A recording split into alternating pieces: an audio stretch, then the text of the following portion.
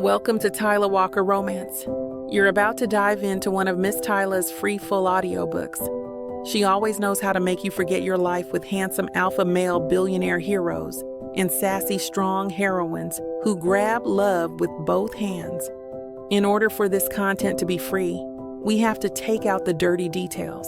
Otherwise, we risk disrupting this platform's rules and guidelines. Buy the unabridged version of any Tyler Walker audiobook from tylerwalker.com, and with code SAVE40, you can get 40% off any digital product at checkout. Take this moment to subscribe to the channel, and remember that liking and commenting is what makes these free full audiobooks possible. Thank you for choosing to treat yourself with Miss Tyler.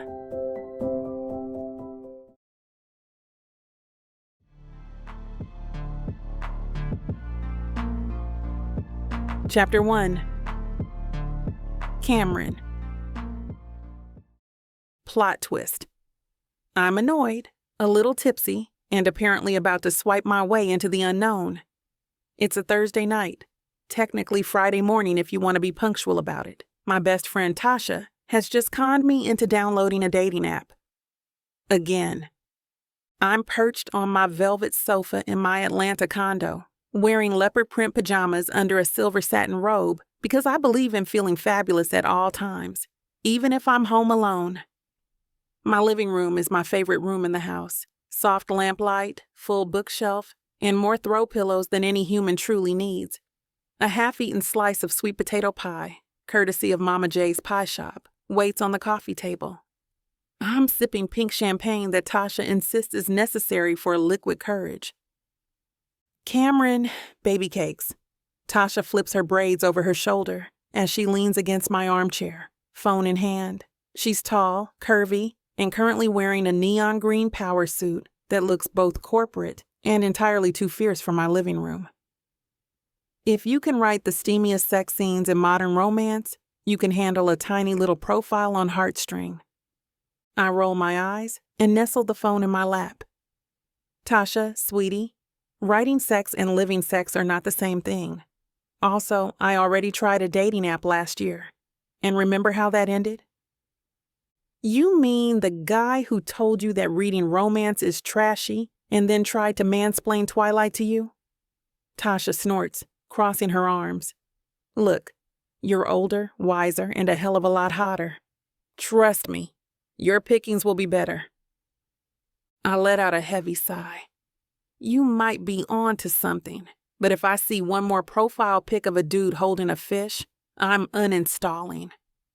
Tasha burst into laughter so loud my neighbors might start complaining again. Well, you can't control the fish dudes of the universe, but you can control your own destiny by filtering them out. Now, come on, open heartstring. I flick open the app with something akin to reluctant determination. Fine, but if I hate this, I reserve the right to blame you for everything. Blame me away, sugar plum gremlin, she teases, tossing me a conspiratorial wink.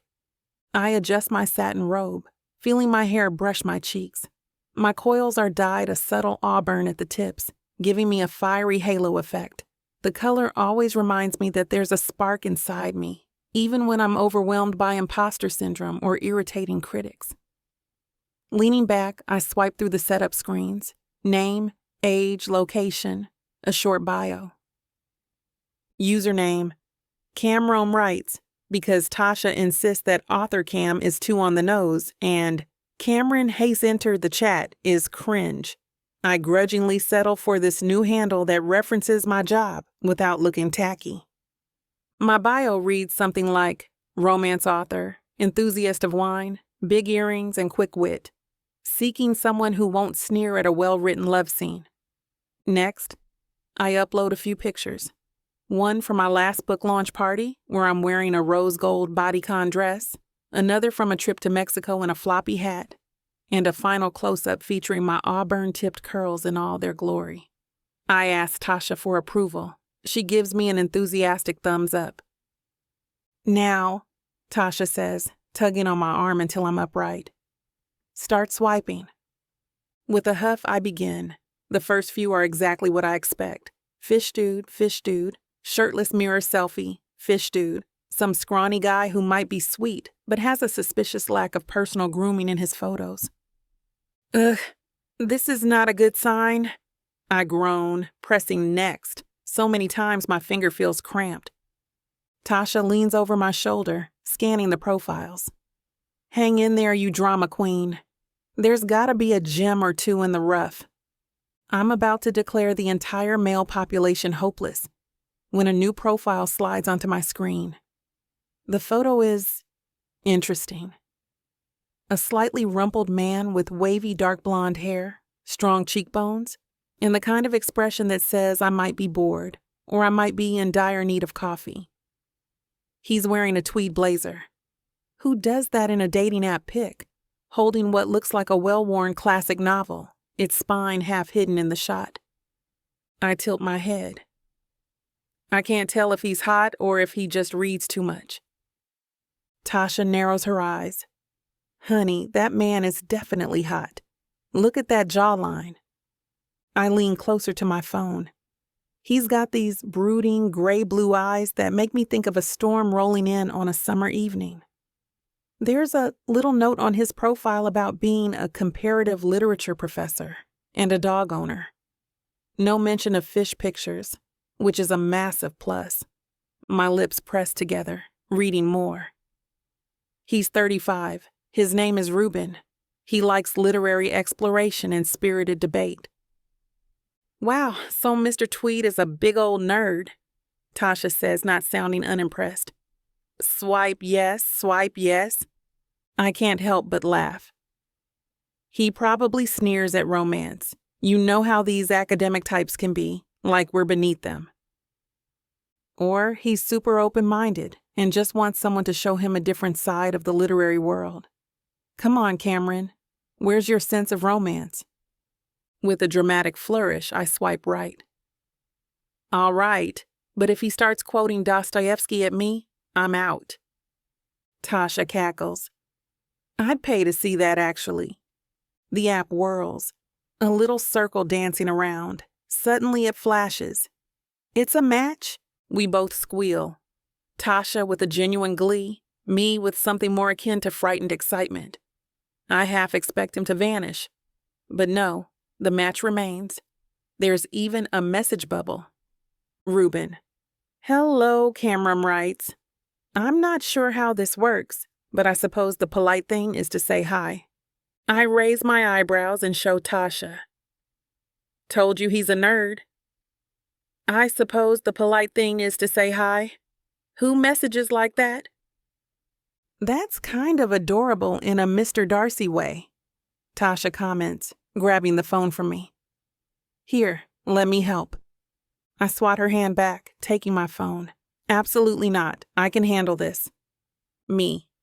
Hi, Reuben. So, are you here by choice, or did your friends force you to? I hold my breath and wait. Tasha sips her champagne, eyes sparkling. Within a minute, the app pings. Reuben. My colleague dared me, so I'm here under duress. You? Me. Ditto.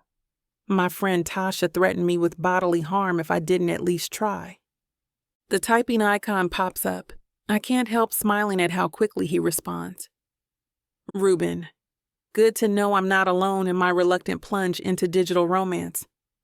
By the way, do you also find these bios cloyingly generic, or is that just my inner cynic talking? A laugh escapes me. He's definitely a snob, but it's kind of charming.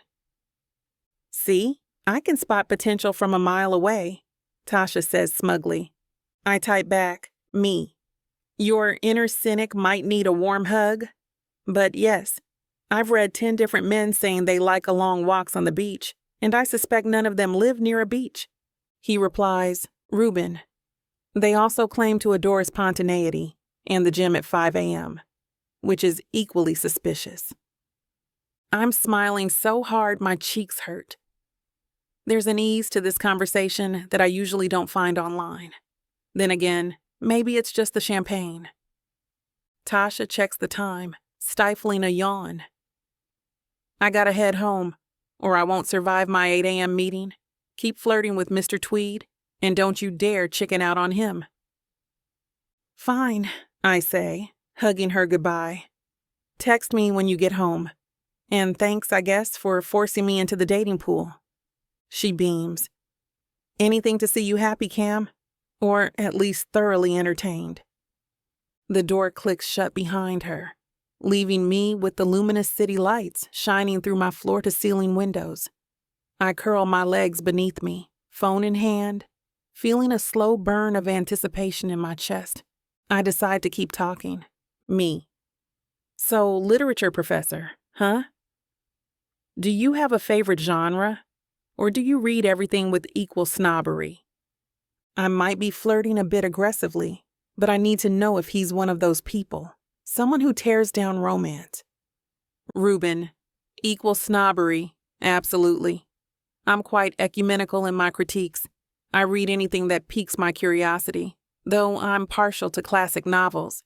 You? I fight a grin. He's leaning into the dryness. Cute. Me. I'll read anything. But I particularly enjoy books with strong emotional arcs and satisfying endings. Probably because I'm an incurable optimist. He doesn't respond for a few minutes. I sip my champagne in the interim, considering how to sign off. It's late, I'm borderline tipsy, and I've never had so much fun on a dating app. Finally, Reuben. Strong emotional arcs and satisfying endings. That's the best argument I've heard in favor of, dare I say, genre fiction? I bark out a laugh. He's not mocking me exactly, more like gently ribbing me. Me. You should dare. I happen to be an author of said genre fiction, so if you have an objection, you'll need to submit it in a 500-word essay. He replies almost instantly. Reuben. Author? Intriguing. I might need a citation for your claims, perhaps a sample of your writing. A little shiver runs through me.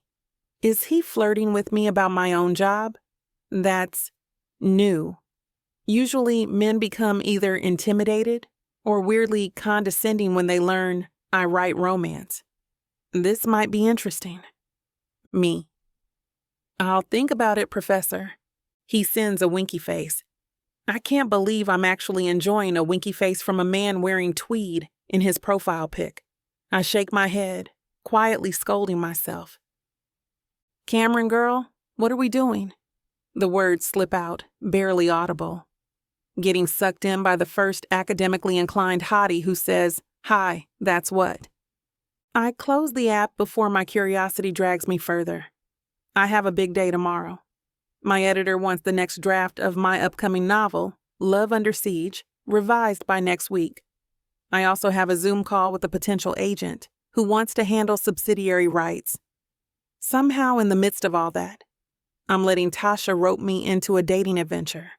But as I finally drag myself to bed, I realize I'm more excited than I've been in months. My personal life's been on the back burner since my last relationship ended in a blaze of heartbreak and condescension. The heartbreak I could handle. People grow apart, I guess.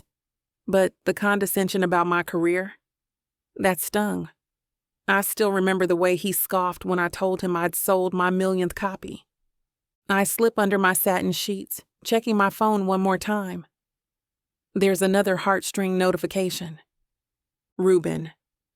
In the interest of full disclosure, I'm often busy grading papers, but I promise to check heartstring more than I check my voicemail, which I rarely do. Sleep well, Miss Author. I grin like an idiot at my screen. Me. Night, Professor. I put the phone on my nightstand, ignoring the little swirl of butterflies in my stomach. This is ridiculous. I barely know him. Just some random lit professor who might have an overinflated sense of his own intelligence.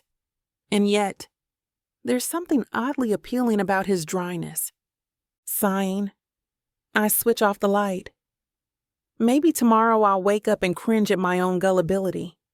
Maybe not. For now, I'm content to let the champagne lull me into dreamland, feeling that sweet, heady promise that maybe, just maybe, my romantic life is about to get interesting again. Morning brings sunlight through my blinds, and the familiar buzz of my phone alarm.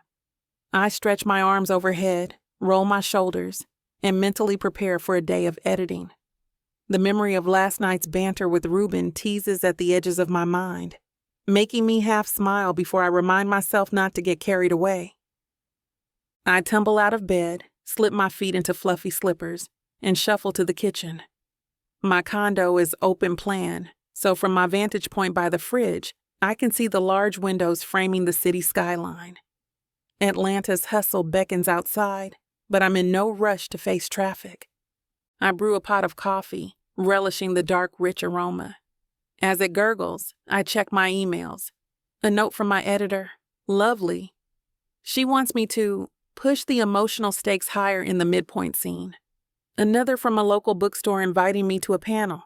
Then I see Tasha's name in my inbox. Subject, you're welcome. I chuckle, opening it. She's forwarded me some digital press mentions about my last book, plus a snarky comment. Maybe Mr. Tweed would like a free advance copy, LMAO. I roll my eyes fondly. Tasha thrives on my love life, or lack thereof, like it's a personal Netflix subscription. I pour coffee into my favorite mug, a bright pink one that says, "Romance writers do it with feeling and sip carefully." My reflection in the microwave door reveals my morning self. Deep espresso skin with a faint glow, a slight crease on my cheek from the pillow, and hair that needs a little love from my curling cream. Girl, we are not camera ready, I murmur. But no cameras around, so we're safe. I sink onto a bar stool, phone in hand, and hesitantly open heartstring. New message from Reuben. Reuben, good morning. I hope your day is less tedious than mine. I'm already drowning in half-baked student papers on Shakespeare. I snort into my coffee. Despite myself, I type back, "Me, morning professor. If you need a break from the bard, might I suggest reading something spicier?" My finger hovers over the send button. Is that too suggestive? Who cares? It's not like I haven't written steamier lines in my novels. I hit send. His reply comes surprisingly fast. Reuben, you have no idea how appealing that sounds. Although the students might riot if I'm too distracted to grade them fairly. Me, I'll keep that in mind. Enjoy your lecture halls. Try not to correct your students' grammar too harshly. Reuben, I make no promises. I grin. My coffee tastes better with a side of flirtation, it turns out. But I can't linger on the app all morning. I've got deadlines. Specifically, rewriting the third act Conflict in Love Under Siege, a comedic historical romance set in 19th century England. My editor wants more emotional resonance when the heroine confronts her father about refusing to let her marry for love. I settle at my writing desk, a sleek white number with the gold accents trying to focus. Usually I can sink into my fictional worlds without a problem, but my brain keeps drifting, imagining Reuben's stern face and that teasing dryness in his text. Get it together, Cameron, I mutter, employing a scolding tone. We do not have time for daydreaming about random men. Easier said than done. After an hour of forcing paragraphs onto the screen, I give in and stand to stretch, wandering to the window. The traffic below is a faint hum, and the sun is fully up now, making the city shimmer. I let out a breath, thinking about the dualities in my life. Successful romance author, single as a lone sock in the dryer. Fiercely proud of my writing, yet constantly bracing for the next wave of snarky comments from people who think romance is lesser. My mind automatically travels to that one scathing reviewer, someone I occasionally call Professor Evil in my head. R.H. Ellis. I remember the words vividly.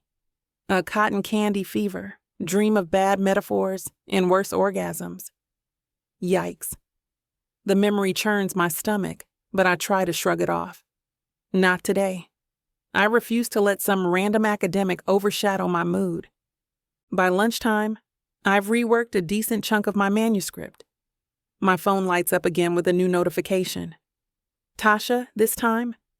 Tasha, lunch at Bistro Leon? My treat. Come share your progress. I text back a quick yes. My brain needs real fuel. I slip into a fitted black dress. Something comfortable, but with enough flair to make me feel unstoppable.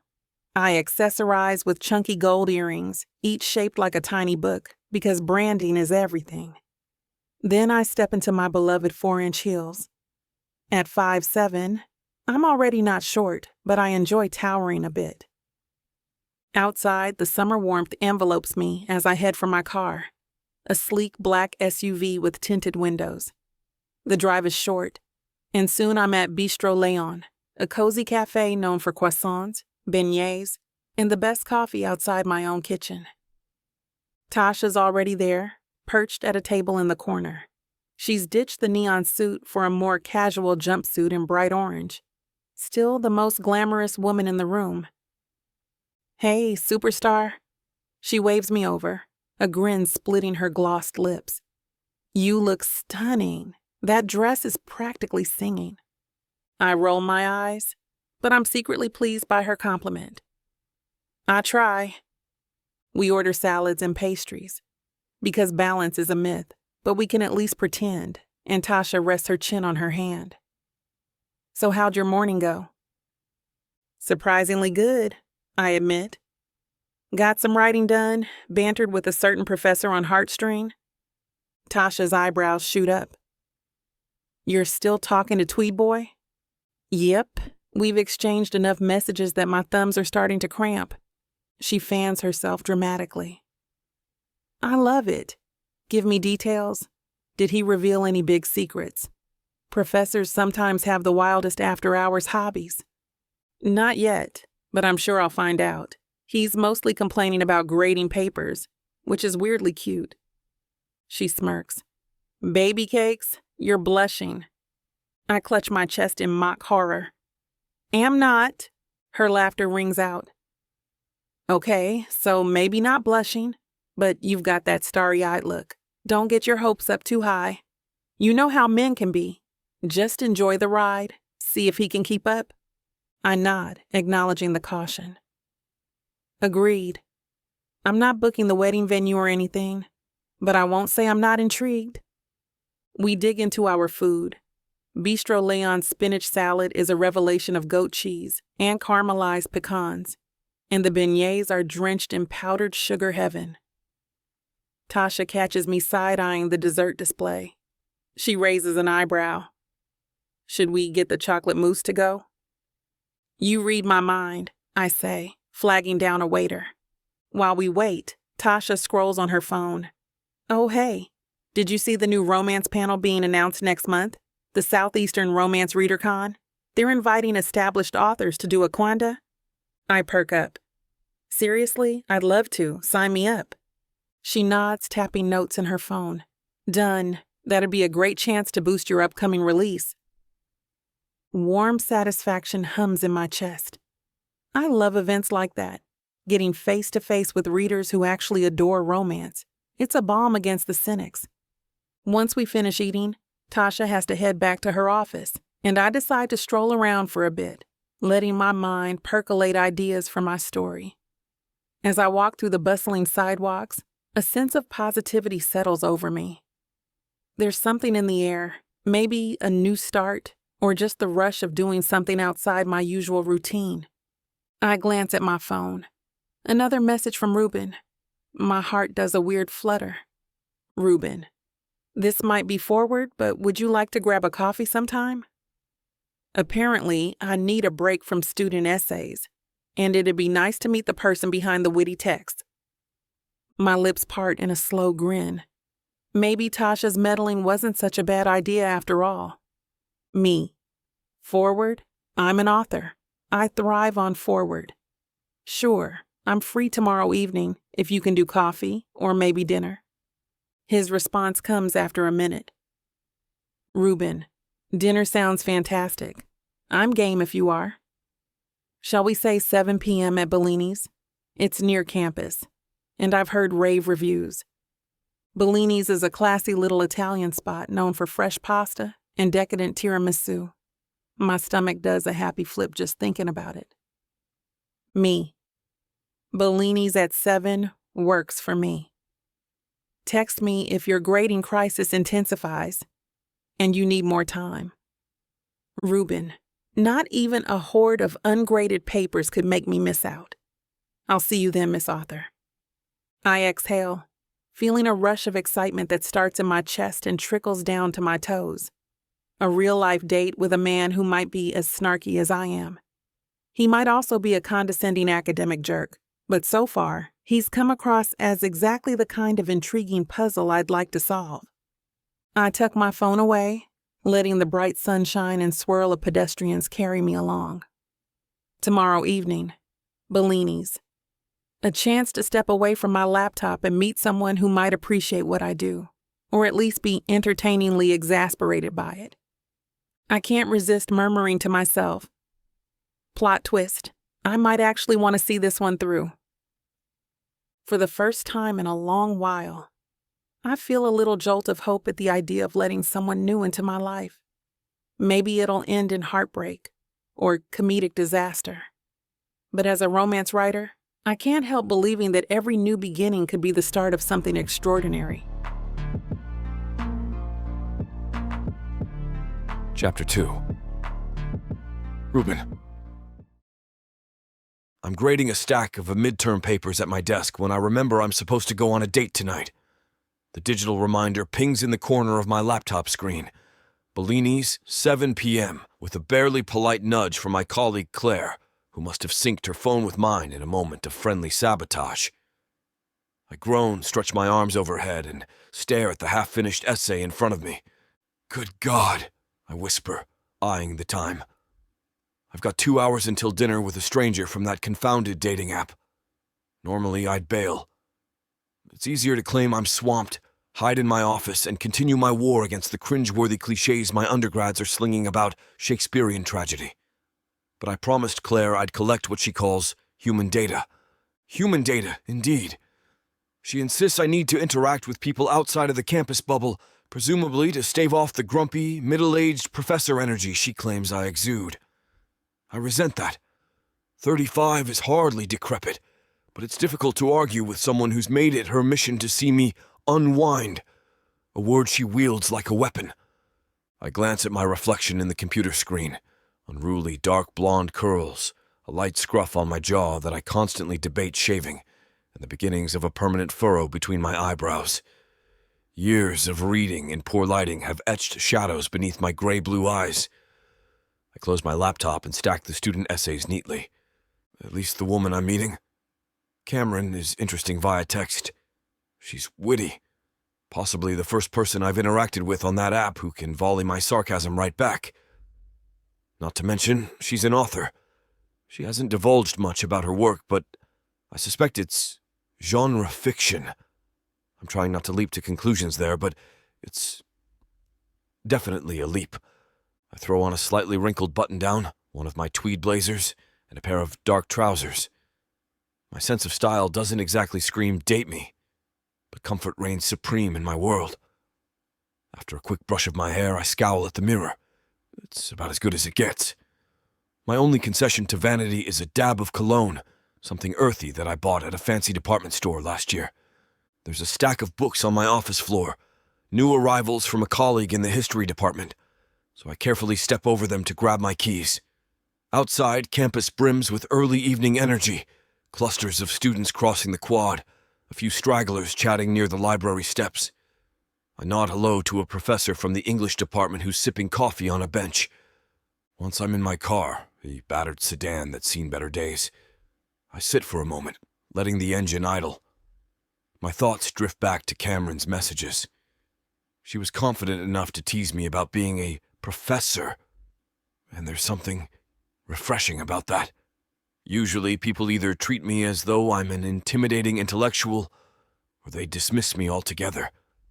Cameron seemed to relish the banter, almost as if she's a competitor in a strange linguistic duel. The drive to Bellini's is short but congested, the usual Atlanta traffic. I endure brake lights and slow-moving vehicles until I find a parking spot behind the restaurant. The building itself is inviting. Warm yellow light glows from the windows, and a modest sign above the door promises authentic Italian cuisine. I'm a few minutes early, so I wait by the hostess stand. The air smells of basil, tomatoes, and fresh bread, enough to stir hunger deep in my stomach. Flicking my gaze around the room, I notice the interior is cozy but upscale, with white tablecloths and flickering candles. A few couples sit at small tables, leaning toward each other in subdued conversation. I check my phone. It's exactly 7 when a figure steps through the door. For a heartbeat, I can't move. She's wearing a fitted deep red dress that showcases her curves, and her skin glows under the soft overhead lighting. Her hair is a gorgeous array of auburn-tipped coils that frame a face so striking, I briefly forget every witty phrase I'd rehearsed on the drive over. She's scanning the room, brow arched in curiosity, until her eyes land on me. I step forward, heart thudding in an unexpectedly forceful rhythm. "Cameron?" She flashes a slow, stunning smile. "That's me. You must be Reuben." I clear my throat. "Yes, hi. Good evening." "Good evening," she echoes, a hint of amusement in her tone. Her gaze flicks over my tweed blazer, the messy curls, and I'm not sure if she's laughing internally or simply assessing her date. Probably both. The hostess leads us to a small table in the corner. I hold out Cameron's chair, trying to recall basic courtesy, and she sends me a grateful nod before sliding into her seat. I settle across from her, the candlelight reflecting in her eyes. "Nice to meet you in person," I venture, attempting not to stare. "You too, Professor," she says, leaning her forearms on the table. "I wasn't sure if your profile picture was accurate, or if you'd show up looking like a catfish. Glad to see you're at least consistent." I let out a short laugh. "I'm not sure how to take that, but thank you. Likewise, you actually look better than your photos, if that's even possible." A subtle pink tinge colors her cheeks. "Thanks, and you can take it as a compliment if you want, Sugar Plum." I arch a brow. "Sugar Plum?" She grins, unrepentant. "I like to try out endearments on men who quote Shakespeare. It keeps them on their toes." I don't know whether to laugh or roll my eyes. Instead, I signal the waiter. "Shall we order some wine?" Her posture relaxes. "Absolutely. I'm partial to a good red something bold, but I'll defer to your expert opinion, oh, esteemed academic." I snort. I'm hardly an expert on wine, but let's see what they have. The waiter arrives, and after a brief discussion, we settle on a Barolo. As soon as he walks away, Cameron leans forward, studying the menu. "So," she says, letting her voice warm with curiosity, "you spend your days teaching the classics. How does that translate into life outside the lecture hall? Don't tell me you grade your friends' dinner conversation." A wry smile lifts the corner of my mouth. "I only correct them if they use historically inaccurate idioms, or if they misquote a poet. No red pen at restaurants, though. That would be egregious." She huffs a laugh. "I appreciate your restraint. May I ask about your writing? You mentioned you're an author, but not much more. Fiction, non-fiction?" She hesitates, eyes flickering with something like caution, then sets the menu aside. "I write romantic stories. Think strong emotional arcs, satisfying endings, and, well, occasional smolder. You know, the stuff that might make a professor roll his eyes." A part of me itches to utter some half-baked comment about so-called genre fiction, but I hold my tongue. Her gaze is vibrant, challenging even. "I enjoy a well-constructed story, no matter the genre," I say, choosing my words carefully. "It's the formulaic fluff I can't abide." She drags a manicured nail across the white tablecloth, a soft, scraping noise. "Most romance authors don't appreciate being called fluff. Just so you know, baby cakes." I try not to flinch at the pet name or at the mild rebuke in her tone. "Understood. I didn't mean to dismiss an entire genre." She lifts a shoulder. We'll see. Our wine arrives and we pause while the waiter pours 2 glasses. I swirl mine, inhaling its fragrant aroma. The tension in the air is oddly charged, not exactly antagonistic, but potent.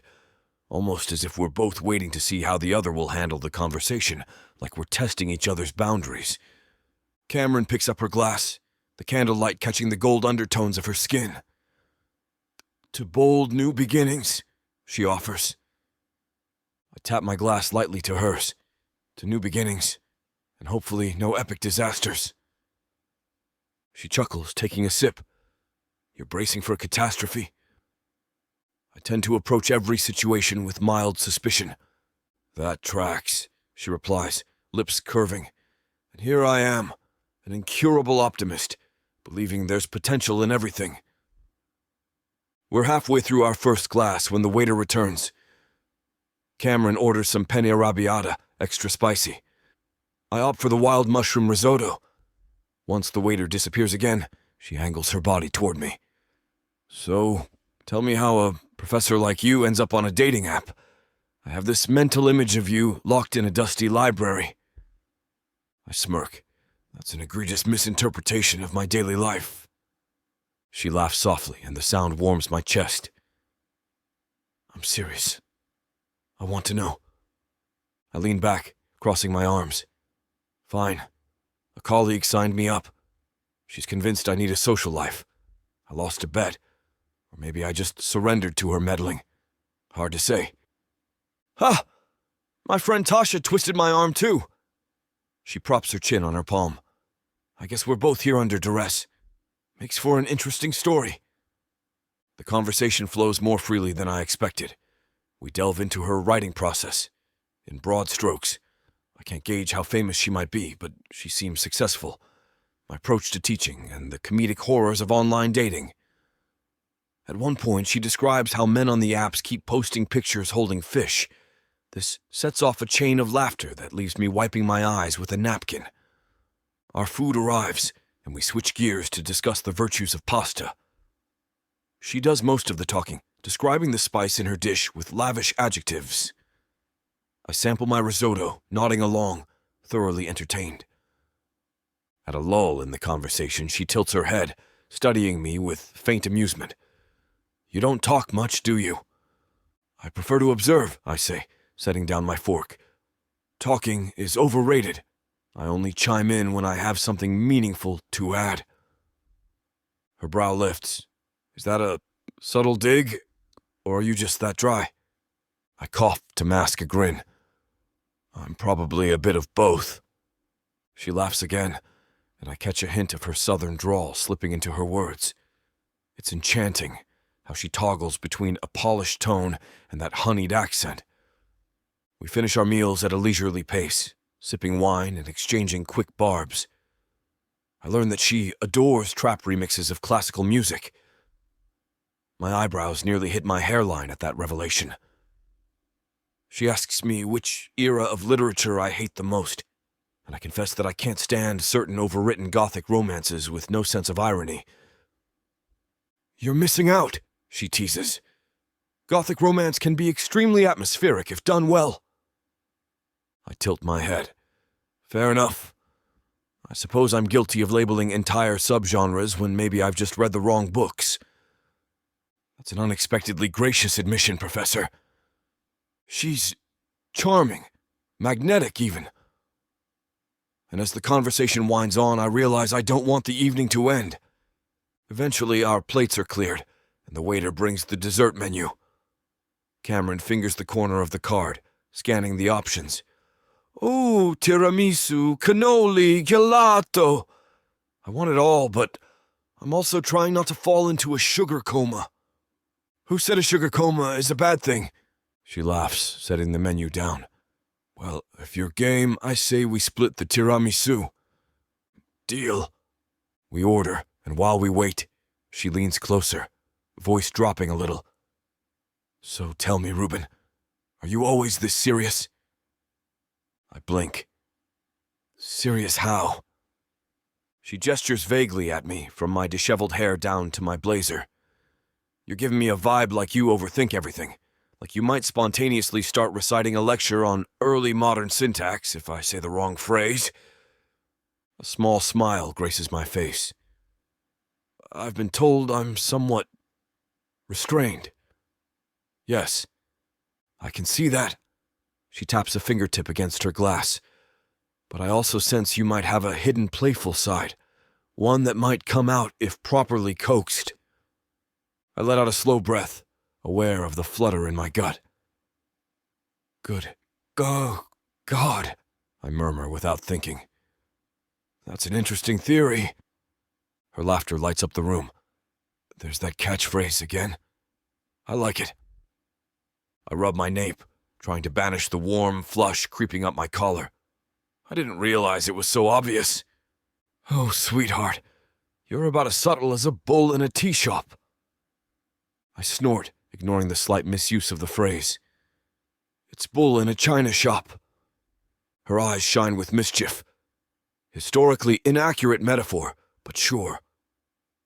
Amusement and something else. A heady spark crackles between us. She picks up her spoon when the tiramisu arrives, cuts off a bite, and offers me a taste. I open my mouth, fighting a new wave of self-consciousness. The dessert is sweet, creamy, and laced with espresso, an intoxicating mix. Cameron watches me, an unreadable expression in her gaze. I clear my throat after swallowing. That's delicious. Right? She takes a bite herself, humming appreciatively. If there's one thing I can count on, it's that dessert will never judge my reading preferences. For a split second, I recall my less charitable opinions of romance novels. My gut twists slightly. She's clearly used to people critiquing her genre. And maybe I've been one of those critics, at least in the broader sense. A memory flickers some scathing review I wrote online ages ago, targeting an author's flamboyant style. But I push that recollection away. It's not relevant here. We alternate bites of the tiramisu until there's nothing left. She dabs at her mouth with her napkin. Thanks for dinner, Reuben. I had fun. Surprisingly. Surprisingly? I echo. She lifts a shoulder in a half shrug. I expected you to bore me with a 10-minute lecture on iambic pentameter. Instead, you were fairly entertaining. My chest tightens with an odd satisfaction. I'm glad you found me tolerable. She stands, smoothing her dress. I rise as well, trying not to ogle her figure. Let me walk you out, I say quietly. She inclines her head, a teasing smile playing at the corners of her lips. You sure you're not going to slip me a reading list on the way? I make no promises. If we pass a bookstore, I might. Her laugh is warm and full. We head toward the door, where I pay the bill despite her half-hearted protests. Outside, the evening air hits with a pleasant balminess. A street lamp casts a pool of golden light on the sidewalk. Cameron hovers near me, keys in hand. So now what? I shift on my feet, suddenly unsure. We could. She arches an eyebrow. I clear my throat. We could do this again sometime. Perhaps. Perhaps? She crosses her arms, playful exasperation shining in her eyes. You make it sound like I need to schedule an official consultation. I bite back a smile. I wouldn't be opposed. She tosses her hair, the auburn tips catching the streetlight. I like it when you loosen up, Professor. For a moment, I wonder if she's about to kiss me goodbye. The tension between us crackles, electricity dancing along my skin. She must sense it too, because her gaze flicks down to my mouth. But then she slips a hand into her purse, retrieves her phone, and unlocks it. Give me your number. Let's not rely on the app. I punch in my digits, adrenaline humming through me. She calls my phone to make sure it's correct, and my device vibrates in my blazer pocket. She takes a small step back, heels clacking softly on the pavement. Good night, Reuben. Good night, Cameron. She offers a final little wave, then turns to walk toward her car. I watch until she's safely behind the wheel, the headlights illuminating her figure briefly before she drives off. Only when I'm alone do I release the breath I've been holding. My heart beats harder than it has in a long time. There's something about her, something that makes me forget my usual cynicism. She's quick-witted, confident, and unexpectedly kind. I dig my keys out of my pocket, heading to my own vehicle.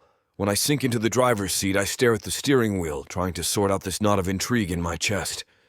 It's too soon to call it anything else, definitely not feelings. I don't do feelings this fast. Still, I can't deny I enjoyed every second of that dinner. As I start the engine, my phone buzzes with a text. I glance at the screen. Cameron. Thanks again for tonight. Next time, I choose the restaurant. Something with stronger cocktails. I type back, a small grin tugging at my mouth. Me. And I'll provide the reading list, obviously. She sends a winking emoji. My grin widens, and I tuck the phone away, pulling out onto the road. Driving through the streets, passing shops and late-night diners. I wonder what I'm getting myself into. Part of me is braced for disappointment. Maybe she'll decide I'm too gruff, or maybe I'll fail to appreciate her world. But there's a growing curiosity, a sense of possibility that I can't shake. Claire asked me to gather human data, but this feels like so much more. It's not just research for an academic paper. It's a living, breathing force that draws me in. Cameron is brilliant, vibrant, fearless in her opinions. She challenges me to see beyond my usual walls. I park near my apartment building, an older brick complex with ivy crawling up the side. My place is on the 3rd floor, a cluttered space lined with ceiling-high bookshelves, a reflection of my lifelong love affair with literature. Inside, I turn on a lamp and toss my keys onto the small table by the door. Exhaustion slips over me, but there's a buoyancy in my chest. I loosen my tie, noticing the faint trace of her perfume still on my sleeve. A swirl of floral sweetness, or maybe something exotic. I can't quite name it, but it reminds me of how closely we leaned in over dessert. I slide out of my blazer and drape it over a chair, catching sight of the man in the mirror above the mantel. My hair has gone from disheveled academic to I've survived a mild hurricane. But there's a spark in my eyes I haven't seen in ages. Good God, I whisper again, rubbing the back of my neck. It's exhilarating and terrifying how someone I met only hours ago could unsettle me this much. But as I stare at myself, I realize I'm smiling a genuine, unguarded smile. I don't recall the last time I felt quite like this, a mix of anticipation and the beginnings of hope. Whatever happens next, I can't deny that tonight was a step outside my comfort zone, and for once I'm glad I took it. I click off the light and stand there in the dark for a moment, the city glow filtering through the window. The date is over, but something tells me this story is just beginning. Chapter 3. Cameron. I'm sitting at a small table in the back corner of Alonzo's, a sultry little Italian spot with murals on the walls, waiting for Reuben to show up for our second date. Yes, second.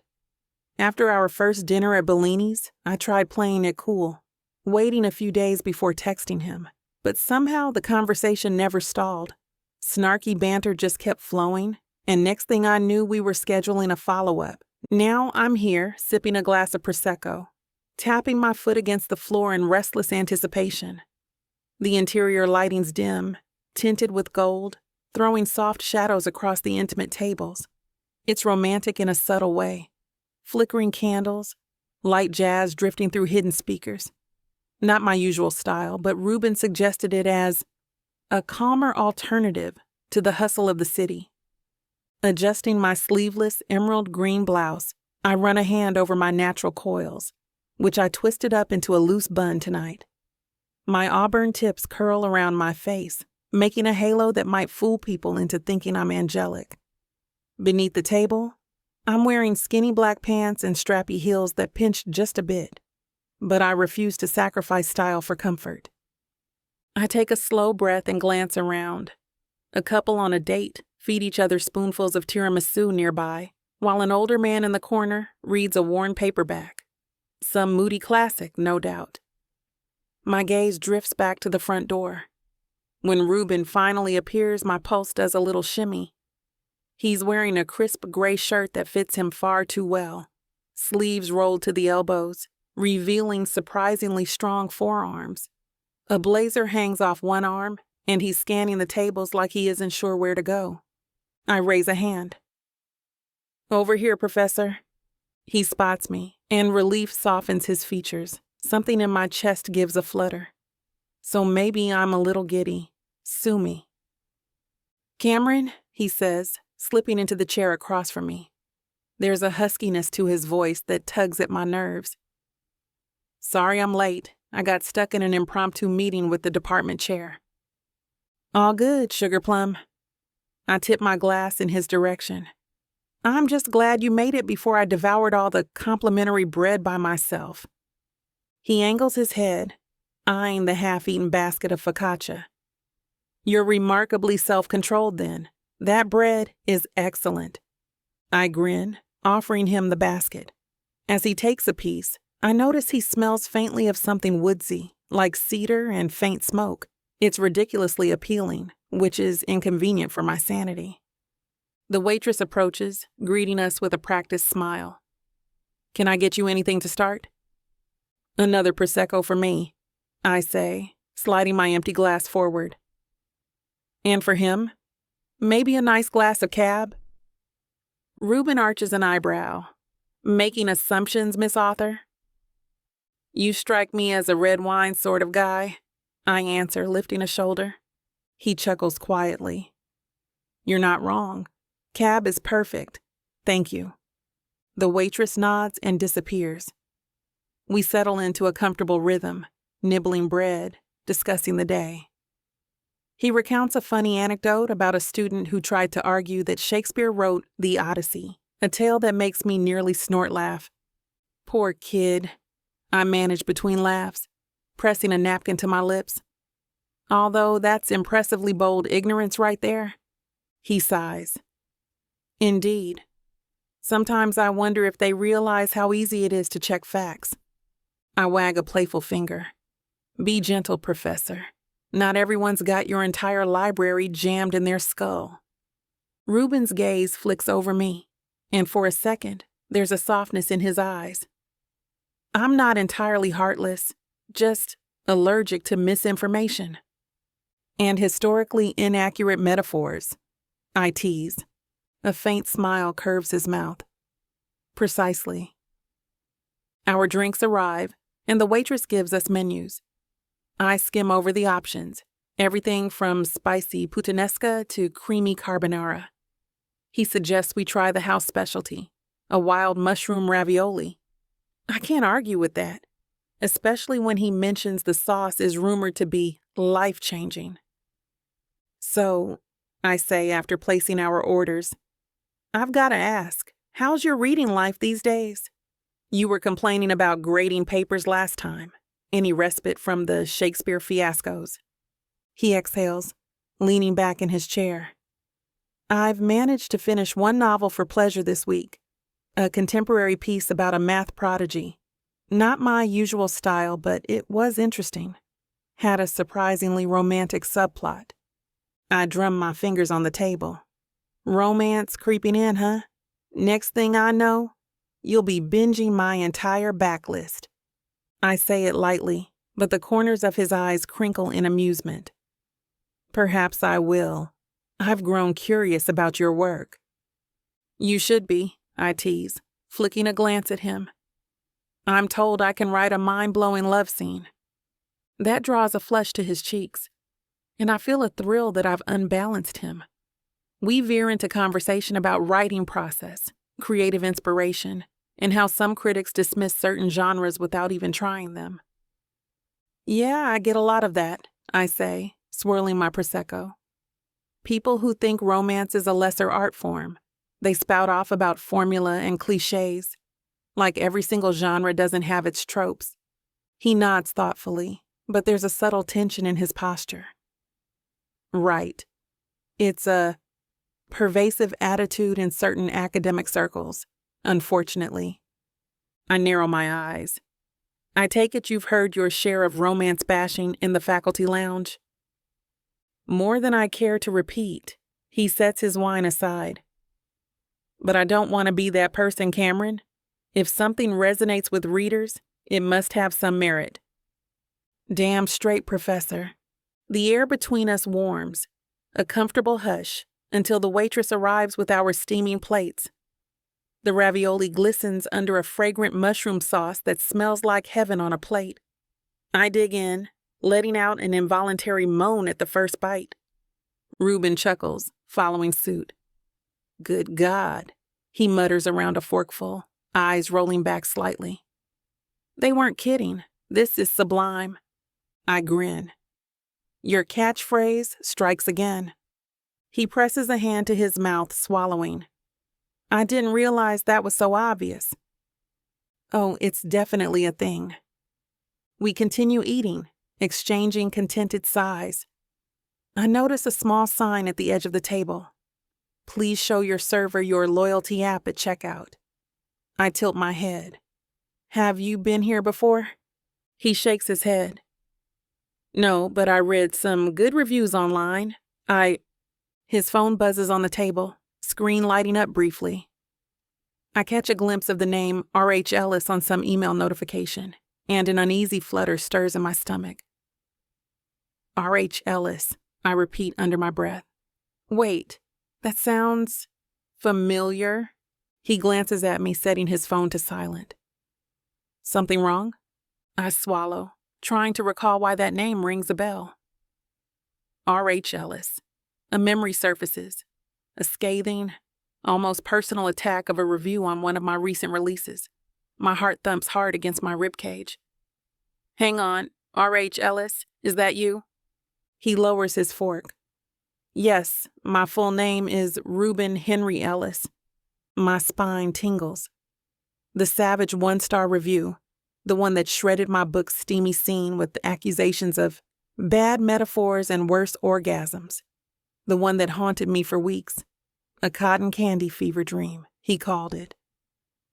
Everything around me recedes to background noise, replaced by the roar of blood in my ears. My cheeks burn, but not from attraction this time.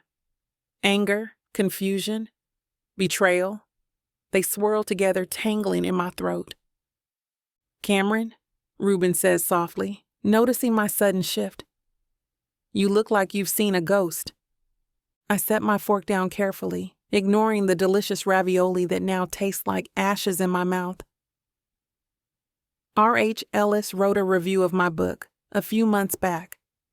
If I recall correctly, it was a nasty little piece of literary homicide. He frowns. A review of your book? Are you sure it was me? Every hair on my arm stands on end. You're a literature professor, right? You do book critiques on some blog or site or something? His expression darkens with realization. I occasionally write critical reviews on Goodreads. Yes. My stomach twists. So you tore apart her wild heart. You called it? Let me remember the exact words were, actually, no. Let me do it justice. I lunge for my purse, fishing out my phone. My hands tremble a little, but I'm fueled by indignation. I open the Goodreads app, scroll to find that vile review. The blood in my veins sizzles. And there it is. Signed R.H. Ellis. Reuben's gaze flicks to the phone, confusion morphing into something that looks suspiciously like horror. Wait, Cameron, let me... But I'm already reading it out loud in my best dramatic stage voice. This novel is a cotton candy fever dream of contrived tropes and emotional manipulation, culminating in a hilariously awkward orgasm sequence that defies both physics and good taste. My voice drips with sarcasm. Oh, but wait, it gets better. If you're searching for a thorough lesson in overwrought writing, look no further. I pause, letting the words echo. My pulse whooshes in my ears. Care to explain yourself, Professor? He stares, the color draining from his face. Cameron, I had no idea you were the author. Oh, so if you'd known I was the writer, you wouldn't have said all that? Because that somehow makes it better? My anger surges. The southern drawl in my voice thickens with each syllable. Bless your little academically inclined heart, Sugar Plum. He drags a hand over his jaw, looking equal parts mortified and speechless. This is an egregious misunderstanding. I cut him off with a raised hand. You're R.H. Ellis, the man who annihilated my book, insulted my readers, and trivialized an entire genre. You trashed me, baby cakes. His throat works as he tries to come up with a defense. That was months ago. My perspective was different then. I swear I didn't realize. I tossed my phone on the table in front of him, screen still glowing with the cruel words. Different perspective or not, you dragged me so hard the tread marks still sting. Now you're on a date with me, telling me how open-minded you are? The nerve. He opens his mouth, then snaps it shut, clearly grasping for something to say. The tension at our table practically crackles. Around us, I can sense other diners sneaking curious glances. I lean back, crossing my arms. You know, I almost forgave that review. Chalked it up to another pretentious academic who thinks romance is lesser. But to be sitting here with you, laughing, flirting, only to find out you're the same man who wrote this? You must be joking. He takes a breath, voice subdued. I regret writing such a harsh review. It was fueled by personal issues at the time, but that doesn't excuse my words. Let me apologize properly. Apologize? I echo in a mocking tone. Sweetheart, your little apology can't undo months of me doubting my talent, questioning whether I'd lost my touch. You made me second-guess everything, and you did it for fun or some academic exercise. He rubs his forehead, looking absolutely miserable. Cameron, please. Oh, we're not done. I grab my phone again, voice dropping dramatically. Let's read this in a French accent, shall we? This novel is a cotton candy fever dream of contrived troops. I switch to an over-the-top Scottish brogue. Culminating in a hilariously awkward orgasm sequence. His eyes dart around, mortified, but I'm too far gone to care. I give him a quick pirate, look no further, matey. By now, half the restaurant is staring. Reuben runs a hand through his dark blonde curls, looking as if he wants the floor to swallow him up. Cameron, can we please discuss this in private? I slap my napkin onto the table. I'm done discussing, Professor. I've got your number, and I'm blocking it. He reaches out a hand. Wait. But I'm already on my feet, ignoring the startled looks from other patrons. My heart pounds so violently I feel it in my ears. I fling my purse over my shoulder, refusing to let the tears of rage and hurt show. You might want to enjoy the rest of your ravioli, I say in a dangerously sweet tone. Because it's the only comfort you're getting tonight. He stands, pushing his chair back, looking like he wants to stop me. I don't let him speak. I stride away, head high, every muscle coiled with indignation. The hostess, a young woman with wide eyes, stammers something as I pass, but I ignore her. Out on the street, the evening air wraps around me like a blanket of tension. I keep walking, heels clicking on the sidewalk, adrenaline pumping through my veins. Finally, I round the corner, finding a quiet spot near a closed bakery. My breath shudders. Cameron, girl, I whisper, voice shaky. What the hell just happened? I can't decide which emotion is the loudest. Betrayal that the man I was actually starting to like is the same jerk who eviscerated my book, or fury that I fell for his charm without knowing the truth. I yank out my phone, see a missed call from Tasha. Perfect timing. The phone buzzes again, so I answer. Tasha? She picks up on the first ring. Honey, I just got done with a meeting. How's your date? You sound testy, spill. I laugh, hollow and bitter. Plot twist, my date is my biggest hater. Wait, what? He's that R.H. Ellis, the one who wrote that scathing 1-star review of Her Wild Heart. Tasha gasps so loudly I have to hold the phone away. Oh, baby cakes, no. Are you serious right now? Dead serious, I say, hugging my arms to my chest. I found out mid-dinner. Then I gave him a dramatic reading in pirate accent for good measure. Her roar of laughter crackles over the phone. Oh my God, I wish I'd been there. But also, oh my God, are you okay? A lump forms in my throat. I feel humiliated, honestly. I actually liked him, Tasha. He was witty and I swallow hard. Turns out he's the one who made me question my entire career for a hot minute. She's silent for a moment. The kind of silence that means she's picking her words carefully. I'm sorry, Cam. That's messed up. But you didn't do anything wrong. He deceived you. My eyes sting, but I force the tears back. I'm not crying over some fish-brained academic. He can write all the fancy reviews he wants, but I'm done. Tasha hesitates. What about closure? Or do you just want to torch him on social media? I consider it. The temptation's strong, but I'm too drained. No, I just want to go home, block him everywhere, and pretend I never met him. My petty bone might ache for revenge, but I can't even think straight right now. Okay, honey. Go home, take a bath, blast some Lizzo. I'll be right over with wine and a pizza if you want. A shaky laugh escapes my lips. You're too good to me. I'll text you in a bit. We hang up the call, and I start walking to my car. Each step feels heavier, the sting of betrayal slicing deeper the more I dwell on it. How could I have missed the obvious clues? He's a snobby academic who occasionally reviews books online. Of course, he could be the same jerk from months ago. My stomach churns at the memory of how I almost let myself be vulnerable with him. The realization sends a wave of anger pulsing through my chest.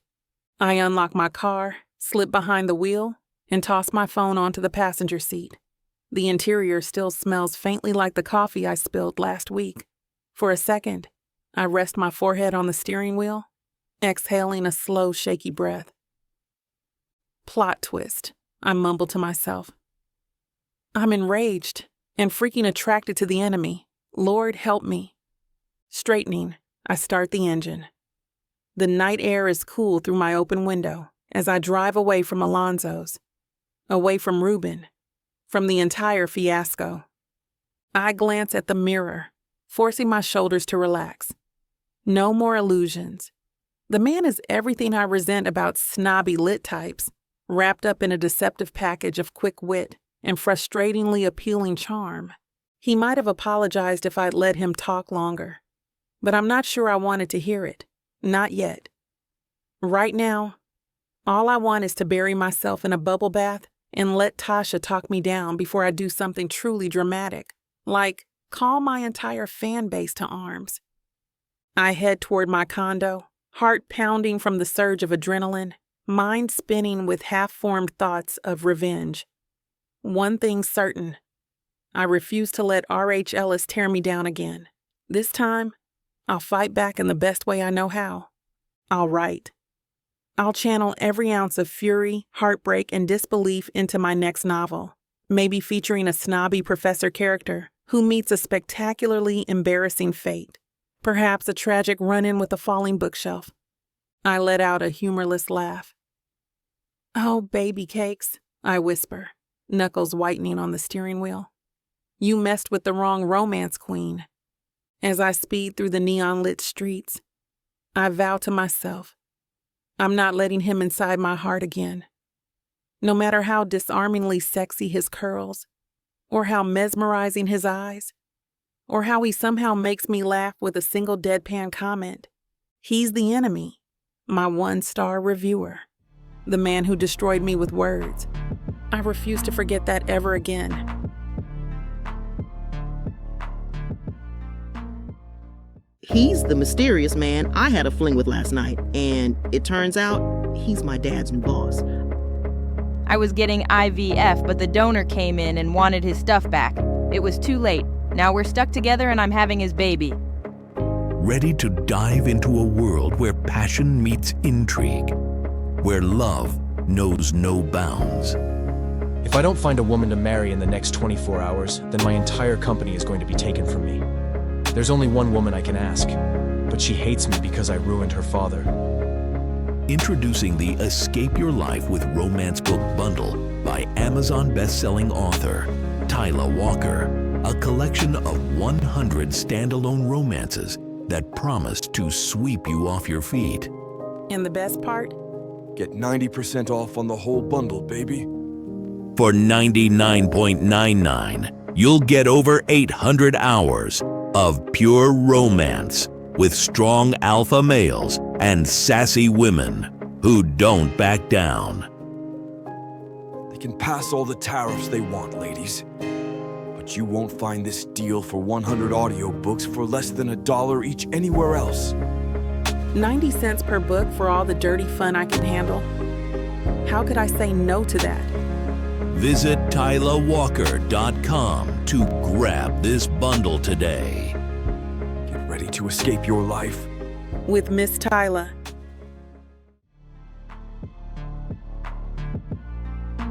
Chapter 4. Reuben. I'm still standing at the table in Alonzo's, staring at Cameron's vacated chair, when the reality of what just happened finally sinks in. She's gone. Stormed out in a fury of righteous indignation, leaving me behind with nothing but a wilted basket of focaccia and the faint echo of her dramatic reading in a pirate accent. "Sir," the waitress says hesitantly, "would you like—" I cut her off with a raised hand, swallowing the knot in my throat. "Just the check, please." She nods, eyes darting between me and the half-eaten plates. My face burns with embarrassment. Half the restaurant witnessed our fiasco, and I'm positive they're all labeling me as that jerk who publicly insulted his date. In some sense, they're not wrong. When the bill arrives, I scribble my signature and leave a much too generous tip, a futile attempt to atone for the chaos. Then I grab my blazer, practically sprinting out the door. The humid night air wraps around me, a sticky reminder that I can't outrun my own mortification. At my car, I hesitate, keys in hand. My mind won't stop looping that moment, Cameron's face shifting from warm curiosity to raw betrayal. The way her voice dripped with anger as she recited my review. My scathing, arrogant words. This novel is a cotton candy fever dream. Good God. I physically cringe recalling it. I slip into the driver's seat. My chest tightens and my shoulders hunch as I exhale. I try to tell myself there must be some cosmic explanation for this horrifying turn of events. Fate punishing me for my pretentiousness, perhaps. Or maybe I'm just an idiot. More than likely, it's both. Pulling out into the street, I focus on navigating back to my apartment. Each turn of the wheel feels heavy, my stomach twisting with every red light. Occasionally, I mutter, "Cameron, I'm sorry," as if she's in the passenger seat and not halfway across town. By the time I park behind my building, I'm so wound up I can barely unbuckle my seatbelt. My apartment complex is an old brick affair, ivy crawling the walls, and it looks ominous under the dim lamppost. I hustle upstairs, ignoring the faint sound of a neighbor's TV through the walls. Once inside, I fling my keys onto the narrow hallway table, toe off my shoes, and lean against the door, panting like I've just run a marathon. My living room is lit only by the glow of a floor lamp. Stacks of books lean precariously against the walls, a testament to my ongoing battle with shelf space. The air is stale with the lingering scent of coffee. I stand there, heart pounding, the reality settling in. I messed up royally, and I might have just lost any chance with a woman who, until half an hour ago, I genuinely liked. Actually, liked is too mild. I was captivated by her, her wit, her warmth, the way she challenged me without fear. Good God, I whisper, massaging the space between my eyebrows. What have I done? A moment later, my phone vibrates in my pocket. My first hopeful thought is Cameron, but the screen says Claire, my meddling colleague, the one who forced me onto that cursed dating app in the first place. I answer with a sigh. Claire. Reuben! How's my favorite grump doing? Her tone is cheerful, which grates on my frayed nerves. I slump onto my couch, ignoring the precarious stack of literary journals on the cushion beside me. I'd say I've been better. She chuckles lightly. Uh-oh, meltdown vibes. Did your date go that badly? I let out a hollow laugh. Worse, she turned out to be the author I gave a 1-star review 2 months ago. The one I eviscerated. Claire sucks in a breath. You're joking. The same author you wait, seriously? I stare at my reflection in the turned-off TV screen, my messy curls framing a face that probably looks stricken. Deadly serious. She recognized my name halfway through dinner and, well, she read my review out loud in multiple accents. It was excruciating. Claire doesn't respond right away, probably groping for the right words. Eventually, she speaks softly. Oh, Reuben, that's unbelievably unfortunate. Are you okay? I've been better, I repeat, scrubbing a hand over my stubble. I hurt her feelings. Badly. And I never meant to.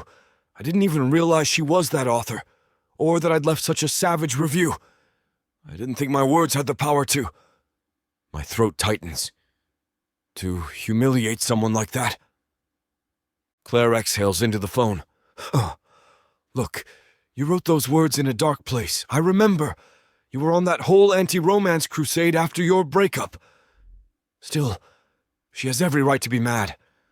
Maybe you should try to apologize properly. She wouldn't let me explain, I admit, voice cracking. Not that an explanation would fix it. I hate that I made her question her work. All you can do now is own up to your mistake, Claire says gently. And maybe read her stuff again. See if you can understand where you went wrong. My gaze shifts to the nearest stack of books. The top few are all academic tomes, but I recall seeing Cameron's name on a battered paperback buried somewhere in my living room. I might do that. Thanks, Claire. She clicks her tongue sympathetically. Hang in there, Reuben. Call me if you need anything else. We hang up, and the silence that follows is deafening. After a minute, I stand and flip on another lamp, scanning the spines on my coffee table.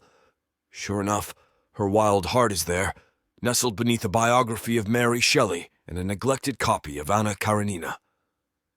It's the same book I read months ago for a spontaneous, let's prove romance is trash spree.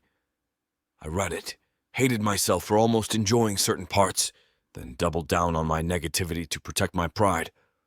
I pick it up gingerly, the glossy cover reflecting the lamp's light. The artwork shows a dark-skinned woman in a Victorian gown, looking fierce and confident, while a broad-shouldered suitor gazes at her adoringly. My stomach clenches.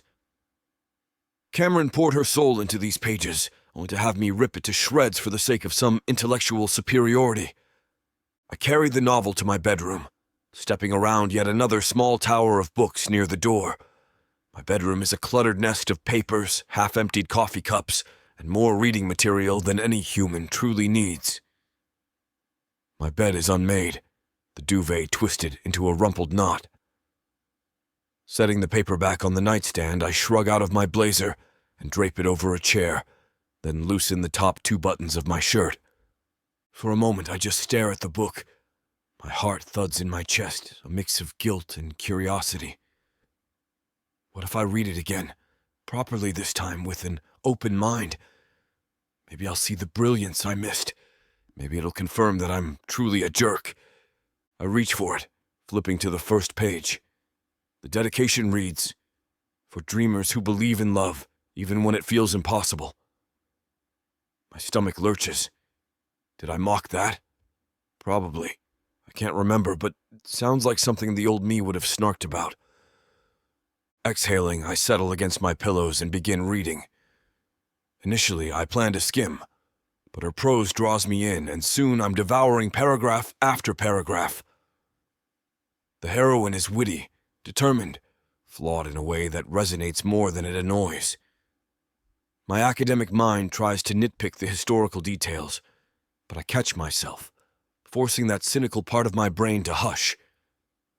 A couple chapters in, I stumble over a line I remember criticizing in my review. Something about desire pooling like molten honey. I can practically hear my own scorn from months ago, calling it overwrought, contrived. But now, reading in the hush of my lamplit bedroom, the line feels evocative, sensual in a straightforward way. And I realized with a flare of discomfort that my review might have been an egregious misinterpretation of authorial intent, to use my own words. Good God, I mutter, resisting the urge to throw the blanket over my head in secondhand shame. I'm a hypocrite. I keep going, my pulse skittering every time the romantic tension spikes.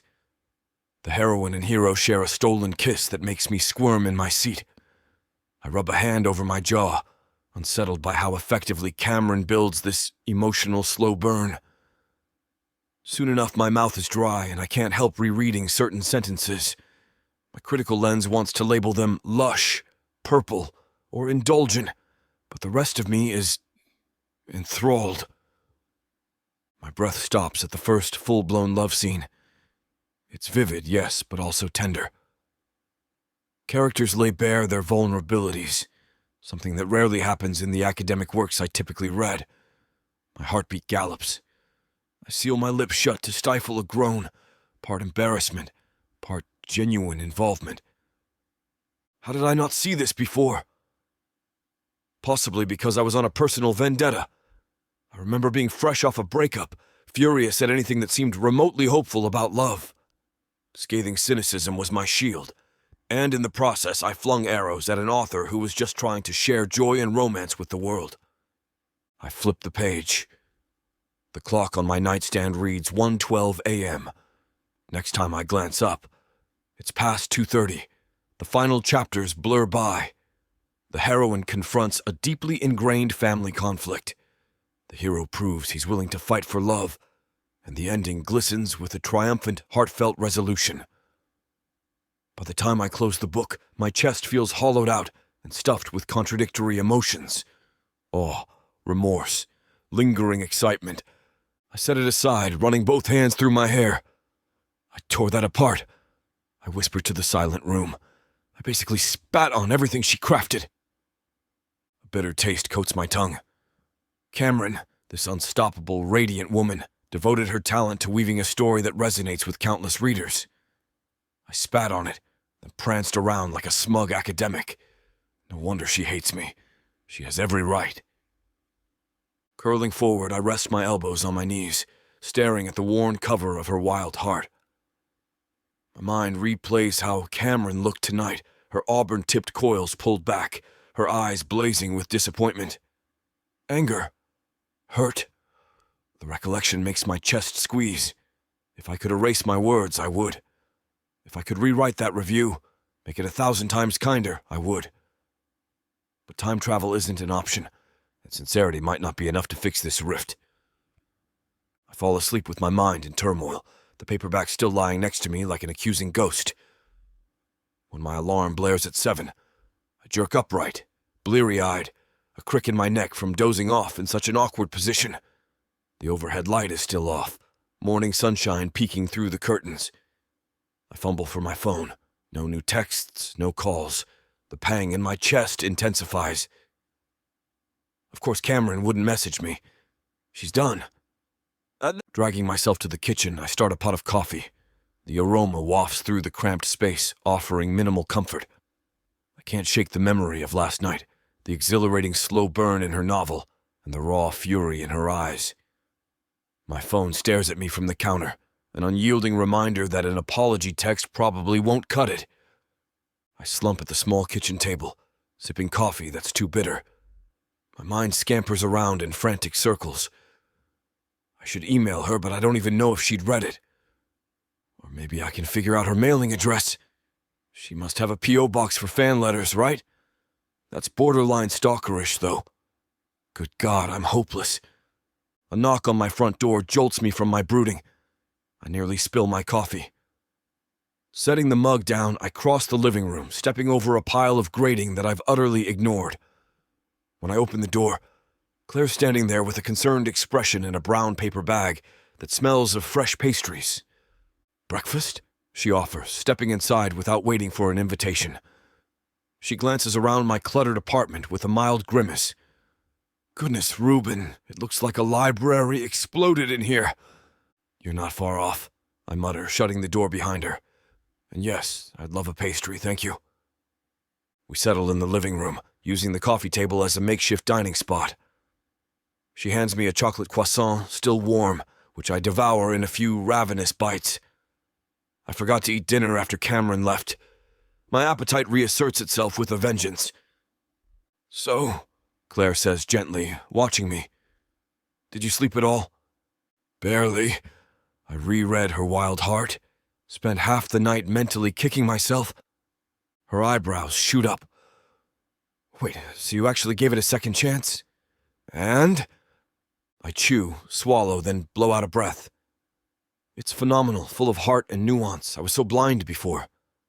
She nods, her gaze sympathetic. "So what's the plan?" I shrug, wiping crumbs off my shirt. "I have no idea.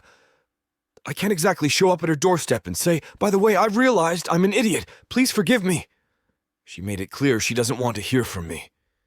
And I can't blame her." Claire leans forward, elbows on her knees. "You could try anyway. Write a sincere apology. Maybe even post a revised review. Unless you think that'd be too little, too late. At least it's a gesture." A swirl of indecision churns in my gut. The thought of rewriting my review for the world to see is simultaneously appealing and terrifying. Will it come across as pandering? Or would it prove that I've changed my mind? "I might do that," I say quietly, but I worry it'll seem self-serving. I don't want to exploit her or something. She deserves more than a public backtrack to save face. Claire squeezes my arm. "Then write something from the heart. Don't worry about how it looks. Do it because she deserves to have her work recognized, especially after your initial trashing. And if she ignores it, at least you tried." My throat tightens. I just want her to know how sorry I am. Claire offers a small smile. "Then do it, Reuben. Show her, not just with words, but with sincerity, even if it takes time." Time. The word echoes in my mind. Cameron's not likely to forgive me overnight. She might never forgive me, especially if she's still reeling from my arrogance. But at least I can try to make amends. Maybe give her space to see that I'm not the same bitter jerk who wrote that review months ago. Claire stands dusting pastry crumbs off her blouse. "I have to run, class starts in half an hour. Let me know if you need anything else. Or if you want more pastries. Bribery can work wonders, you know." I manage a wan smile. "Thanks. I appreciate the moral support." She leaves, shutting the door behind her with a quiet click. My gaze moves to the coffee table where the remains of my half-eaten chocolate croissant and the novel rest side by side. The memory of reading Cameron's prose warms my cheeks again. I reach out, fingertips skimming the cover. The story's still pulsing through my head. Scenes of heartbreak, redemption, the thrill of two people finding each other against all odds. Ironically enough, I've put Cameron in the role of the jilted heroine in real life, and I'm the undeserving suitor who must grovel for a second chance. "Good God," I whisper, letting my hand fall away. I've become a romance trope. The thought is as mortifying as it is hopeful, because in a trope-laden romance, the hero can be redeemed if he's earnest enough, if he fights for love. And apparently I have a lot of fight in me, academic dryness notwithstanding. I stand, gather the book in my arms, and walk to my desk in the corner. I sit, open my laptop, and stare at the blank page of a new document. My heart hammers as I type the first tentative words. Dear Cameron, maybe she'll never read it. Maybe I'll muster the courage to email it. Or maybe I'll post a new review, acknowledging that I was unfair and small-minded. I don't know yet. But if there's any chance of bridging the chasm between us, I have to start here, with an honest confession of regret. As my fingers move across the keyboard, a single line from her novel echoes through my head. Love demands vulnerability, even from the wounded. I inhale deeply, gathering my thoughts. I'm still not certain how to fix the mess I created, but I am certain of one thing. I'm done hiding behind cynicism. If I want even a slim hope of Cameron giving me another chance friendship or more, I have to lay myself bare, just like her characters do. With that thought propelling me, I continue typing, pouring the truth onto the page in a way I've never allowed myself before. My heart races, my cheeks flush, and I feel an odd sense of exhilaration in every word. Because, for once, I'm not just an aloof academic. I'm a man who screwed up, who might be falling for the woman he wronged, who wants to make it right. If there's a shot at rewriting this story, I'm going to seize it one earnest sentence at a time. Chapter 5. Cameron. I wake up with a dull ache behind my eyes, like my body's punishing me for not sleeping well. My bedroom is dim in the early morning light, the blinds only half open. I groan, rolling onto my back and staring at the ceiling fan rotating lazily above. The memory of my confrontation with Reuben Ellis threatens to crash in like a wrecking ball, but I shut my eyes tight, trying to hold off the wave of annoyance for a few more precious seconds. Cameron, girl, it's too early for drama, I whisper to myself. Then I snort softly, as if drama ever bothers to knock first before barging in. My phone vibrates on the nightstand. One glance at the screen shows Tasha's name, accompanied by an obnoxiously cheerful sun emoji. Grumbling, I swipe to answer. "Morning, sugar plum gremlin," I say, voice raspy from sleep. Tasha's laughter bursts through the speaker. "The fact that you used your own insult on me means you're either half dead or fully petty today. Which is it?" I rub my eyes, sighing. "Can it be both?" She makes a sympathetic noise. "I take it you're still reeling from your date gone wrong with Mr. One Star?" Reeling implies regret, I mutter, rolling out of bed. I don't regret telling him off. I do regret wasting my time getting to know him before I found out he was a saboteur in tweed. "Child, that fiasco is all over your face." Tasha's tone shifts, going from playful to mother hen in a blink. "You sure you're all right?" I blow out a long breath, feeling the pressure in my chest. Define all right. If you mean am I furious enough to want to scorch the earth, then yes. If you mean am I calm, collected, and over it, then absolutely not. Tasha hums. Good. Use that righteous anger. Focus it. He messed with the wrong romance queen. A slow smile creeps onto my lips. Funny you should say that. I was up late brainstorming. Ways to vent. She sounds intrigued. Oh, sweet baby Jesus, do spill. I stretch my arms overhead, glancing at the partial manuscript lying on my desk across the room. Well, let's just say there's a new character in my work in progress. A certain Professor Hex Envious, who might resemble a snobby academic with a tragic inability to appreciate love. Tasha cackles so loudly, I have to lower the volume on my phone. You're kidding me. You named him that? Sure did. And I'm making him meet an unfortunate fate involving a collapse of books. It's petty, but it's therapeutic. She's still laughing. I love it. Lean into the pettiness. Honestly, after the heartbreak he gave you, you deserve some revenge, but don't go so far that you regret it later. I bite my lower lip. No promises. Anyway, let me shower and get coffee. I'll swing by your office around 10. We can strategize some social media warfare. Oh, I'm all in, Tasha says. See you soon, honey. Hanging up, I set my phone aside and shuffle to the bathroom. Hot water pelts my shoulders while I stand there, letting steam fill the shower.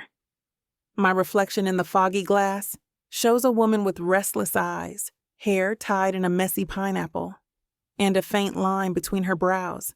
I press my fingertips against the tension, exhaling.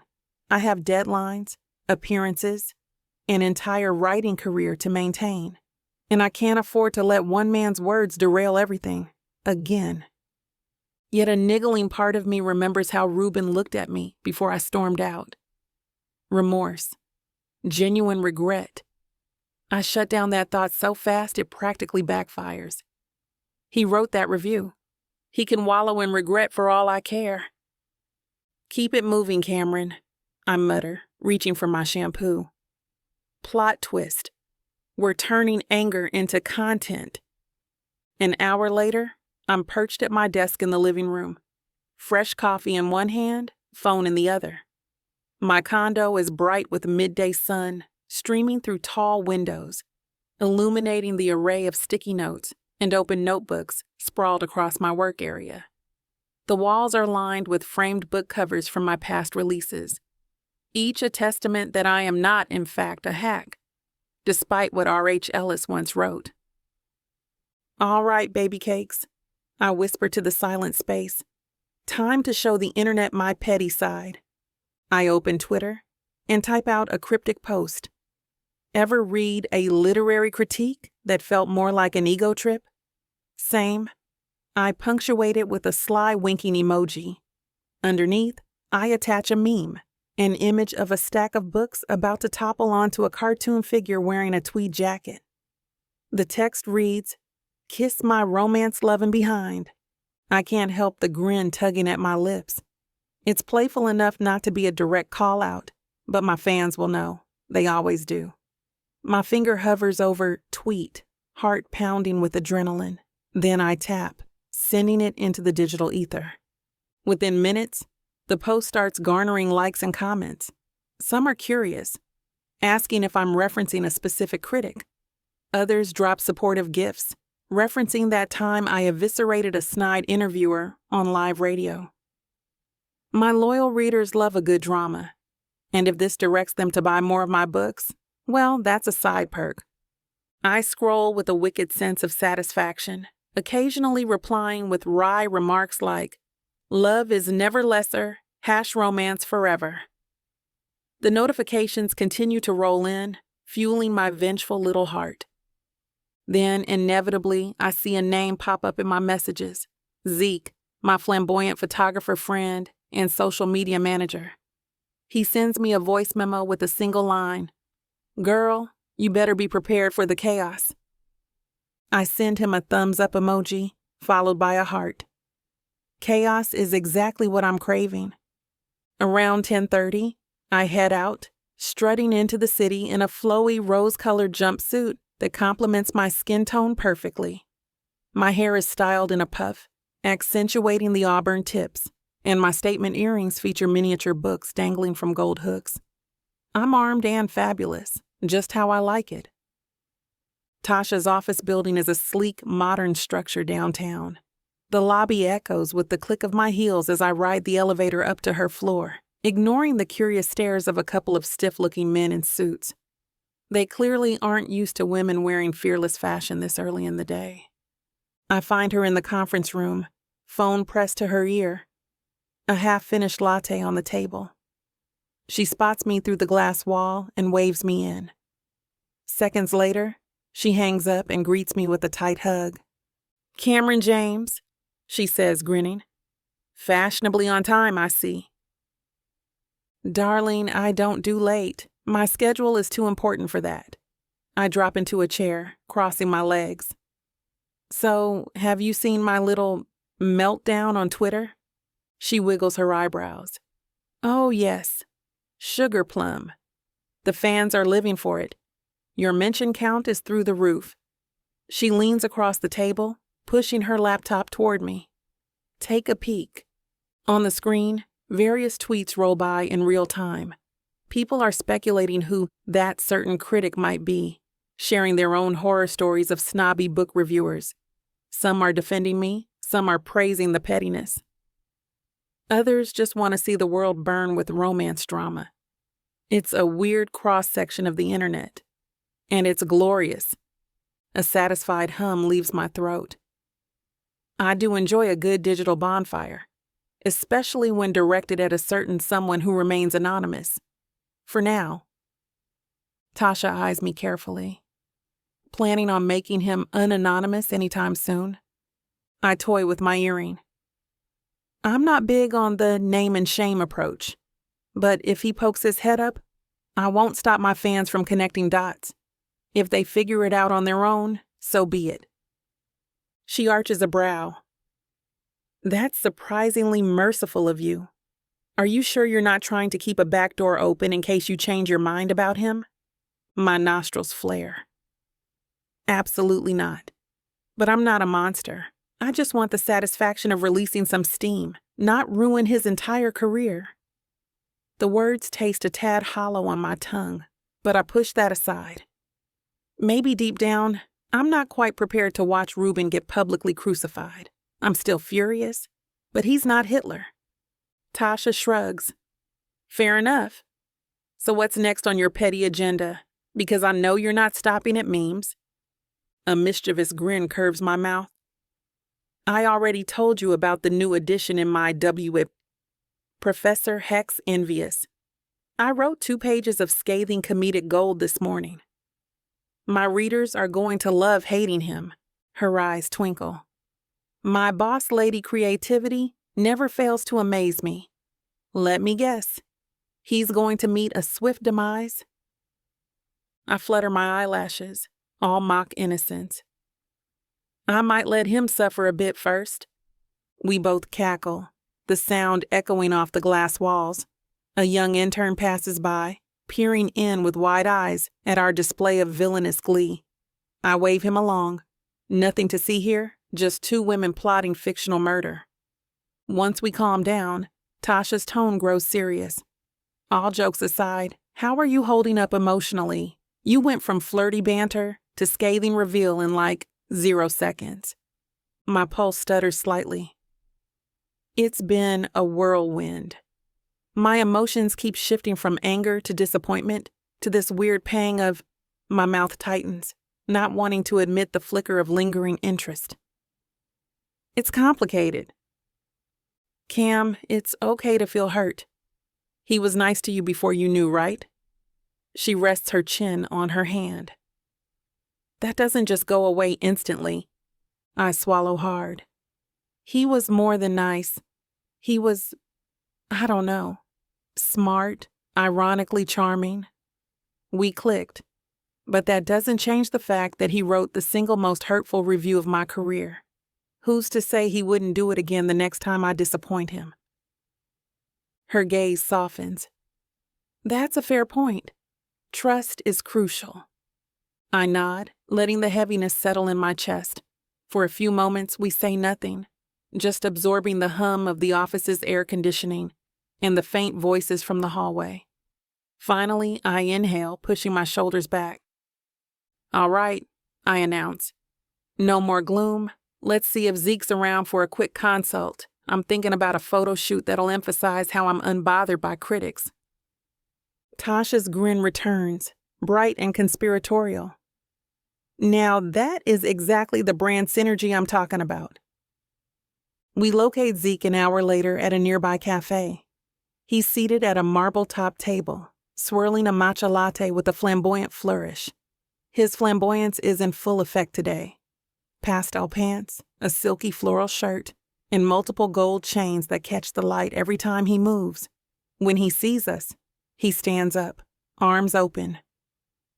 "Darlings," he exclaims, giving each of us a dramatic air kiss.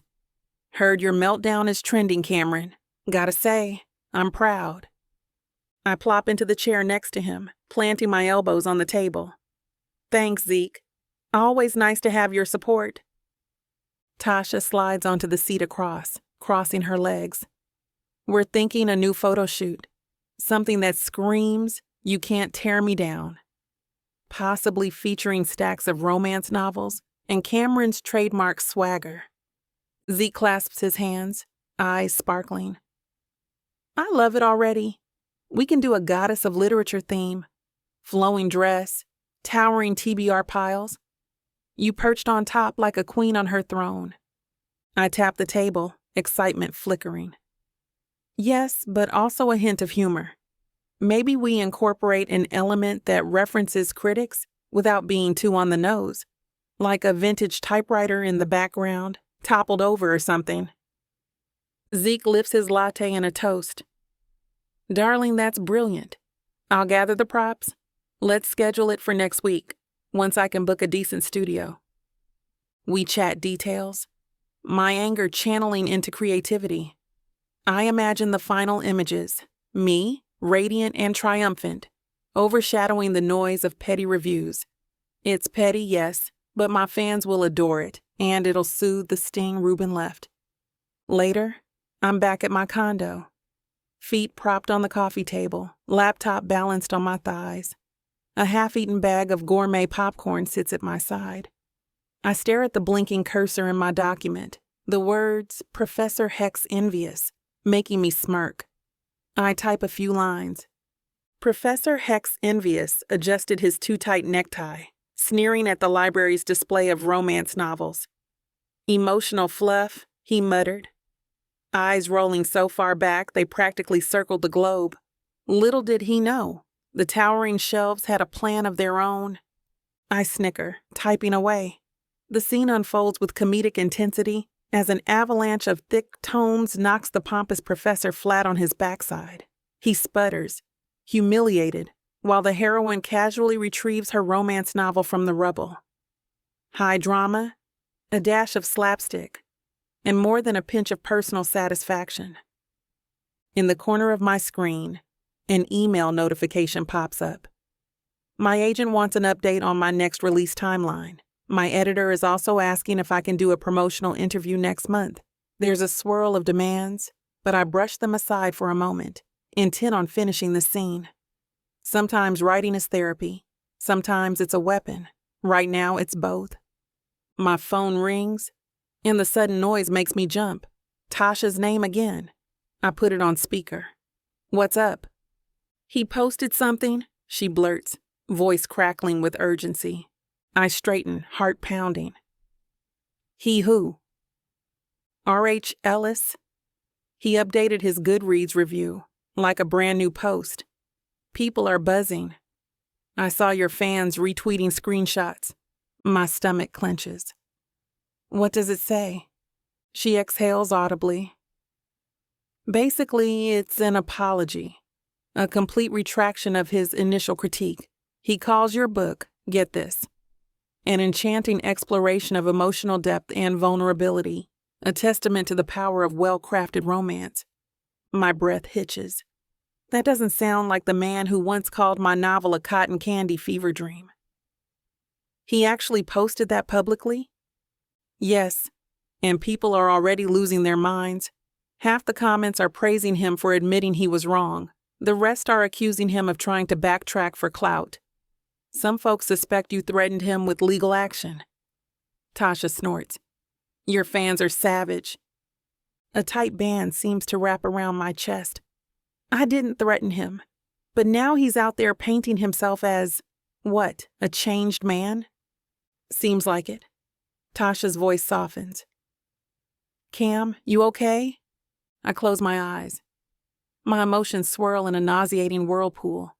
Outrage, confusion, grudging curiosity. There's this part of me that has this urge to dismiss it as self-serving PR. Another part wonders if he actually means it. Then I remember how it felt to meet him. Talk about everything under the sun. Enjoy each other's company before the truth crashed down. I'm fine. I manage, though it comes out thick. Thanks for letting me know. I'll figure out how to respond. She hesitates. You want me to dig for more details? No, let's not feed the drama more than necessary. The memes are enough.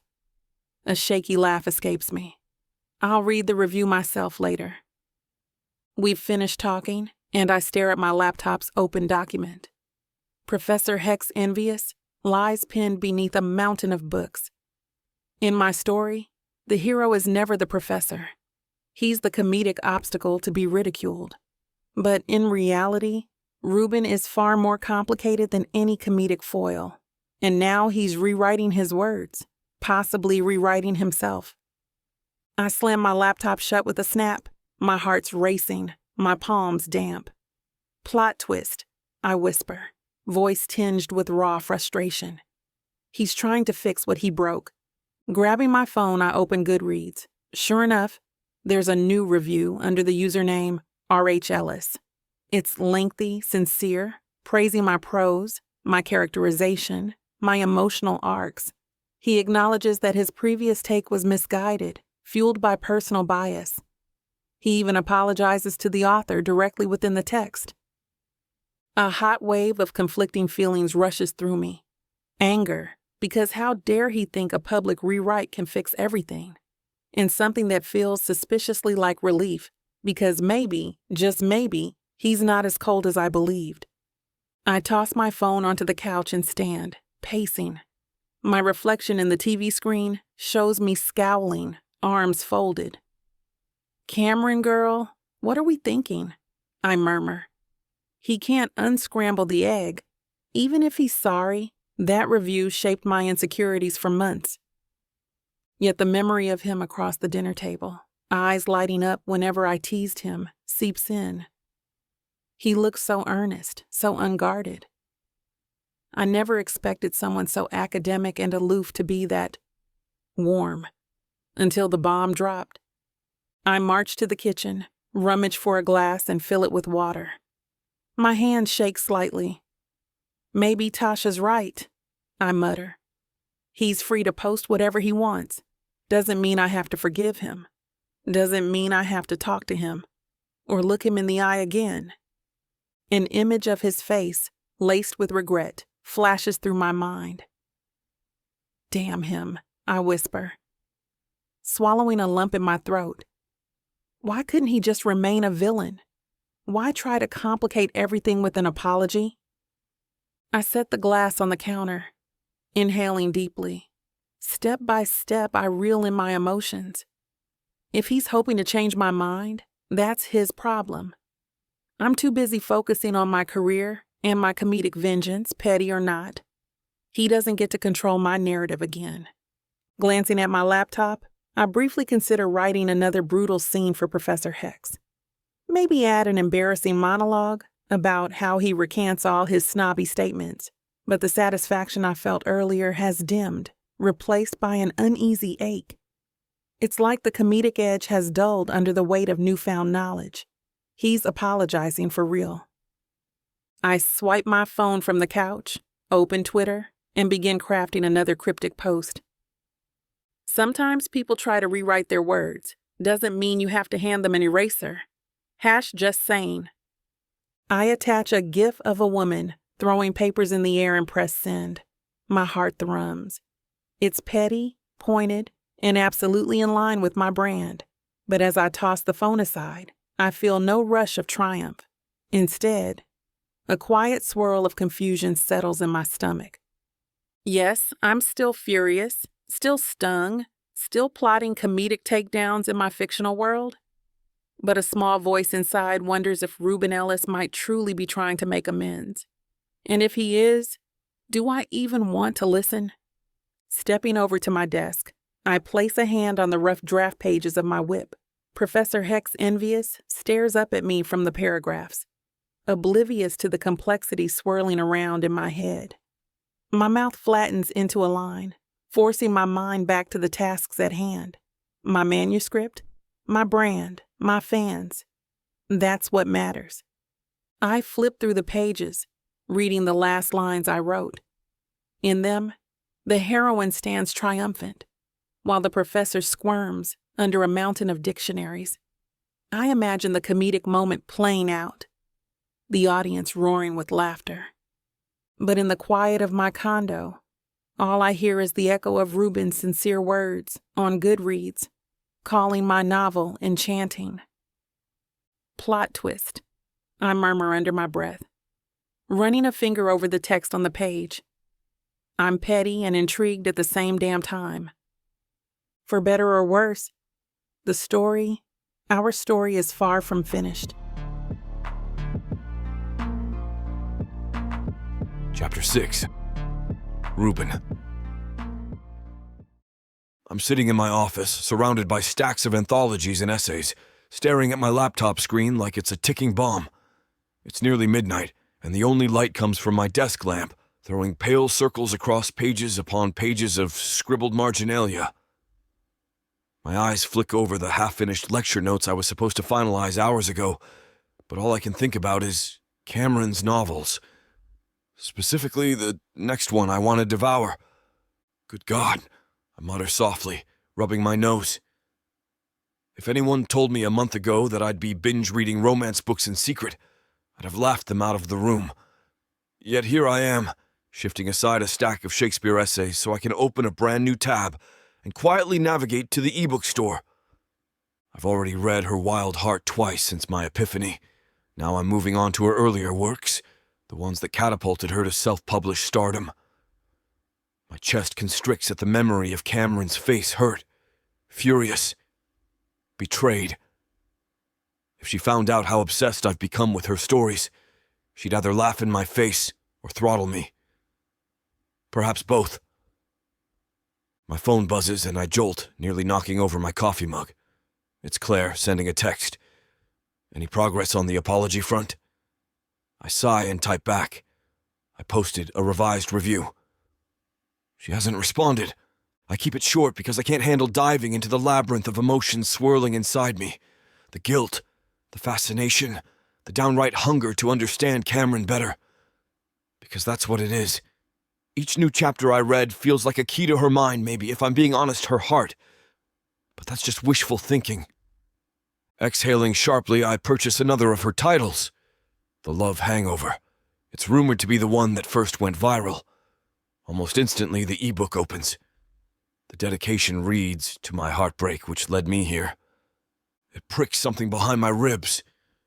She wrote it after a nasty breakup, if I recall from a quick Google search. Considering I once used my own heartbreak to unleash venom on an innocent romance novel, I can't help feeling both shame and empathy. I shift in my squeaky office chair, hooking one ankle over the other, and begin reading. The first chapter is gold. A jilted bride stumbles into a bar at 2 a.m., determined to drown her sorrows in neon-colored cocktails. The heroine is feisty, self-deprecating, and heartbreakingly vulnerable. My cynicism wants to scoff at the premise. Surely it's contrived.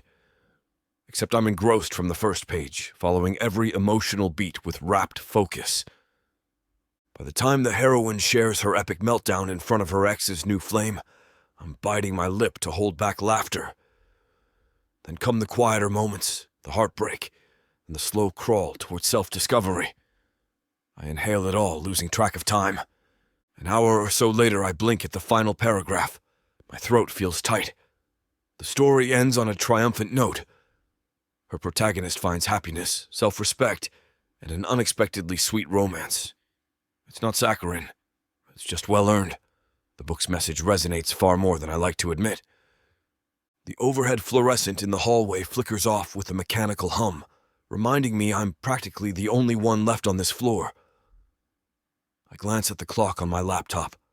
1:27 a.m. My eyes feel gritty, but adrenaline thrums under my skin. I want more. Why am I like this? Scooting closer to my desk, I open Goodreads and switch to the burner account I created. My heart skitters as I type in the name, Lit Snob Turned Softy. On my main account, I posted that public apology review for Her Wild Heart, acknowledging my previous cruelty. But the rest? I'm leaving them on my incognito profile because I want to cheer for Cameron without drawing more attention to our personal drama. Besides, if her fans saw me praising every single novel, they might catch on too quickly. The Reuben Ellis brand is tarnished enough. This new alias feels safer, letting me gush unabashedly about each book. I compose a 5-star review of The Love Hangover, describing it as an unapologetically witty and deeply heartfelt exploration of grief and hope. I cringe a bit at how earnest I sound, but it's the truth. No use mincing words. With a shaking finger, I press submit. My pulse spikes at the notion that Cameron might see it, never realizing it's me. A surge of guilt hits next. Should I be more transparent? Or is this cowardly? I place my phone face down, trying not to dwell on it. Right now, I just want to champion her work in some small way. Since I can't fix the damage I've done with one grand gesture, maybe I can offset it piece by piece, letting the world know she's a brilliant writer. Straightening the stacks of paper on my desk, I vow to go home soon. But then I hear footsteps in the hallway. My heart jumps. Who else is here at this hour? The door cracks open, revealing Claire's face framed by the corridor's fluorescent glow. She raises an eyebrow, stepping inside. Are you living in your office now? I wave her in. It's a distinct possibility. My rent is exorbitant. Sleeping here is cheaper. She smirks, shutting the door behind her. She's wearing a pencil skirt and a sensible blouse, probably left over from the day's classes. I saw your light on and figured I'd check. Her gaze drifts to the open laptop screen. Late night grading session or, I admit, clearing my throat, reading Cameron's backlist. Claire arches her brows. You're unstoppable. Are you planning on finishing all her books this week? Don't judge. I huff, crossing my arms. It's not an academic pursuit, more personal curiosity. She steps closer, studying the cover displayed on my laptop. The Love Hangover, huh? I read that one. I liked it. She's got talent, that's for sure. My cheeks heat. Yes, well, I'm discovering that the hard way. Claire perches on the edge of my desk. So how's your new secret identity working out? Are you enjoying being a lit snob turned softy? A rueful smile forms on my mouth. It's strangely liberating. I can praise her without having the entire internet scream at me for changing my tune. She tilts her head, her expression softening. You know, Reuben, it might be braver to praise her openly, but I get it. You're trying not to feed the fire. I sigh. I've fed that fire enough for a lifetime. Right now, I just want to do something positive, even if it's anonymous. Maybe help overshadow my old review. Claire pats my shoulder. One step at a time. Don't expect her to run into your arms just because you posted new reviews. You hurt her. But this is a start. I rub my hand over my face. I know, and I'm not expecting anything. Part of me just wants her to see that people genuinely love her writing. Even if she never forgives me, at least the narrative shifts. She gives me a small nod, then eyes the door. I'll leave you to it, but do try to get some sleep. You're scaring the undergrads with those permanent dark circles. An unamused laugh escapes me. Thanks for the pep talk. She slips out, leaving me with my swirling thoughts again. I do a final scan of the campus intranet to see if there are any urgent faculty memos, but my mind keeps drifting to the next Cameron novel. Flight Risk. Something about a pilot and a city girl. My fingers hover over the purchase button, an itching need to continue this marathon. Eventually, I stand and gather my things. My coffee is stone cold and undrinkable, and the hallway lights flicker ominously. Enough for tonight. I'll devour Flight Risk tomorrow. Slipping on my jacket, I shuffle out of my office, locking the door behind me, determined to find a few hours of rest before my morning lecture. The silence of the building presses down on me, and I can't help but think about how Cameron's voice echoes in my head with every scene I read. Early the next morning, I'm hunched over my desk at home, sipping fresh coffee. My apartment is an organized disaster. Books piled neatly but in precarious towers, a half-eaten bagel on a plate near my keyboard. Natural light filters through the blinds, revealing dust motes dancing in the air. I skim a few student papers, attempting to mark them up before my 10 a.m. class. But I keep flipping to a separate browser tab, where Flight Risk beckons me from Chapter 4. Focus, you fool, I tell myself, resisting the urge to click over. Shakespeare first, romance later. I manage a solid 20 minutes of grading before my phone buzzes. A social media notification. Goodreads mentions.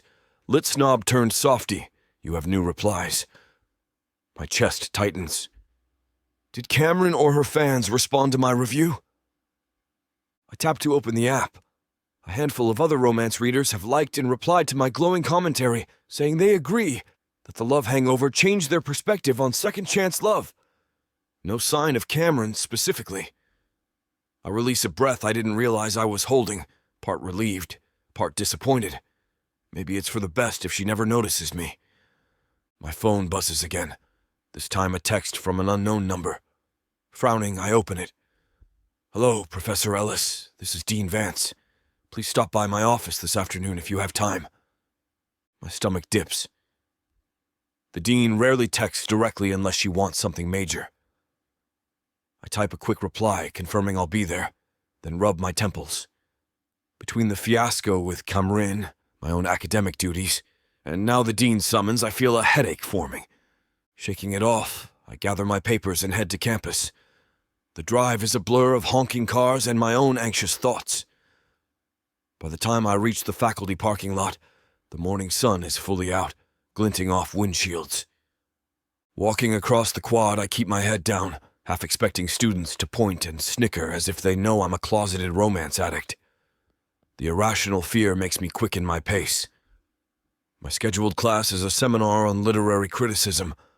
Irony drips from the situation. I'm about to lecture on evaluating texts with fairness and an open mind, all while harboring a not-so-secret crush on the very genre I once ridiculed. The classroom is a nondescript space with long tables, mismatched chairs, and a faint odor of whiteboard cleaner. I set my materials down at the podium, waiting for the undergrads to shuffle in. They arrive in clusters, some yawning, others chatting about last night's campus party. I check the roster, everyone present. Time to begin. "All right, good morning," I say, clearing my throat. "Today's topic, the subjectivity of literary critique and the importance of empathy when analyzing an author's intent." A tall, lanky student raises a hand. "Does this mean we can't give a book 1 star if it's trash, Professor?" The edges of my mouth twitch. 1-star reviews might be warranted occasionally, but the question is, on what basis are we judging it? Personal taste, cultural context, or an actual deficiency in craft? Another student in the back pipes up. "What if a book is all sappy romance and no substance?" My heart thuds. That's an egregious oversimplification. Romance, or any other genre, can have layers of meaning and emotional resonance. Next question? A couple of them trade curious glances, probably because my tone is sharper than usual. My mind flashes to Cameron's luminous writing. I shake off the distraction and push onward with the lecture, dissecting examples of misguided critiques and how bias can cloud judgment. The irony is not lost on me that I'm using my own cautionary tale, albeit in vague terms, to guide them. After class ends, I hurry out before any student corners me for more talk. My head buzzes with the need to see the dean. I find her office in the administrative wing, a stately room with tall windows and walls lined with academic awards. Dean Vance, a woman in her 60s with silver hair and a steely gaze, waves me in. "Good morning, Reuben," she says, pointing to a leather chair across from her desk.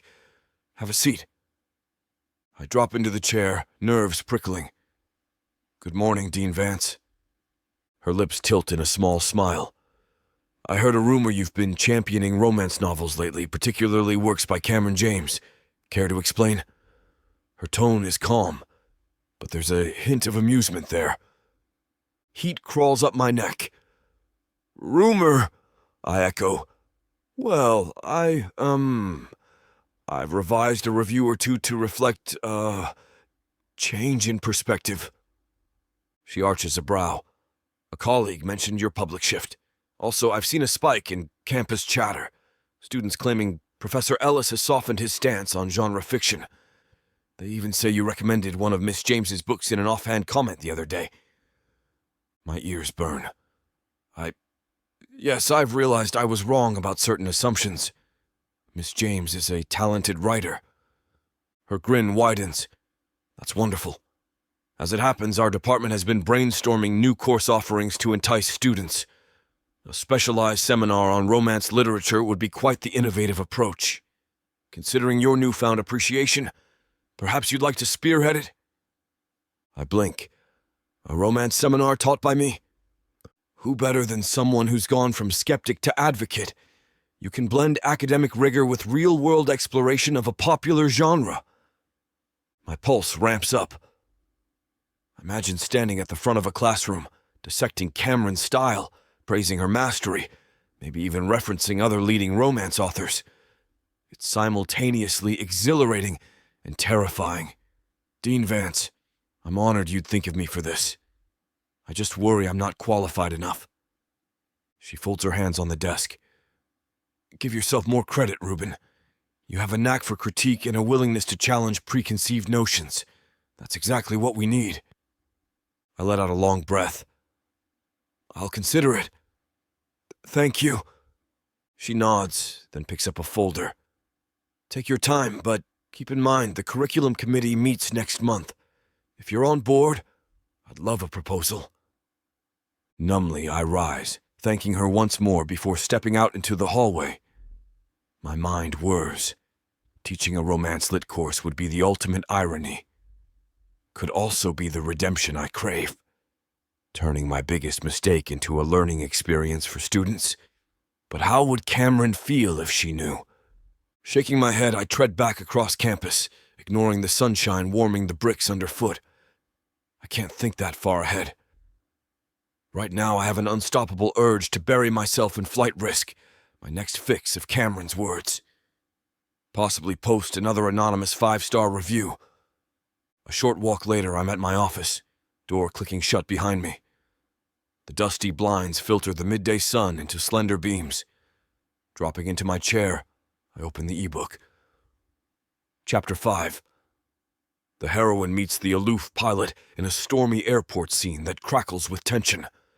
I lose myself in each page, heart thrumming in sync with the emotional stakes. When the chapter ends on a cliffhanger, I curse softly, half laughing at my own predicament. Look at you, Reuben Ellis. You've become a romance junkie. My phone dings. Another mention on Goodreads. My stomach flips in anticipation, but it's just a random user saying they agree with lit snob turned softy. No sign of Cameron herself. Good God, I whisper, my palm finding its way to my chest. I'm in too deep, yet I can't stop. Each new scene reaffirms how much nuance these stories hold, how flawed my initial approach was. As I settle in for another reading marathon, a glimmer of resolve forms in the back of my mind. If the dean wants a romance lit course, I might actually do it. And maybe, just maybe, I'll find a way to collaborate with Cameron. If she doesn't throttle me first. The thought sends a jolt of possibility through me. Could we work together? The memory of her fiery eyes still stings, but the idea of mending that rift with something academically sound, a space where romance is celebrated, makes my pulse flutter. It's a long shot, but I can't deny the allure. I glance at the towering stacks of books around my office. A few of Cameron's older titles are in physical form, borrowed from the campus library. Gently, I trace the cover of one. My mind conjures her face again, beautiful, fierce, painfully out of reach. Maybe if I keep reading, keep learning, keep championing her brilliance, I can show her I'm sincere, that I'm more than the jerk who wrote that scathing review. But that's a concern for another day. Right now, I have chapters to read, students to teach, and a promise to keep to myself, to Cameron, and maybe even to the romance genre as a whole. With renewed determination, I turn back to flight risk, letting its tempestuous scenes sweep me away. If I come up for air around 3 a.m., writing yet another 5-star review under my burner account, so be it. Lit snob turned softy is here to stay, at least until I find the courage to tell Cameron who's behind all those glowing words.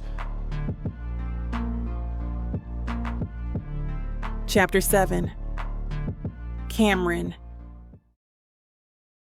I wake up to my phone buzzing like it's trying to escape my nightstand, rubbing the sleep from my eyes. I fish it off the charger and squint at the screen. A barrage of notifications, at least 50, hits me all at once. Groaning, I flop back onto my pillows. My morning plan involved coffee, a croissant, and editing the final third of my current work in progress, love under siege. Instead, social media chaos is clamoring for my attention. Cameron, girl, what fresh hell is this? I mumble, forcing myself upright. My auburn-tipped coils are smushed to one side, and I can't see straight without coffee, but curiosity and mild panic override the usual routine. One quick glance at my lock screen shows messages from Tasha, from Zeke, and about 10 of my romance writer friends. Urgent, call me, or girl, do you see this? I sigh, unlock my phone, and head straight to Instagram. The first thing I see is a shirtless photo of none other than Reuben Ellis. He's holding my book, her wild heart pressed lightly against his torso as though it belongs there. He's definitely not lacking in muscle definition. My eyes linger on the light dusting of hair on his chest before I blink hard, refusing to let my gaze wander further south. Plot twist. I'm frustrated and horny. I mutter, scrubbing a hand down my face. Nope, not going there. In the photo, he's wearing those black framed glasses. The ones I secretly, okay, not so secretly, find ridiculously sexy. A playful smirk curves one corner of his mouth, as though he can't believe he's doing this. But he's thoroughly enjoying it. The caption, penned by Zeke from the looks of it, reads, "The professor's new academic interest, romance. Cameron James, her wild heart, bookstagram, he reads romance." I roll my eyes so hard I might sprain something. Yet beneath my outrage, a traitorous spark of delight flickers. It's a heady mixture of petty satisfaction, he's out here promoting my book, and raw attraction, those shoulders are distractingly broad. But I shove that aside. This is the same man who called my novel a cotton candy fever dream of contrived tropes. Now he's flaunting it like a prized possession. My phone hums against my skin. An incoming call from Tasha. "Baby cakes," I say by way of greeting, voice still groggy. This better be good. "Have you seen him?" she practically shrieks. "He's trending on Bookstagram and TikTok. Professor Hottie is blowing up." I know. I woke up to it. My phone looks like it's auditioning for a meltdown. Tasha lets out a breathless laugh. "Your fans are going wild. Half of them are swooning over him. The other half are tagging you like, 'Girl, claim your man.'" I can't decide if this is a dream or a nightmare. My cheeks warm. "He's not my man, Tasha. You know that. I wouldn't date that petty, condescending, academically rigid." Keep telling yourself that, she interrupts, clearly unconvinced. "Anyway, how do you want to handle this? Are we ignoring it? Are we leaning into it? Because the internet is hungry for drama, and you're the main course." I drag myself out of bed, padding to the kitchen in bare feet. My condo feels strangely cooler, as though the AC dialed up in response to my internal meltdown. I really want to forget he exists. The other side of me wants to post a scathing story about how no amount of shirtless thirst traps can undo that brutal 1-star review. "Scorch him then," Tasha says. But there's a note of hesitation in her voice. "Although, maybe you should talk to him first." A weary chuckle escapes me. I'd rather talk to a cactus, but thanks for the tip. We finish talking, and I set the phone on the counter to make coffee. But it buzzes again, Zeke this time. I roll my eyes so hard they practically do a full loop. Reluctantly, I answer with a suspicious, "Hello? Did you see my masterpiece?" He crows, unrepentant glee lacing every word. I slump against the kitchen counter, flicking on the coffee machine. "Zeke, you better explain before I come over and slash your camera lenses." He makes a dramatic gasp. So violent, sugar plum gremlin. "I'll have you know, your beloved professor approached me for a photo shoot. He said, and I quote, 'I want to demonstrate my newfound appreciation for romance novels.' A little collab, if you will." My jaw tightens. Oh, so he just up and decided to be my cover model? Are you serious? He was very polite about it, actually. I might have suggested the shirtless angle, though. Marketing, Cameron, sex sells, especially in Romancelandia. Zeke sounds unapologetic. Listen, the post is going viral.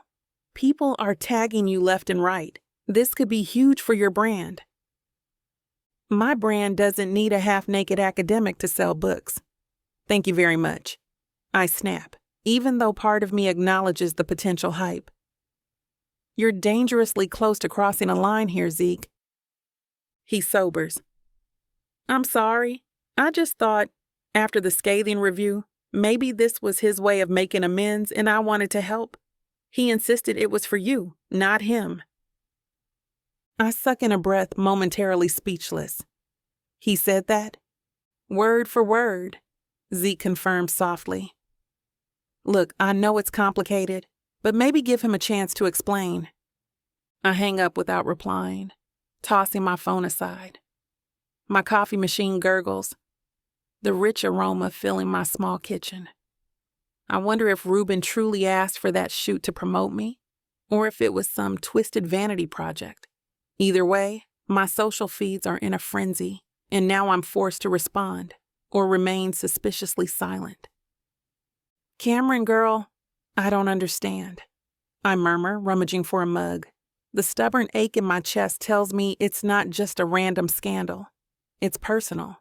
Maybe he's trying to atone for his past cruelty. Maybe he wants to one-up me again. The tension coils in my gut. After a few sips of caffeine, I open my laptop to check Twitter and TikTok. Big mistake. Reuben's photo has indeed infiltrated the entire romance community. People are making reaction videos, some squealing in delight, others joking that the best redemption arc is a shirtless one. My personal mentions are a war zone of thirst, memes, and fans urging me to collaborate with this hot professor. My jaw clenches at the implication. We're some power duo. We're not. We're complicated.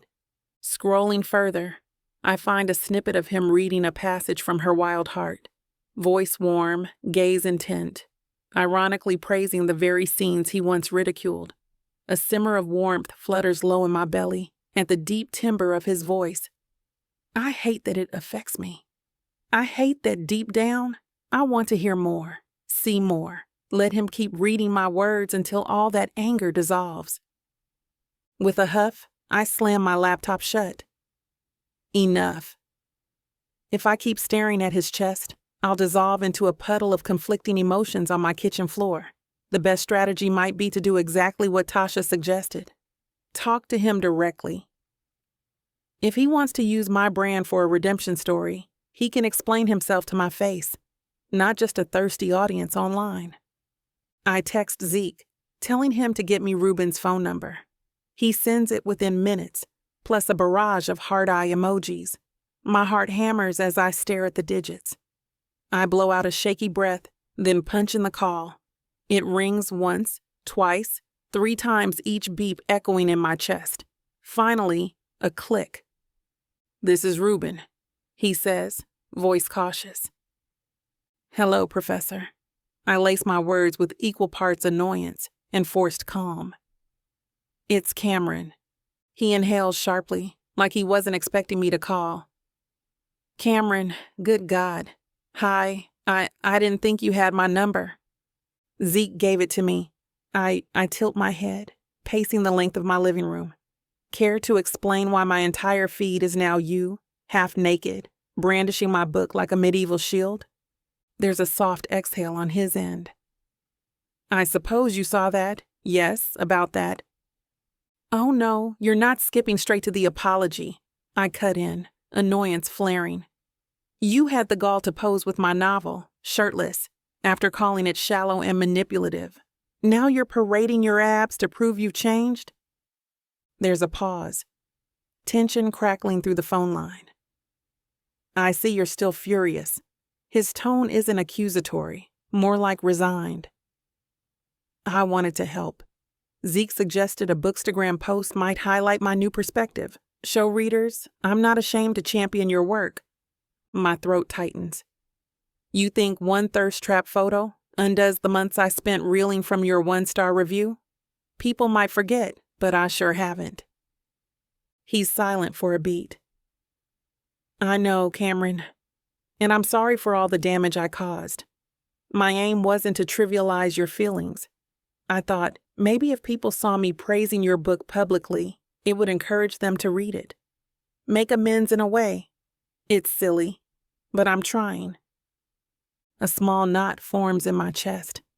I take a moment to consider his words. You can't just fix everything by baring your pecs, baby cakes. He lets out a strangled laugh. I realize that now. But it wasn't purely vanity. Zeke insisted the shirtlessness would break the internet in your favor. Maybe I was naive, but I want the romance community to know I'm not the same snob who wrote that review. I rub my forehead, torn between anger and reluctant empathy. So this was your idea of atonement? In a sense, yes, he admits. I've been devouring your entire backlist. My new reviews are genuine, Cameron. I post them under an alias so it doesn't look like a self-serving stunt, but I owe you so much more than an apology. I know that. My heart does a flip at the sincerity in his voice. Why do you even care what I or the romance community thinks? A low sigh drifts through the call. Because you deserve respect. Your writing is phenomenal. I was too blinded by my own prejudices to see it. Now I realize you poured your heart into those pages, and I desecrated it for a cheap shot. I'm trying to make that right, even if it looks ridiculous. I sink onto my couch, swallowing a knot of emotion. Your half-naked reading videos are definitely ridiculous, Sugar Plum, but I won't deny their attention-grabbing. A soft hum of self-deprecating amusement rumbles from him. I'll tone it down if you want. I snort. Might be too late. The book talk girlies are frothing at the mouth, dubbing you Professor Hottie. You're basically an internet boyfriend now. He groans quietly. That's mortifying, but if it boosts your sales? My sales were fine, I interject, stung pride flaring again. I'm not a damsel in distress, Reuben. I know, he says gently. You're fiercely independent, part of what drew me to you in the first place. A wave of heat surges in my cheeks. Do not flirt with me right now, I warn, though my heart stutters. I'm sorry, he says, voice subdued. Old habits? I let out a slow breath, staring at a stack of my own books on the coffee table. Titles I wrote with love, heartbreak, and hope. The memory of his scathing words still stings. Yet hearing his softened tone, his awkward confessions, tugs at something in me. Look, I'm not saying I forgive you, but maybe I'm open to dialogue. Dialogue, he repeats, relief evident in his tone. I'll take it. I know I can't erase what I did, but I promise I'm genuine about praising your work now. An uneasy swirl floods my stomach. This man confuses me more than a complicated plot twist. If you're serious, you'll dial down the drama. No more half-naked tributes unless I give explicit permission. His breath hitches. Understood. No more half-naked anything unless you request it. There's a teasing edge to his words, but I sense sincerity beneath. Good. I have to go, I say briskly, ignoring the flutter in my chest. I'll keep an eye on your future stunts. He clears his throat. Yes, of course. Thank you, Cameron, for picking up the phone. We hang up, leaving me perched on my couch, phone still clutched in my hand. My living room feels strangely silent. The hum of the air conditioning amplified by my racing pulse. Did that really just happen? Did I actually allow him an inch of grace? A mix of relief and residual anger tugs at me. I could have chewed him out more, but hearing the guilt in his voice disarmed me. Plus, My traitorous body seems to enjoy every dose of his half-baked attempts at apology. Get it together, Cameron? Sighing, I stand and wander to my desk, flipping open my laptop. My notifications are still insane. Book talk clips of Reuben reading my passages, tweets joking about Cameron x Reuben endgame, and more. But the surge of red-hot rage has cooled. Now I'm left with a cautious sense of curiosity. He claims to have read all my books, posted anonymous 5-star reviews, and orchestrated this bizarre shirtless fiasco just to spotlight my work. Could that be a sign he's truly changed his tune? Or is it another short-lived performance? Tasha says I should find out. Zeke is already all in, shipping us harder than anyone. Baby cakes, I murmur, half to myself, half to the air. I'm not letting him off easy, but maybe I won't push him off a cliff just yet. I settle into my chair, scanning the Hash Professor Hottie hashtag with a mixture of exasperation and reluctant amusement. People are calling him the perfect real-life romance hero, gushing about the delicious tension between us. They have no idea how complicated it really is. With a rueful grin, I craft a single tweet. PSA. A shirtless man reading romance is not an instant redemption arc. Hash boundaries, hash still salty. I hit send and watch the notifications spike. It's petty, but it's honest. My brand is comedic realness, after all. Then I open my manuscript, searching for the scene where I introduced Professor Hex Envious, the comedic caricature I conjured out of rage. Rereading it, I feel a pang of guilt. Some lines strike me as overkill now that I know Reuben is genuinely trying to fix his mistakes. I close the document, unsure if I should rewrite it or keep it for comedic therapy. The day stretches on, filled with phone calls, emails, and random social media check-ins.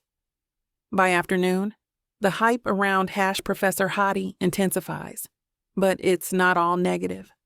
My agent sends a thrilled message about sales spikes. My editor is cackling in delight. I want to celebrate. Another part of me squirms at the thought that Reuben's chest might overshadow my actual words. I want readers to love my books for what's inside them, not just some thirst trap. Still, I can't fully hate that he's put himself out there, risking public ridicule, because deep down, I suspect Reuben Ellis is mortified by the attention. He's an academic, not a social media star. The idea of him willingly posing for a half-naked bookstagram shoot is so out of character, it practically screams desperation or sincerity, maybe a bit of both. As dusk settles, I lounge on my couch, sipping a glass of red wine that Tasha dropped off. My phone lights up with a new text. Unknown number. My stomach flips, certain it's him. Sure enough, Reuben. Thank you for talking earlier. I promise no more shirtless photos unless you personally request them. Hope your day was less chaotic than mine.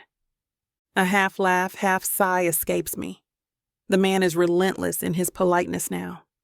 My thumbs hover over the screen as I debate what to say. My heart pounds. Ultimately, I type, me. I can't say my day was less chaotic, but at least we established you have actual abs.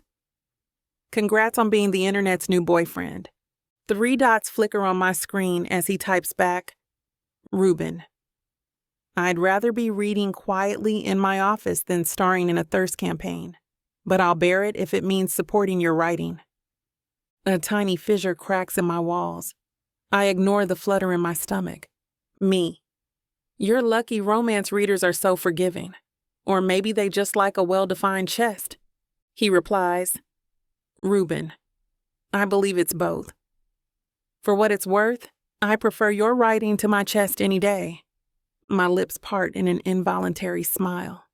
Then I quickly sober, reminding myself of the pain he caused.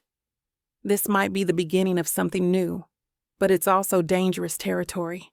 Still, I can't deny the tiny spark of hope kindling in my chest, hope that maybe he truly does see the value in my work, in me.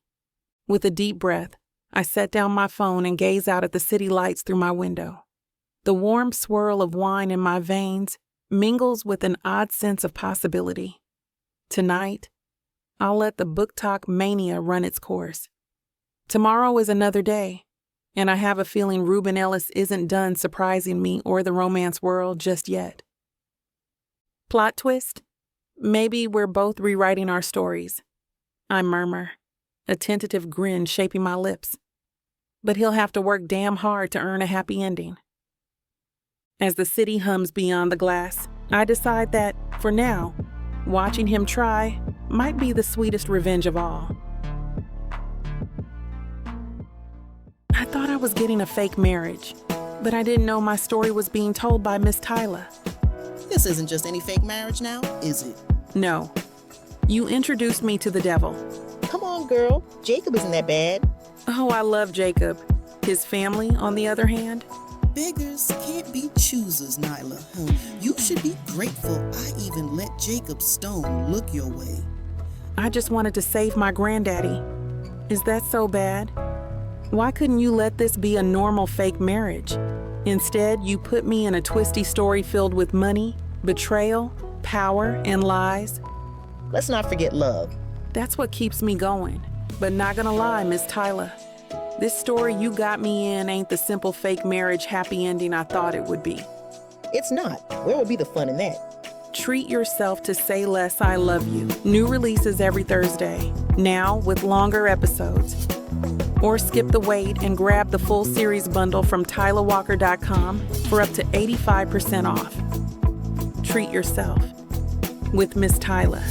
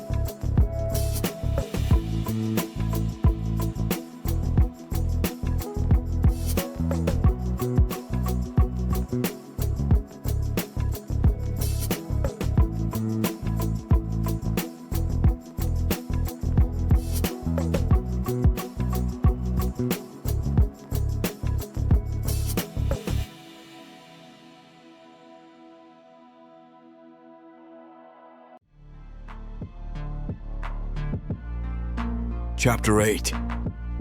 Reuben. I'm not sure what's worse. The fact that I've become a half-naked meme on Bookstagram, or that I'm starting to crave the rush of seeing Cameron's response to my antics. Frankly, both options make me want to hide under my desk. But here I am at my office on campus, drowning in emails from colleagues who either find my new romance influencer status hilarious or deeply concerning. When my phone buzzes for the 7th time in a half an hour, I brace myself. Some part of me hopes it's Cameron, or maybe Tasha, since she loves to orchestrate chaos in the name of brand synergy. Instead, the screen shows a name I haven't seen in weeks. Dean Vance. I stare at the half-graded student essay in front of me, then at the blinds drawn tight across my office window. Good God, I mutter, clearing my throat. The last time she summoned me, it was to float that crazy idea about me teaching a romance lit seminar. That conversation ended with me fumbling for excuses, but not outright refusing. Now, perhaps she's found a new scheme. With a resigned sigh, I pick up. Professor Ellis speaking. Reuben! Dean Vance's voice is as crisp as always, but I detect a certain amusement lurking beneath. I hope I'm not interrupting anything critical, but I wanted to pass along an exciting opportunity. My stomach flutters with mild dread. Certainly. What did you have in mind? Well, she begins, there's a major romance convention in Atlanta next month. Southeastern Romance ReaderCon, I believe. They've reached out to me about having a representative from our faculty moderate a panel on modern romance literature. The event will feature a keynote author, plus a discussion about the genre's evolution. I'd like you to do it. I stare at the piles of books on my desk, heart pounding. Southeastern Romance ReaderCon. That's the same event I've seen plastered all over social media, especially in Cameron's feed. She's headlining, if I remember correctly. A swirl of nerves and excitement churns in my gut. Dean Vance continues, as though sensing my hesitation. I'm aware this might be outside your usual scope, but given your recent engagement with the romance community, I think you'd offer a unique perspective. I cough, shifting in my seat. Engagement might be an overstatement. She sniffs. Oh, is it? I'm fairly certain I saw your half-clothed photograph praising Miss James's novel. The internet has been quite informative, Reuben. Heat creeps up my neck. I forgot that administrators also exist on social media. Right, yes, that was a moment. But do you really believe I'm the right candidate for this? Dean Vance lets out a soft chuckle. Absolutely. You've shown a newfound respect for genre fiction, plus you can handle an academic discussion. Consider it research, if you like. I've already told the organizers you'll moderate. Something in my chest seizes. She's not asking, she's telling. I see. May I ask who the keynote is? Cameron James, Dean Vance answers breezily. Rising star in the romance world. I'm sure you've heard of her. My grip on the phone tightens. Heard of her? That's one way to put it. Yes, I'm aware. Splendid. I'll have my assistant send you the details. Try not to antagonize Miss James on stage, please. We want the college's name associated with scholarly discourse, not tabloid drama. My throat feels dry. Understood, I manage. I'll do my best. Excellent. Have a good day, Reuben. The line clicks off. I lower the phone, exhaling a shaky breath.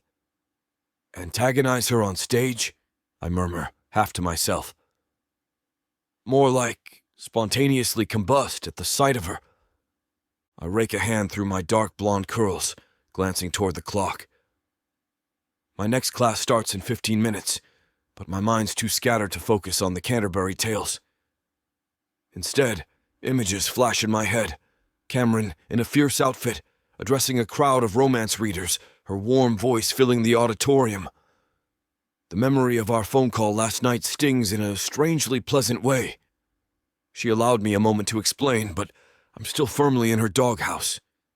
Moderating her panel is either a brilliant second chance or a recipe for public humiliation.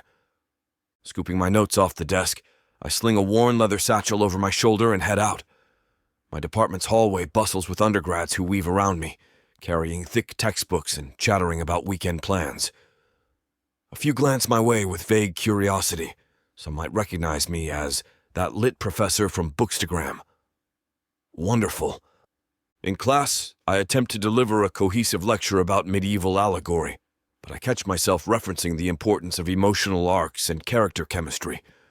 My students tilt their heads in confusion. After the final discussion, one of them raises a hand.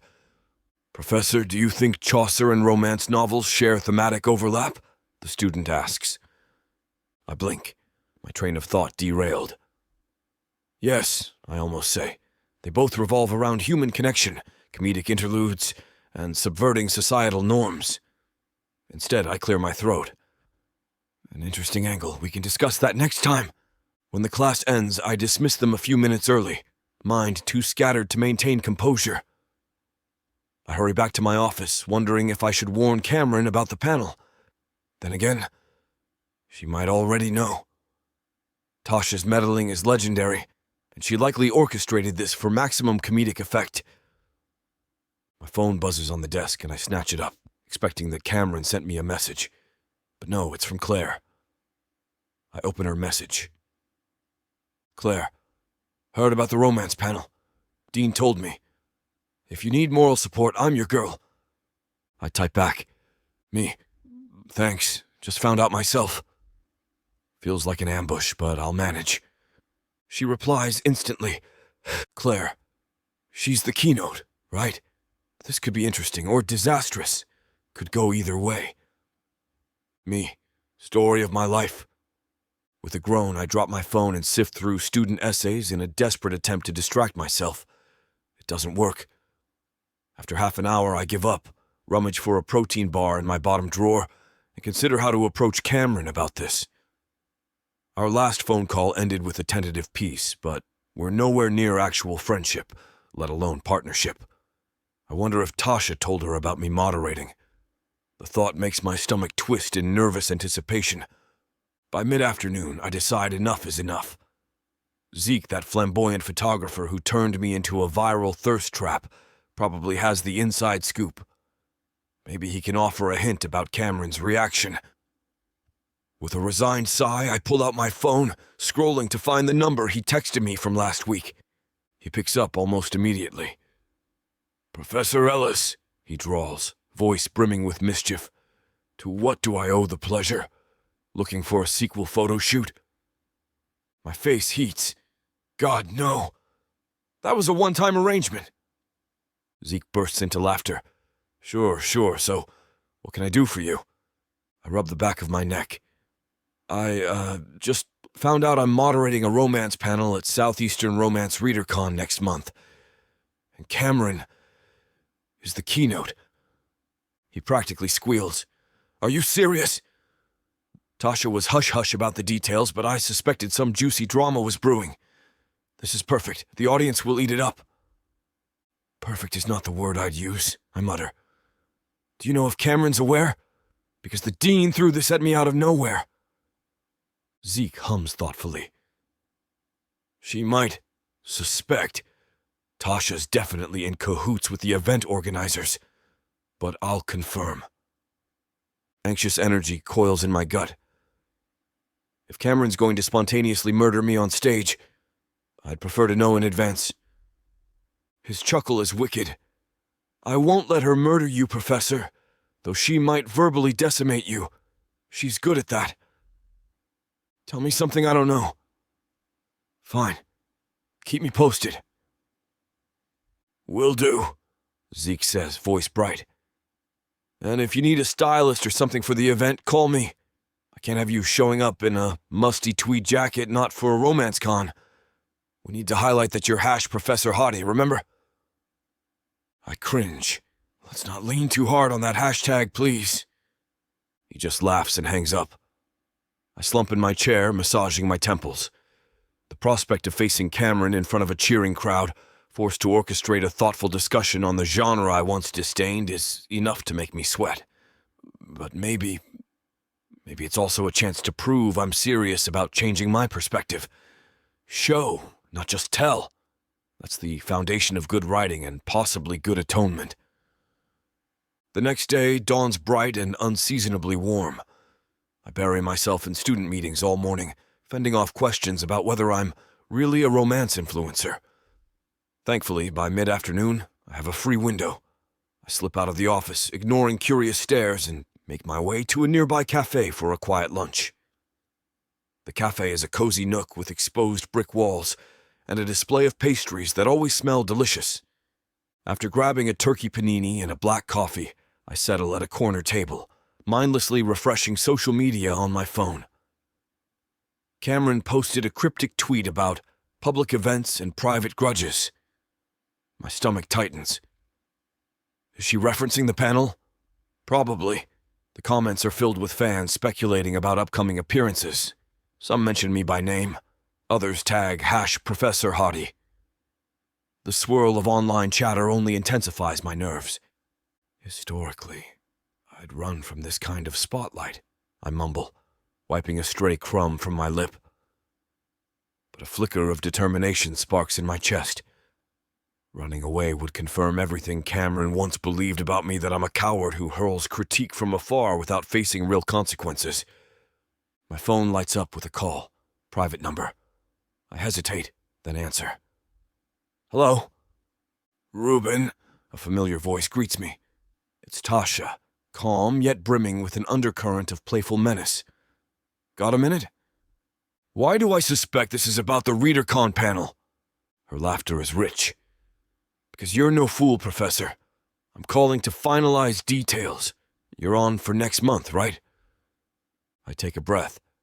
Yes, the dean volunteered me, which means you've conspired with her somehow.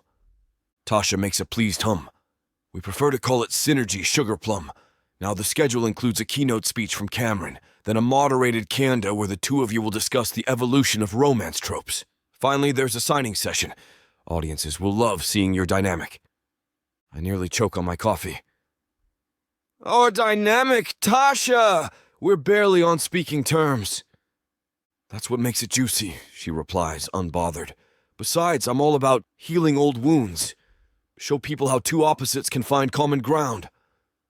A flush creeps up my neck. We're not star-crossed lovers, you realize. She still hates me for that review. She's warming up, Tasha says. Ever since your thirst traps and revised commentary, she's been less likely to stab your effigy. I call that progress. I pinch my nose, torn between embarrassment and relief. So you want me to orchestrate a panel that's basically a public therapy session with an audience of rabid romance fans? Tasha snorts. Don't be so dramatic. It's a chance for intellectual debate. And if you two happen to reconcile in front of a cheering crowd, well, that's good publicity. She's impossible. Fine. I'll do it, I mutter. But please, no surprises. I want to know exactly what to expect. Scout's honor, she promises. I'll send you the outline. Embrace the moment, Professor. There's potential here. For your academic career, your public image, and maybe even your personal life. My cheeks warm again. I end the call as politely as I can, then focus on my panini, though my appetite's mostly gone. Tasha's skilled at pushing people to their limits, especially Cameron. If she orchestrated this entire thing, it means she sees a bigger picture, one I can only guess at.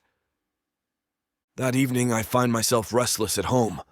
My apartment is the usual mess of stacked books and half-empty coffee cups, but I can't muster the energy to tidy up. Instead, I pace from my cluttered living room to the kitchen, phone in hand. I want to text Cameron, warn her that we're about to share a stage. Another part of me is certain Tasha's already told her. Eventually, I unlock my phone and stare at our last message thread. The final texts are from last night, playful barbs about my internet boyfriend status. I scroll upward, recalling the tension and softness in her voice. My gut twists with longing. Did I push her too far with that bookstagram stunt? Maybe the panel can mend some of the rift. Impulsively, I type, me. Heard a rumor we'll be sharing a stage soon. Just wanted to say, I'll keep it strictly professional unless you decide otherwise. My finger hovers over send for an agonizing moment, then I tap. There. No more hiding behind thirst traps. Minutes pass with no response. I fix myself a late dinner, microwaved leftovers, and flick through academic journals while half watching the phone. My heart thuds every time a notification pings, but each new message is just an email from a student or a spam text about car warranties. After an hour, I give up waiting. It's possible she's ignoring me, or Tasha got to her first. Sighing, I retreat to my bedroom where my twin obsessions lurk. A tottering stack of Cameron's novels and my half-finished proposal for the romance lit course. The synergy is not lost on me. I'm thoroughly immersed in her world, academically and emotionally.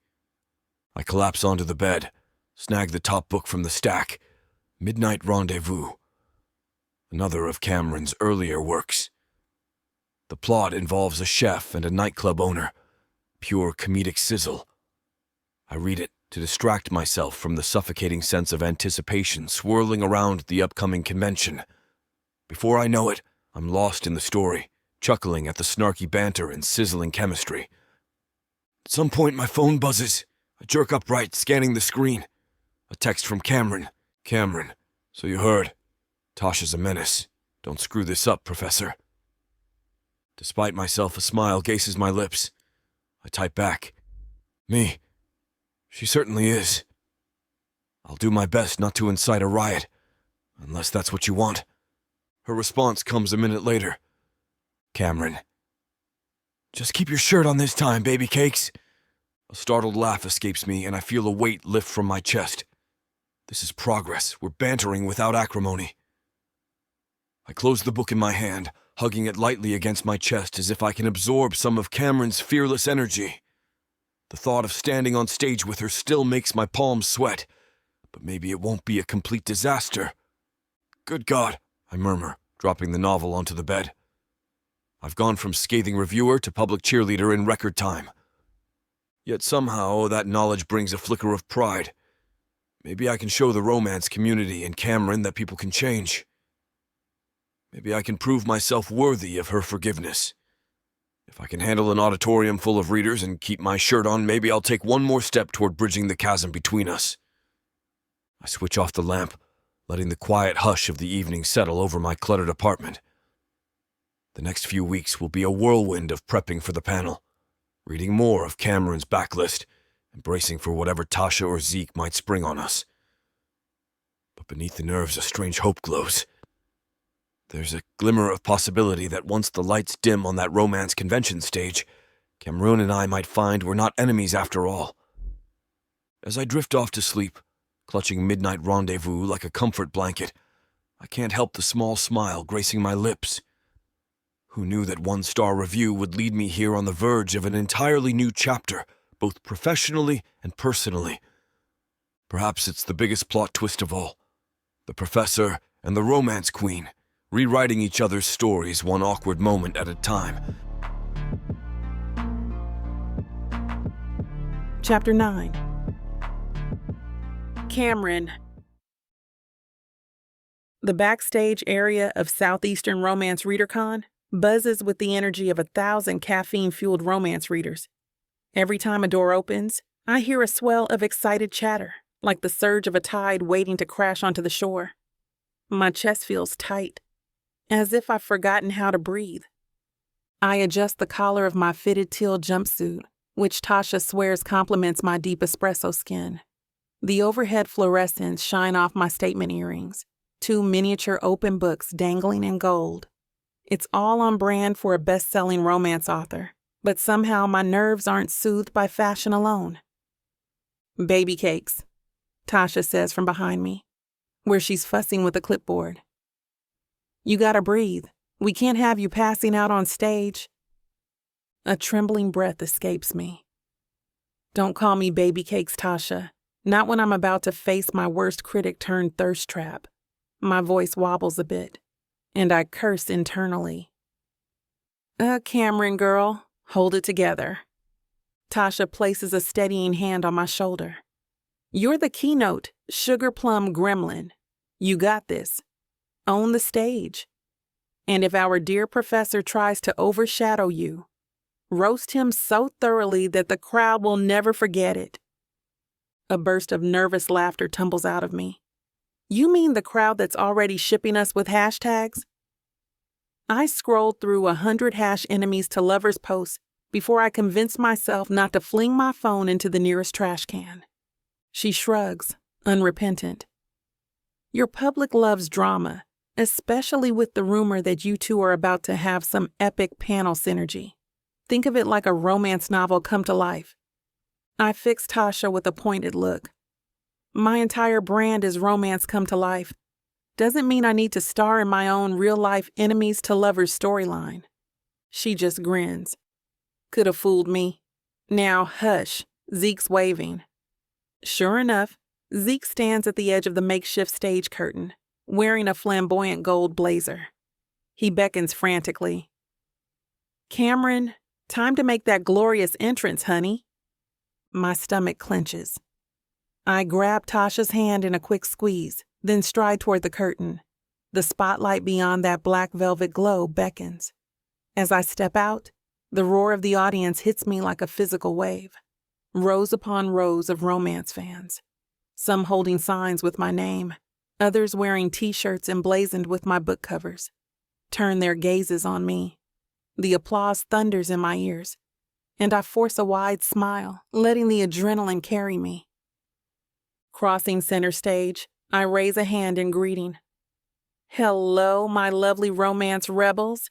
My voice projects loud and confident, belying the swirl of apprehension in my gut. Welcome to Southeastern Romance ReaderCon. I'm Cameron James, the Romance Queen, and I'm thrilled to see all your beautiful faces. They cheer, a few whistling. Off to the side, I spot Tasha giving me 2 thumbs up, her grin shining. At least I've got a personal cheering section. I launch into my brief keynote address, waxing poetic about the importance of romance as a genre, how it empowers readers, normalizes female desire, and reminds us that love is worth fighting for. The crowd nods and claps at all the right moments. I can almost forget the presence waiting in the wings, until I glance stage left and see him. Reuben Ellis stands there, a slight frown creasing his brow, wearing a crisp charcoal suit that somehow manages to look both academic and devastatingly handsome. My pulse stutters at the memory of his shirtless Bookstagram post. Then my anger returns, equally potent. I swallow, fighting to keep my voice steady. And now, I say brightly into the microphone, we'll transition to a moderated discussion about modern romance literature, where it's been, where it's headed, and why it still matters. Everyone, please welcome our moderator, Professor Reuben Ellis. There's a collective gasp, followed by raucous applause. Some in the audience recognize him as Professor Hottie from social media. Others shoot me curious glances. Everyone can sense the tension humming in the air. Reuben steps forward, nodding politely. Good afternoon, he says into his microphone, voice taut with nerves. I'm honored to be here, discussing a genre that has proven far more complex than I once believed.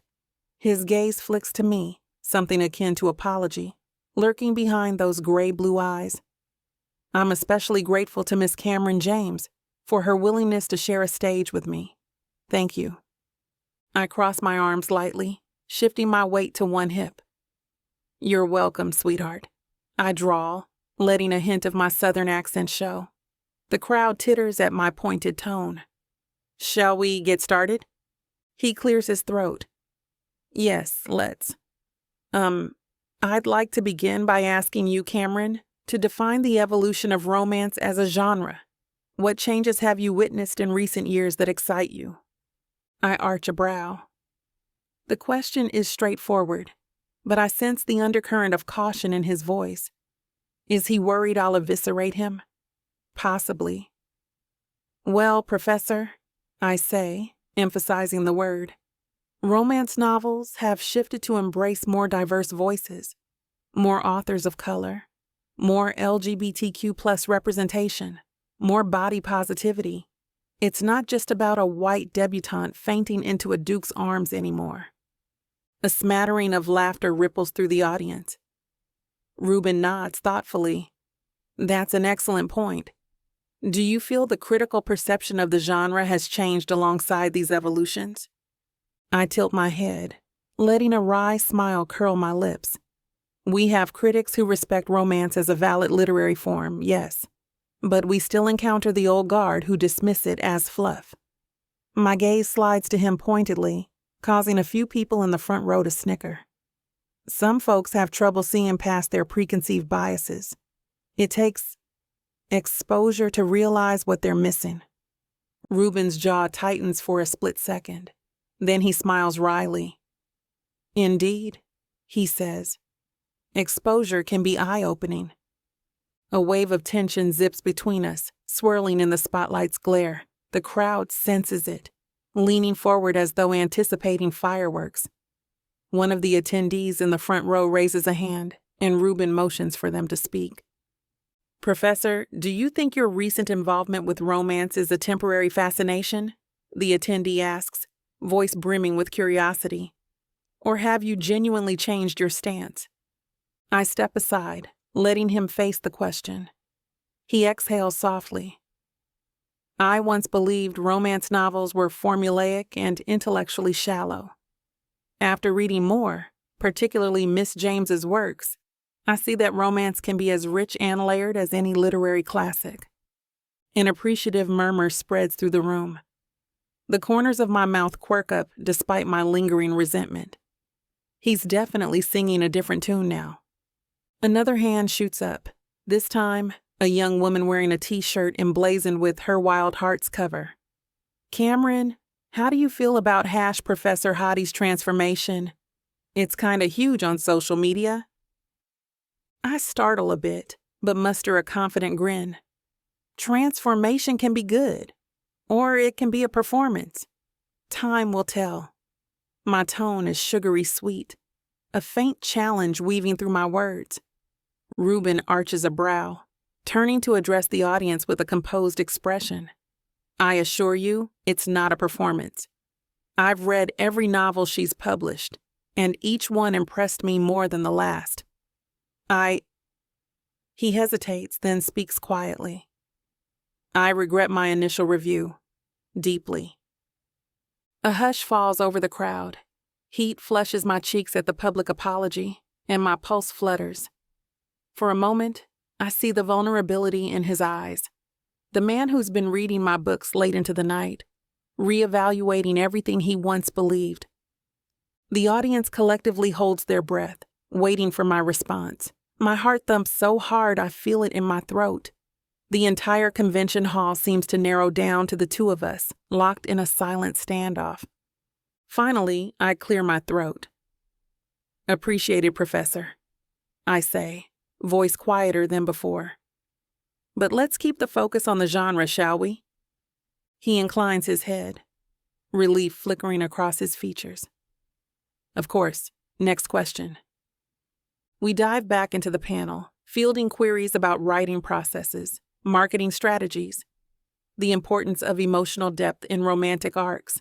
The conversation sparkles with tension. Each time I speak, I catch Reuben's gaze darting to my face, like he's studying me as intently as any text he's dissected in class. And each time he speaks, I sense the measured caution, as though one misstep could reignite my fury. It's both thrilling and maddening. The audience is enamored with our banter, erupting into applause whenever we exchange witty barbs. At one point, a feisty older woman in the audience shouts, "Kiss and make up already." Laughter spreads like wildfire, and I feel my cheeks burn. Reuben flushes as well. That's not in the official program, he says dryly. But I'm sure Miss James and I can continue our professional collaboration. I snort. Professional indeed, I murmur, earning a wave of giggles from the front row. The energy in the room climbs higher until someone asks about the future of romance. Reuben, leaning on the podium, eyes me with a crooked smile. Cameron, would you care to describe your vision for the genre's next decade? I lift my chin, stepping forward so my voice resonates throughout the hall. I see more intersectionality, Black heroines front and center, marginalized voices reclaiming their narratives, and more stories that show love isn't just for the privileged or the perfect. Romance is about hope. Everyone deserves that. A roar of agreement surges from the crowd. My chest feels tight with emotion, remembering how many times people dismissed my work because I wrote steamy love stories featuring women like me. Reuben nods slowly. Hope, yes. That's the essence of it. If reading romance has taught me anything, it's that we all crave connection and redemption, even those who didn't realize they needed it. His eyes flick over the audience, then settle on me for a lingering second. My heart twists. I recall the day I read his hateful review, how it shattered my confidence. Now, in front of hundreds of onlookers, he's praising romance like a believer. It's a heady mix of satisfaction and uncertainty. Eventually, the panel wraps up amid thunderous applause. The MC steps up to thank us, and the overhead lights rise, signaling the end. People swarm around the stage, eager for autographs or selfies. Tasha is at the foot of the steps, beaming like a proud mama. I descend first, forcing a tight smile for the fans pressing books into my hands. The thrill of a successful event thrums through my veins. Yet Reuben's presence behind me is an electric charge, setting every nerve on edge. He hovers a few feet away, politely signing programs for curious readers. Over the din of voices, I hear him say, "Yes, Miss James's latest release. Phenomenal. 5 stars." That makes me bristle with equal parts pride and exasperation. Soon, the crowd disperses, lured by the next panel or the promise of coffee. I slip behind the stage curtains, longing for a moment of quiet. My pulse pounds so loudly I can't think. The panel ended on a high note, but my emotions are tangled in knots.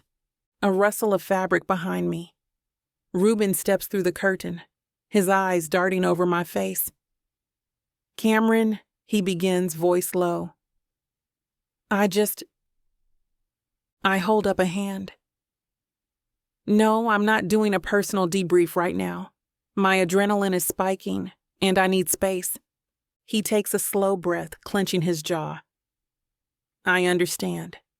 But we ended on a meaningful note. I wanted to say..." "What? That you're sorry again?" I snap, turning on him with a sudden flare of anger. "Or that you're proud of me, that you admire me?" My voice wobbles, something raw cracking through. "You humiliated me in front of the world, and now you're trying to fix it in public. You have no idea how that feels." He steps closer, concern etched in his brow. "Cameron, I'm not trying to..." I push past him, my mind whirling. "No, I can't. Not right now." My eyes burn, but I won't let tears fall in front of him.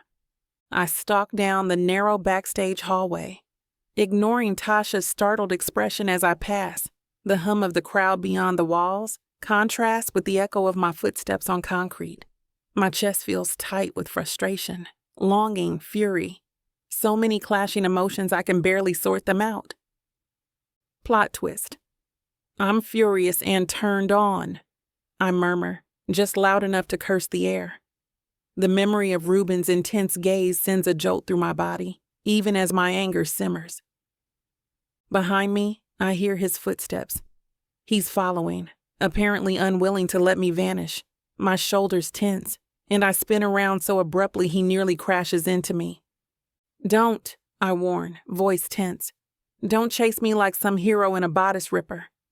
He opens his mouth, eyes flickering with contrition. "I just wanted to be sure you're okay." "Oh, sugar plum," I drawl, letting my southern accent thicken with sarcasm. "Do I look okay to you?" My heart's pounding like a war drum. I just defended romance in front of a crowd, and you just apologized to me for your old review. Publicly. That's a lot to process. Reuben's throat bobs. "I'm sorry if it was overwhelming. I meant every word, but maybe I should have..." I cut him off with a brittle laugh. "Should have what? Sent me a formal email first? Let me guess. You'd label it an apology, a thorough dissection in perfect MLA format?" His jaw works, frustration mingling with guilt.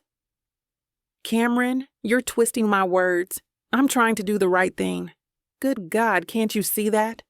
My anger flares hot.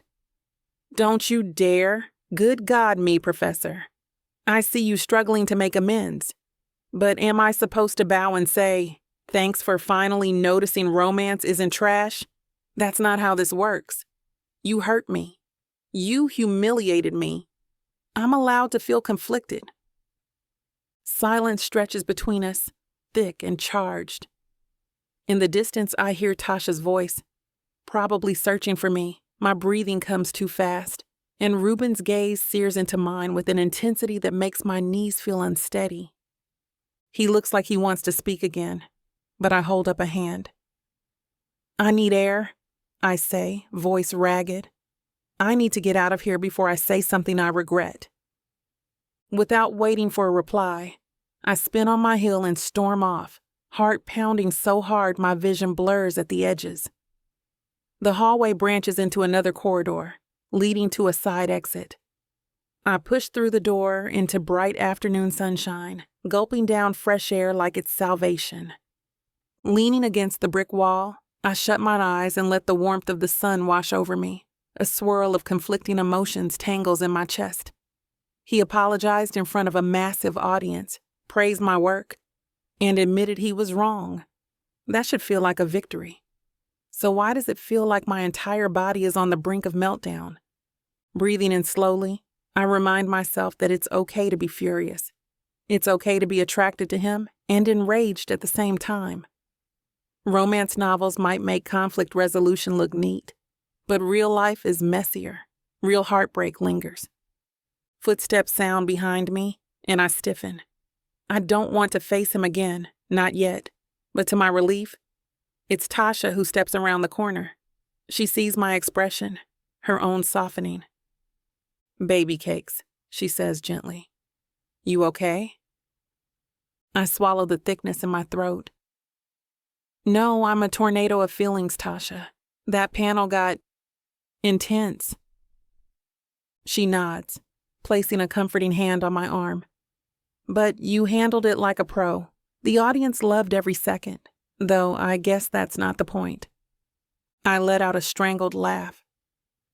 "No, it's not. I'm exhausted. And I still don't know if I can ever really forgive him. But hearing him speak so passionately about my books, it messed with my head." Tasha's eyes are kind. "You don't have to decide anything right now. Breathe, regroup. Maybe take a walk. Let the adrenaline settle. We can skip the after-panel mingling if you need." I press my lips together, a wave of gratitude washing over me. "Thank you. I might do that." She nods. "I'll hold down the fort. Text me if you need backup." She heads back inside, leaving me alone with my chaotic thoughts. My heart still pounds, but at least out here, no one's demanding selfies or answers about my relationship with Reuben. Tilting my face to the sky, I let the sun's rays warm my skin. "Cameron, girl," I whisper, "what are we doing here?" But I know the answer. We're living through a twisted romance plot in real time, and just like the novels I pen, it's messy, unpredictable, and heartbreakingly real. For now, I'll cling to the quiet outside these walls, letting the tension seep away, because in a few minutes or hours, I'll have to re-enter that building and navigate the stairs, the whispered speculation, and maybe even face Reuben again. Part of me, God help me, wants to, because for all my anger, I'm undeniably drawn to the man who once tore me down. My body hums with a traitorous thrill at the memory of our on-stage banter, the hungry way he watched me defend my genre. Plot twist. I'm flustered as hell.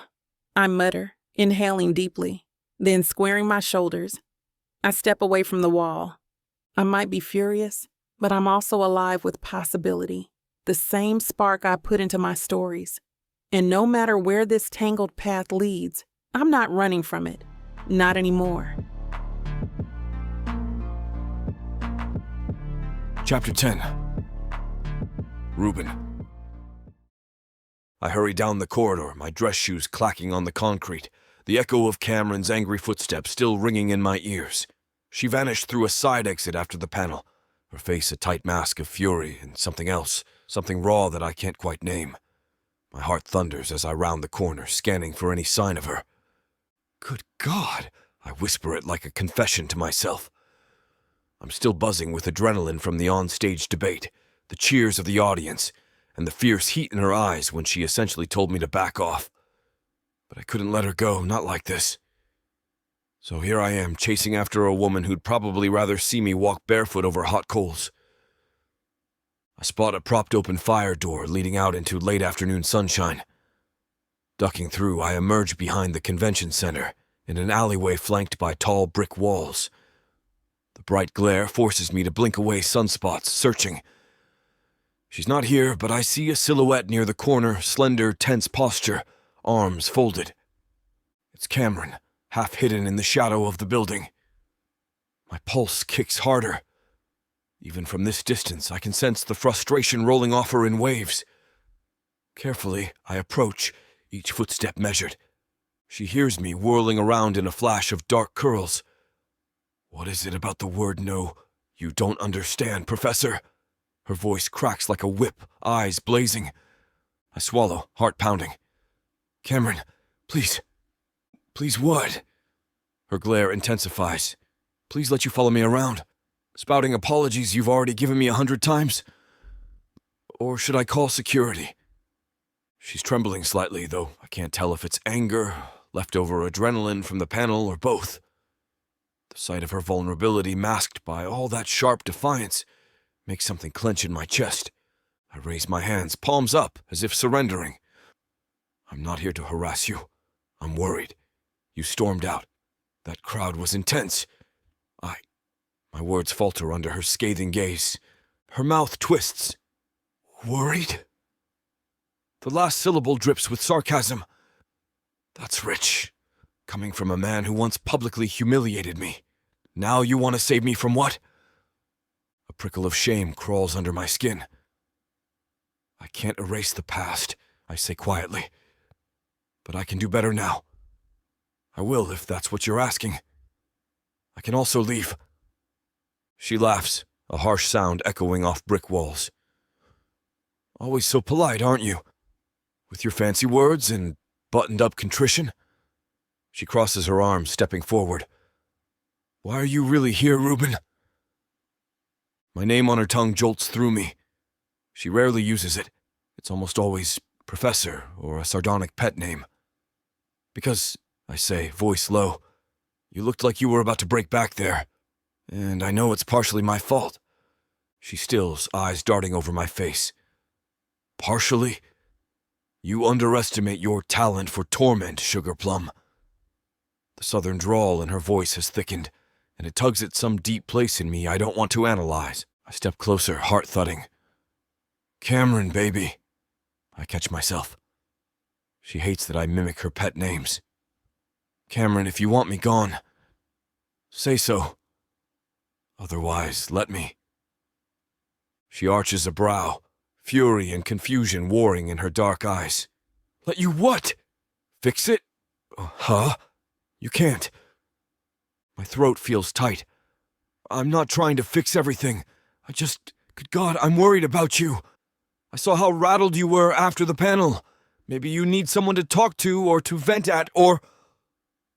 Her laugh is bitter, but there's a tremor beneath it.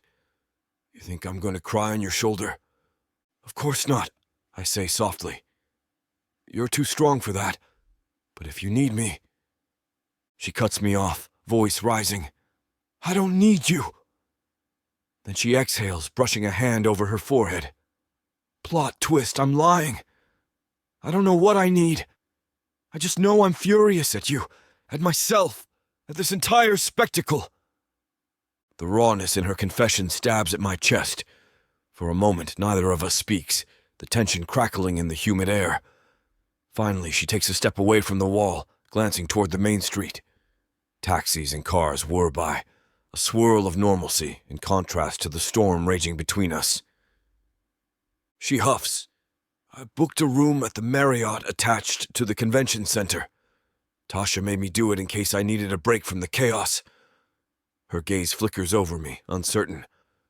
I need space, but I also don't trust myself not to pass out from adrenaline if I try driving home. I swallow, my heart picking up speed. Want me to walk you there? Her lips quirk, a half smile that doesn't reach her eyes. I'd say no, but you're just going to hover at a distance like some anxious guard dog. A shadow of amusement crosses my face, though I keep my tone steady. I promise not to bark. She rolls her eyes. Fine. Let's get out of this alley before people start tweeting about us. I cannot handle more gossip today. Wordlessly, I gesture for her to lead the way. We emerge onto the sidewalk, weaving between passers-by. The late afternoon sun glares off the concrete, and sweat beads at my hairline. Cameron's strides are brisk, purposeful, and I have to lengthen my steps to keep up. I notice how tense her shoulders are, as if she's expecting a confrontation around every corner. In a few minutes, we reach the Marriott side entrance. The lobby is busy. Convention attendees check in at the front desk, suitcases rolling on polished tile floors. Cameron bypasses them, heading for the elevator bank without a word. I follow, my palms damp. She jabs the elevator button, glancing at me from the corner of her eye. Try anything funny, Professor, and I'll show you how creative a romance author can get with revenge. A faint smile ghosts my lips. I believe you. The elevator dings, doors sliding open. We step inside, joined by a couple of chatty business people who barely spare us a glance. Cameron presses the button for the 10th floor, arms folded, eyes on the closed doors. I can almost taste the tension rolling off her. When we reach her floor, she strides out, scanning the hallway signs. I keep a polite distance behind, ignoring the knot of tension in my stomach. My mind replays the earlier moment behind the stage, her ragged breathing, the conflicted look on her face. She stops at room 1024, swipes her keycard, and pushes the door open. Pausing on the threshold, she glances back at me. Her posture is taut, gaze unreadable. I swallow, stepping forward cautiously. If you need me to leave. She exhales, voice soft. Part of me wants that. Another part. She trails off, biting her lip. Just come in. I can't stand in this hallway deciding all day. I enter, heart pounding as the door clicks shut behind us. The room is standard but comfortable. 2 queen beds, a neatly folded duvet, a small desk, a window overlooking the city. The air conditioner hums, a welcome contrast to the sticky heat outside. She tosses her toad onto the nearest bed, running a hand over her forehead. I need water. My throat's raw from all that stage drama. Before I can offer, she finds a bottled water from the courtesy tray, chugging half of it in one go. My eyes roam over her, taking in the slope of her shoulders, the tension in her jaw, the way her chest heaves with each breath. Desire coils low in my belly, but I clamp down on it. She's upset, and I'm the root cause. A moment passes. She caps the water, sets it on the nightstand, then turns to face me. Her expression is guarded, but something smolders behind those dark eyes. You followed me here, she says slowly, and I let you. Why? I consider my answer. Because we have unfinished business, and I can't walk away knowing you're hurting. She snorts, but the sound lacks conviction. Honey, I can handle hurt. The real question is, can I handle you? My throat constricts. If you ask me to leave, I'll go. She takes a step closer, gaze flicking over my face. I hate how you make me feel, she whispers. I hate that my pulse races when you look at me like that. I hate that I still want you to. She cuts herself off, swallowing hard. A surge of heat stirs in my chest. My voice goes low, almost a rasp. Cameron, say the word and I'm yours, or I'm gone. Whatever you decide. She closes her eyes for half a second, then opens them, revealing an inner storm. Plot twist. I'm annoyed and horny, she breathes, stepping even closer. I shouldn't want you, but I do. And that pisses me off. My blood ignites. I can't resist the urge to touch her any longer. Slowly, I lift a hand, brushing the backs of my fingers against her cheek. She tenses at first, then leans into my touch with a soft sound that undoes me. Good God, I whisper. The emotion in my voice is part desperation, part wonder. You drive me insane. She huffs, but it comes out more like a pained laugh. Likewise, Professor. Before I can overthink, I bend toward her, capturing her mouth in a kiss that sears every fiber of my being.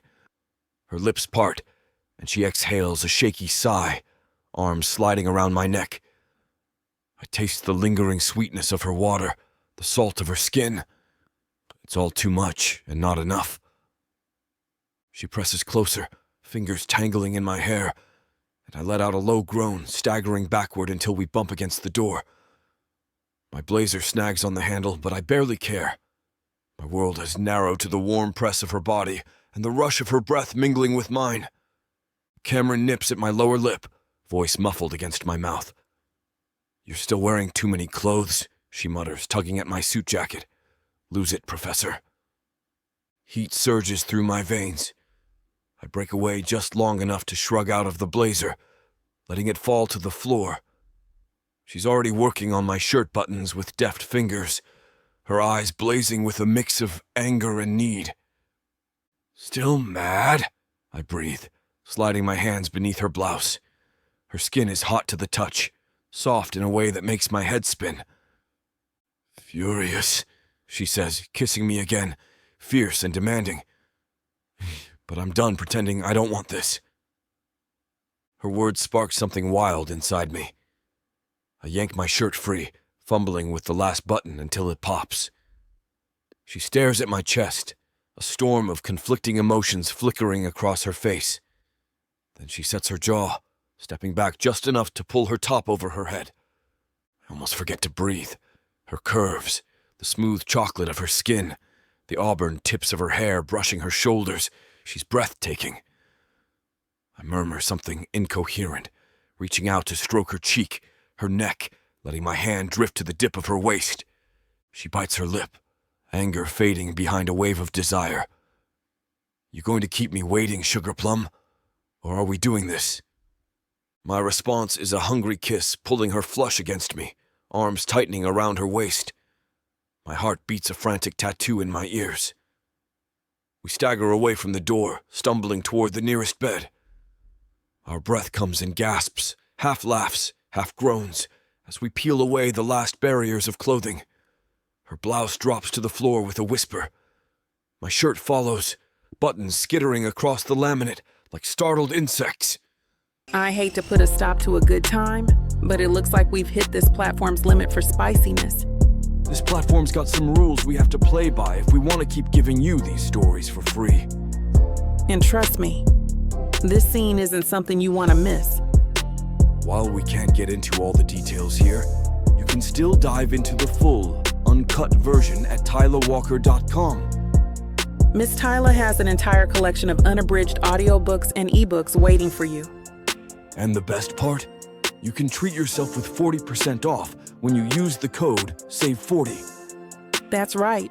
You'll save on any digital product, even bundles that are already discounted.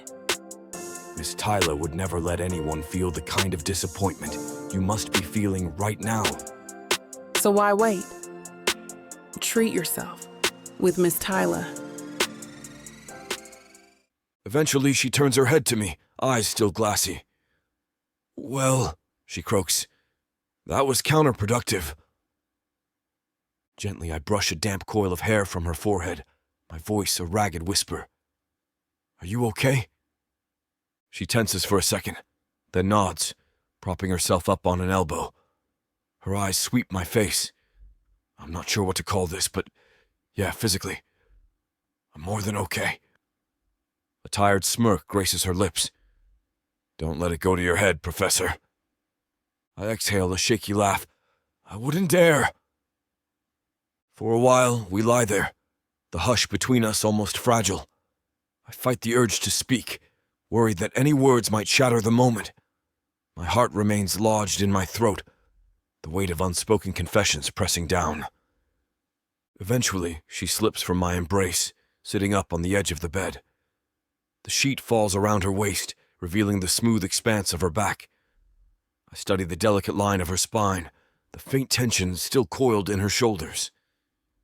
She reaches for her shirt, glances at it, then sets it aside without putting it on. "We're going to have to talk about this eventually," she says, voice hushed. I push myself upright, the mattress dipping beneath my weight. "I know." She exhales, twisting to face me. "Don't think this means I've forgiven you. I'm still processing. That panel was a lot, and you're a lot. And She breaks off, eyes drifting downward. My stomach clenches. "I understand," I say softly. "I'm not delusional enough to believe one passionate encounter erases months of hurt." She lifts her gaze, the corners of her mouth trembling in what might be a weary smile. "At least you're not a complete idiot." A rueful laugh escapes me. I'm an idiot in many ways, but I'm learning. She studies me for a heartbeat, then reaches out, laying a hand against my cheek. The gesture is surprisingly tender, and my eyes flicker shut at the warmth of her touch. "I just need time," she whispers. "Time to figure out if this is real or just adrenaline and resentment disguised as lust." I catch her hand, pressing a light kiss to her palm. My chest aches with a mixture of hope and regret. "Take all the time you need. I'll be here if you want me." A flicker of conflict flashes in her expression, but she doesn't pull away. I can't promise anything. I nod, throat tight. "Understood." We lapse into silence again, the hush laden with unspoken tension. After a moment, she rises from the bed, retrieving a robe from her suitcase. Slipping it on, she turns back to me, arms crossed. Her auburn-tipped curls frame her face, dampened by sweat and humidity. "You should go," she says, voice quiet. "Tasha might come by, and I don't feel like explaining this. Not yet." A spike of disappointment lances through me, but I stand, accepting her decision. I gather my scattered clothes, dressing in stiff motions. "Cameron, for what it's worth, I'm sorry. For everything. I never meant to hurt you." She watches me button my shirt, her expression enigmatic. "I know." My chest tightens. I stride to the door, shirt half-tucked, jacket slung over my arm.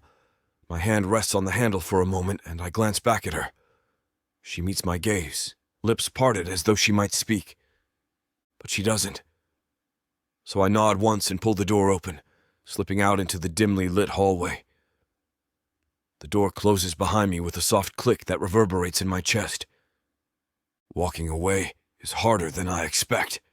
My legs feel like lead, my mind reeling from the fire we just unleashed. Fire that might consume us both if we're not careful. But if this is what she needs, space, time, I'll give it to her. As I make my way through the silent corridor, I pass a mirror near the elevator bank. My reflection stares back, hair rumpled, collar askew, eyes haunted with longing. "You look like a man who got exactly what he wanted, I think. But you're not sure if you can keep it." "Good God," I whisper, pressing the elevator button with an unsteady hand. The memory of her skin against mine still scorches my senses, and I bite back the urge to turn around, to knock on her door and beg for more. The elevator arrives with a ding. I step inside, the mechanical hum lulling me into a trance. My reflection in the brushed steel doors looks dazed, a man caught between triumph and dread. When I reach the lobby, the bustle of the convention center greets me again. Voices, footsteps, the swirl of conference chatter. Yet I feel oddly displaced, as though I've left part of myself upstairs in that quiet hotel room. Exhaling a shaky breath, I head toward the exit. Outside, the evening air is cooling, a faint breeze ruffling my shirt. My phone vibrates in my pocket, a text from Claire, probably asking how the panel went. Or from Tasha, meddling as usual. I ignore it for now. I need to think, to process the cataclysm that just took place. Cameron James, the woman I once crucified with a 1-star review, just let me into her bed, if only for a fleeting moment of passion. I can't decide if this is the beginning of a chance at redemption or a spiral into further heartbreak. But even as confusion swirls, one truth remains unwavering. I want her. Not just physically, though the memory of her body sends fresh heat coursing through my veins, but her fierce mind, her quick wit, her unwavering belief in a genre she loves, her vulnerability, hidden beneath layers of bravado and righteous anger. I climb into my car, resting my forehead against the steering wheel. My pulse thuds in my temples, the ghost of her lips lingering on my mouth. What now? No easy answers surface, but I know I can't ghost her, can't pretend this never happened. I'll do whatever I can to show her I'm more than the arrogant professor who tore her work to shreds. And if she slams the door in my face every time, at least I'll know I tried. Sighing, I start the engine, pulling out onto the street. City lights blink into life around me, headlights and neon reflecting across the windshield. My mind drifts back to Cameron, imagining her pacing that hotel room, cursing my name, or maybe standing there in the afterglow, uncertain. One thing is certain. We've crossed a line, and there's no going back. Good God, I murmur again, heart heavy with both dread and hope. What have we done? No answer comes, just the hum of the tires on asphalt and the steady thump of my pulse. The taste of her kiss clings to my lips like a brand, and I know that come morning, I'll still feel the echoes of this night. For better or worse, we've ignited something that can't simply be extinguished. And as I drive into the darkening city, I realize I'm not sure I wanted to. Chapter 11. Cameron. I'm still in the Marriott room, hours after Reuben slips out. The door closes behind him with a soft click, leaving me alone in a stale hush. I sit on the edge of the bed, every muscle tense, the sheets rumpled around my legs. My hair is a lopsided cloud of curls. My lipstick smudges faintly on the pillowcase. It looks like a scene of glorious chaos, and normally I'd be proud. Someone had fun here. But my stomach churns, heart hammering with conflicting emotions. Cameron, girl, what are we doing here? I whisper to the empty room. If these walls could talk, they'd probably cackle at the cosmic joke. 1 minute, I'm storming off in a fury after the romance con panel.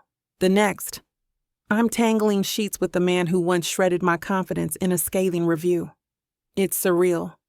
Pushing myself off the bed, I wander to the small hotel mirror by the desk. My reflection is a stark reminder of the meltdown that happened less than a day ago. My mascara is slightly smeared, my cheeks flushed. I look like a woman who just gave in to a taboo craving. The memory of his hands on my skin sends a shiver down my spine, equal parts shame and longing. I yank a hair tie off my wrist and gather my curls into a loose ponytail, ignoring the pang of regret that pricks at me. A glance at the clock reveals it's past 2 a.m. The entire building is probably asleep, except for a few late-night partiers drifting in from the bar. I can't imagine seeing Tasha right now. She'd demand every detail, and I'm not prepared to explain why I let Reuben Ellis see me naked when I'm still so angry at him. Slowly, I pick up my scattered clothes. My bra dangles off the back of the chair. My blouse lies crumpled on the floor. Each piece reminds me of how impulsive I was, angry, turned on, determined to purge the tension by giving in to him. But the tension remains, swirling in my chest like a brewing storm. Part of me wants to vanish into the night and pretend this never happened. Another part wonders if we've crossed a line that might lead somewhere more honest than we've ever been before. I tug on leggings and an oversized t-shirt from my overnight bag, then collapse onto the mattress. The faint scent of Reuben's cologne lingers on the sheets, a subtle woodsy smell that seeps into my senses. My heart skitters as I recall the way he groaned my name, how his typically measured voice cracked with raw desire. That memory triggers a rush of warmth I refuse to dwell on. Eventually, exhaustion weighs down my eyelids. I curl into a ball, hugging a pillow to my chest, letting the whir of the AC lull me into a restless doze. Morning light pierces the window, creeping across my face. I blink awake, disoriented for a heartbeat, before reality slams back. I had sex with Reuben Ellis last night. My cheeks burn at the memory. Plot twist? I'm so in over my head. I mutter, rolling over. The empty space beside me is as cold as my sinking stomach. The digital clock reads 7:48 a.m. My phone hums on the nightstand with messages, Tasha or Zeke, or maybe Reuben if he had the nerve to text. My traitorous heart does a little flip at that possibility, but dread knots my gut. Am I really hoping for more contact from the man who once gutted me in a review? Stretching, I force myself out of bed, scowling at the mirror as I pass. My hair is still a wreck, but I can't bring myself to care. I pull on a fresh bra, rummage for a pair of black yoga pants, and slip into them with shaky limbs. The day beckons. My editor expects the next chunk of my whip soon, and Tasha wants a debrief about the convention panel meltdown. But all I want is coffee, a shower, and zero conversation about last night. Padding into the bathroom, I turn on the shower and step under the hot spray. Water splashes over me, and I lean my forehead against the tiled wall, letting the steam cloak me. My mind replays the heated moments with Reuben, the frantic kisses, the whispered apologies, the way my anger and lust melded into something explosive. A tremor of longing surges through me, followed by self-reproach. Cameron, girl, you're not allowed to catch feelings, I scold myself. He's the enemy, remember? But the truth is, I don't hate him with the same intensity I did. The thought both unsettles and intrigues me. He humiliated me, but then he turned around and championed my work. He's the reason my heart churns with confusion. Stepping out of the shower, I wrap a fluffy towel around me and steel my spine. I'll pack, check out, and figure out if I can salvage what's left of the day. My phone buzzes again, an incessant reminder that people are waiting for answers. In the main room, I check the screen. 15 notifications. Tasha's name dominates, plus a text from Zeke. OMG, rumor has it you vanished with Mr. Darcy. Spill. Rolling my eyes, I open Tasha's messages. Tasha, girl, where are you? The hotel says you didn't check out last night. Are you okay? Call me. Tasha, another. I'm not trying to lie, but you better not have run off and eloped with the professor. Tasha, another. Zeke is losing his mind. Holler ASAP. A pang of guilt nudges me. I owe her an update, but I'm not about to detail every steamy moment. Taking a deep breath, I tap back. Me. I'm alive. Stayed the night so I wouldn't drive angry. I'll explain later. Brunch? 11 a.m. She replies almost immediately. Tasha, yes, honey, my treat. Let's get mimosas and parse the tea. I toss the phone onto the bed. Good. That's one crisis managed. Sliding into my sneakers, I zip my overnight bag and give the room a final sweep. The sheets look as if a whirlwind tore through. The tangle of memory clenches in my chest again. Pressing my lips into a thin line, I drop the keycard on the dresser and leave. The sun glares as I exit the Marriott. My sunglasses do little to shield the brightness, but they hide the uncertainty in my eyes at least. Hailing a rideshare, I slump into the back seat and scroll through Twitter. People are still talking about Southeastern Romance ReaderCon, some recapping the panel. A few mention the electric chemistry on stage. My cheeks warm. If only they knew just how far that chemistry extended. My phone pings with a message from Mama J, my mother. Baby, call me. Heard you had drama at the con. You all right? A groan escapes me. My family's only heard rumors, but that's enough for them to conjure all sorts of theories. Instead of replying, I close my eyes as the hum of the car soothed my rattled nerves. Brunch with Tasha first, meltdown with Mama J second. 20 minutes later, the driver drops me at the bistro Tasha picked. She's already waiting at an outdoor table, bright pink blazer, offset by a crisp white blouse. Her nails sparkle with gold polish as she waves me over. "Cameron Sugar Plum Gremlin," she calls, tone half teasing, half concerned. "I've been dying out here." I force a smile and settle across from her. The late morning traffic rumbles nearby, but the aroma of fresh coffee and pastries floods my senses. My stomach growls. Apparently, I'm hungrier than I realized. She leans in, eyebrows raised. "Spill, baby cakes. Last I saw, you were storming off. Then you go radio silent all night. My spidey senses are tingling." I rub my temples. "Oh, Tasha, you wouldn't believe me if I told you." But one glance at her unrelenting stare tells me she'll pry it out eventually. I sigh, lowering my voice. "Fine. I ended up hooking up with Reuben in my hotel room." Her jaw drops. "Hooked up as in full spiral into sexy times? Or just second base?" A flush spreads up my neck. "More like the entire ball game, okay? Happy now?" She smacks the table lightly. "Damn, I knew it. I sensed that tension. So was it hate sex or—" "Hush," I hiss, glancing around. A couple at a nearby table side-eyes us. I force a bright smile their way, then turn back to Tasha. "It was complicated, furious, messy, scorching. I regret it, but also, I don't." My voice trembles with residual confusion. She exhales, nodding slowly. "Got it. So, are you two a thing now?" I scowl, fiddling with a spoon. "No, I kicked him out afterward. I'm still mad, Tasha. This doesn't change what he did." A sympathetic look flashes in her eyes. "Makes sense. But hooking up says a lot about how you feel underneath all that anger." She arches a brow. "Sweetheart, maybe it's time to admit he's wormed his way into your heart. At least a bit."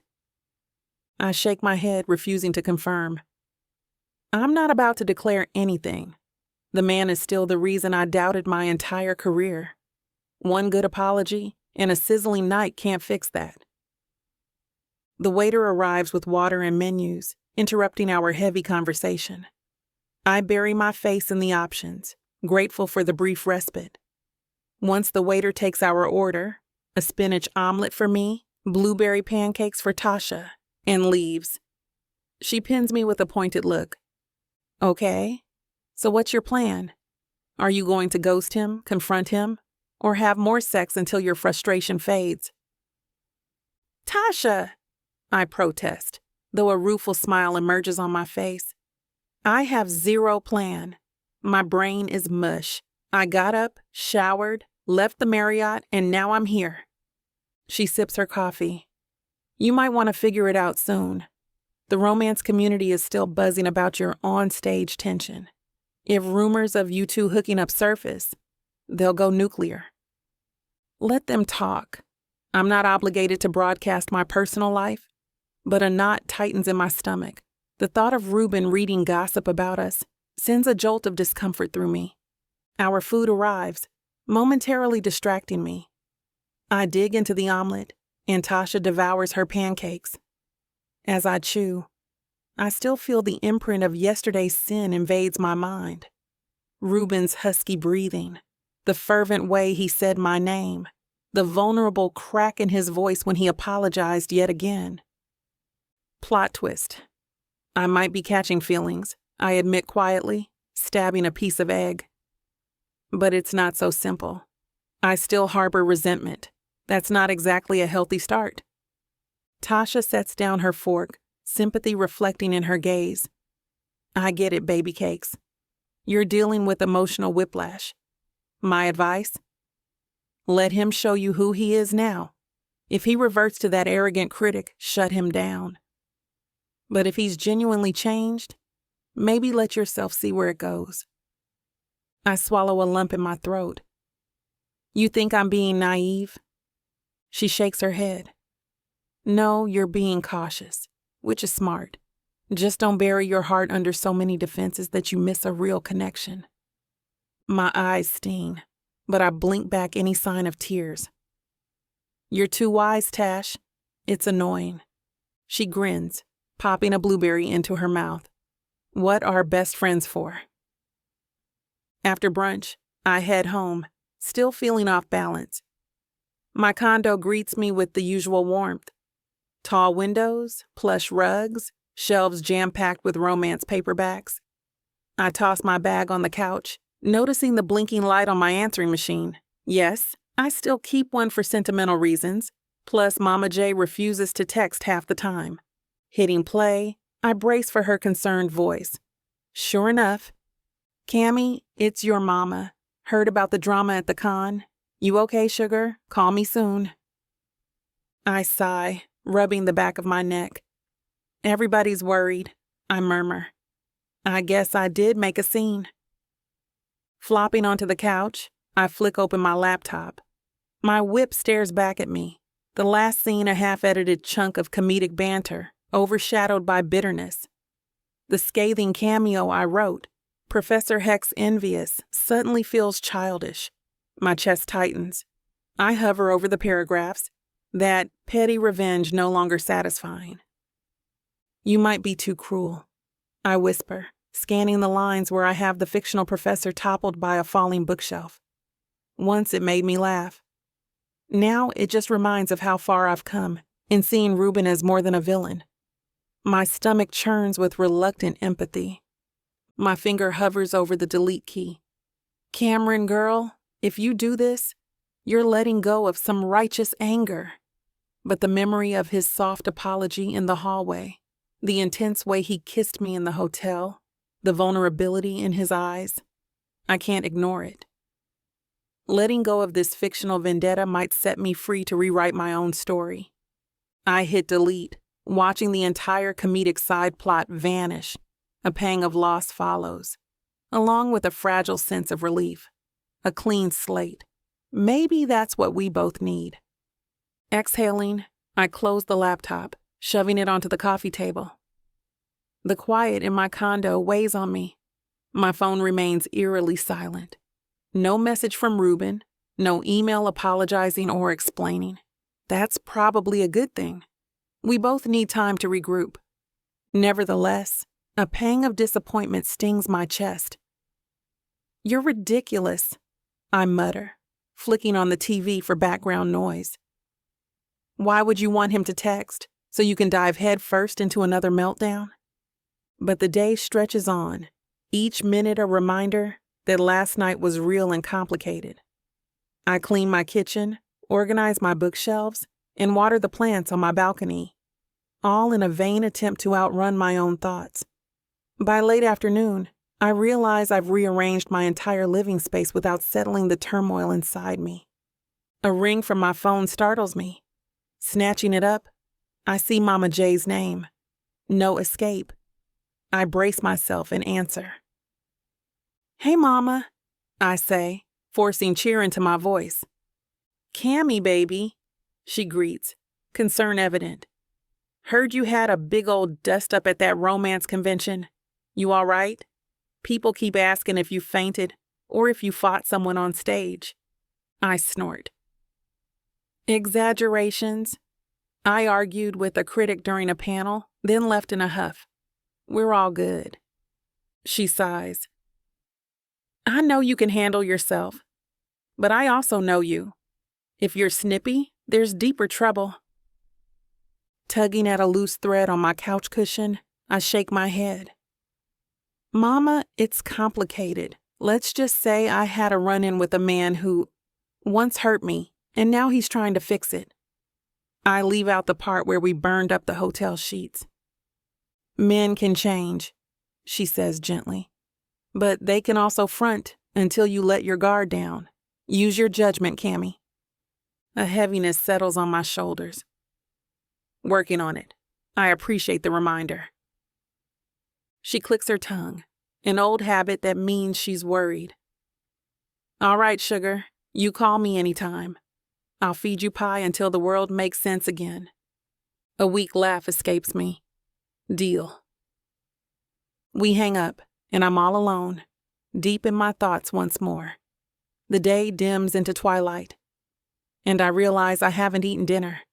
My stomach growls, but the idea of cooking makes me groan. Scrolling a food delivery app, I settle on Thai noodles, hoping spice might jar me out of this funk. By the time the delivery arrives, the city is bathed in golden light, the horizon a smear of orange and purple. I settle at the kitchen counter, digging into Pad CU that's just a bit too salty. The TV drones in the background, some news segments about the local economy. Nothing distracts me from the swirl of memories. Reuben's gentle kisses on my neck, the friction of his body against mine, how we melted together in a moment of raw passion. Then how he left, softly closing the door with an unspoken promise he'd give me space. A text lights up my phone and my heart lurches. But it's Tasha again. Tasha, you free tomorrow? Let's do a coffee date. Also, Zeke wants to plan a redemption shoot for you and the professor. I said I'd run it by you. I nearly choke on a noodle. A redemption shoot with Reuben? Another half-naked fiasco for Bookstagram? Probably not what I need.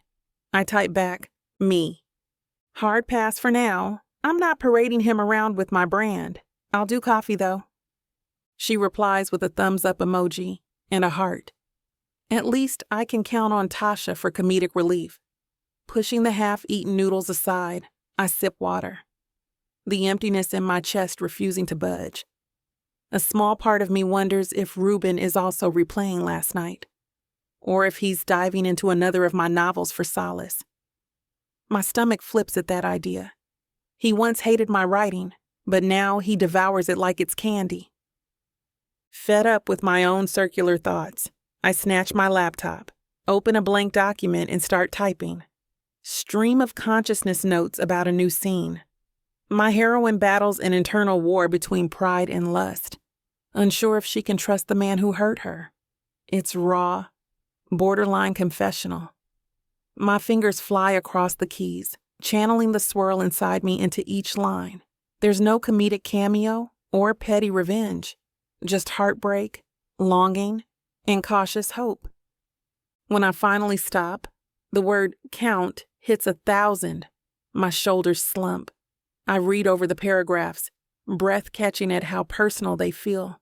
The entire scene resonates with the possibility of redemption I'm not ready to admit in real life. Tears prick my eyes, but I refuse to let them fall. I close the document with a trembling hand. Cameron James, I whisper, placing the laptop aside. You're in trouble, because the words pour from me with an intensity that suggests I might actually want Reuben in my life, if only I can trust him not to crush me again. The TV newscast ends, replaced by a cheery infomercial. Darkness gathers beyond my windows, the city lights twinkling below. My phone remains silent. It's better this way. No text from him means I can preserve my shaky defenses for a bit longer. Deciding an early night might help, I switch off the lights and head to my bedroom. Stripping out of my day clothes, I slip into a soft cotton nightgown, letting the cool air brush my skin.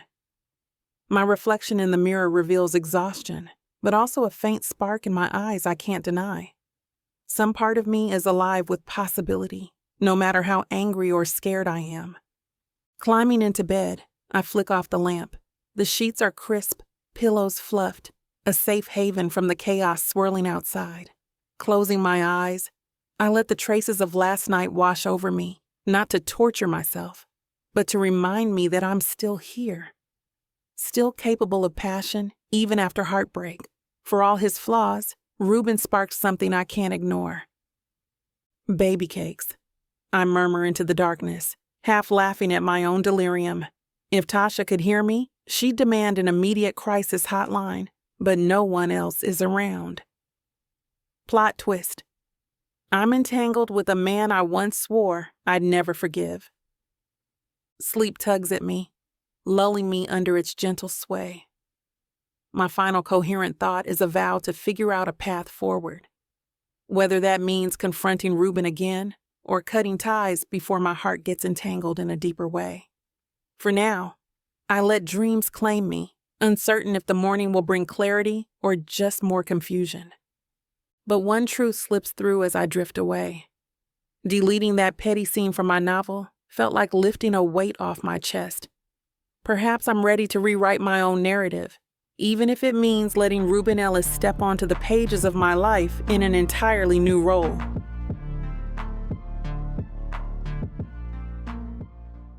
You know that feeling when a book pulls you in, wraps around you, and refuses to let go?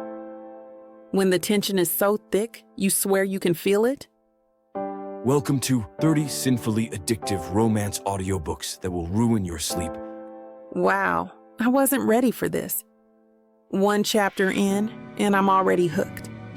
Oh, you thought this was just another audiobook collection. No, sweetheart. This is the Dirty 30. Forbidden love, dangerous desires, billionaires with secrets, bad boys who bite back. And every last word is dripped in temptation. I thought I could just listen to one chapter before bed. Now it's 2 a.m. and I need answers. Need. So what are you waiting for? Click the link. Start listening. Let the Dirty 30 ruin you in the best way possible. Escape your life with Miss Tyla.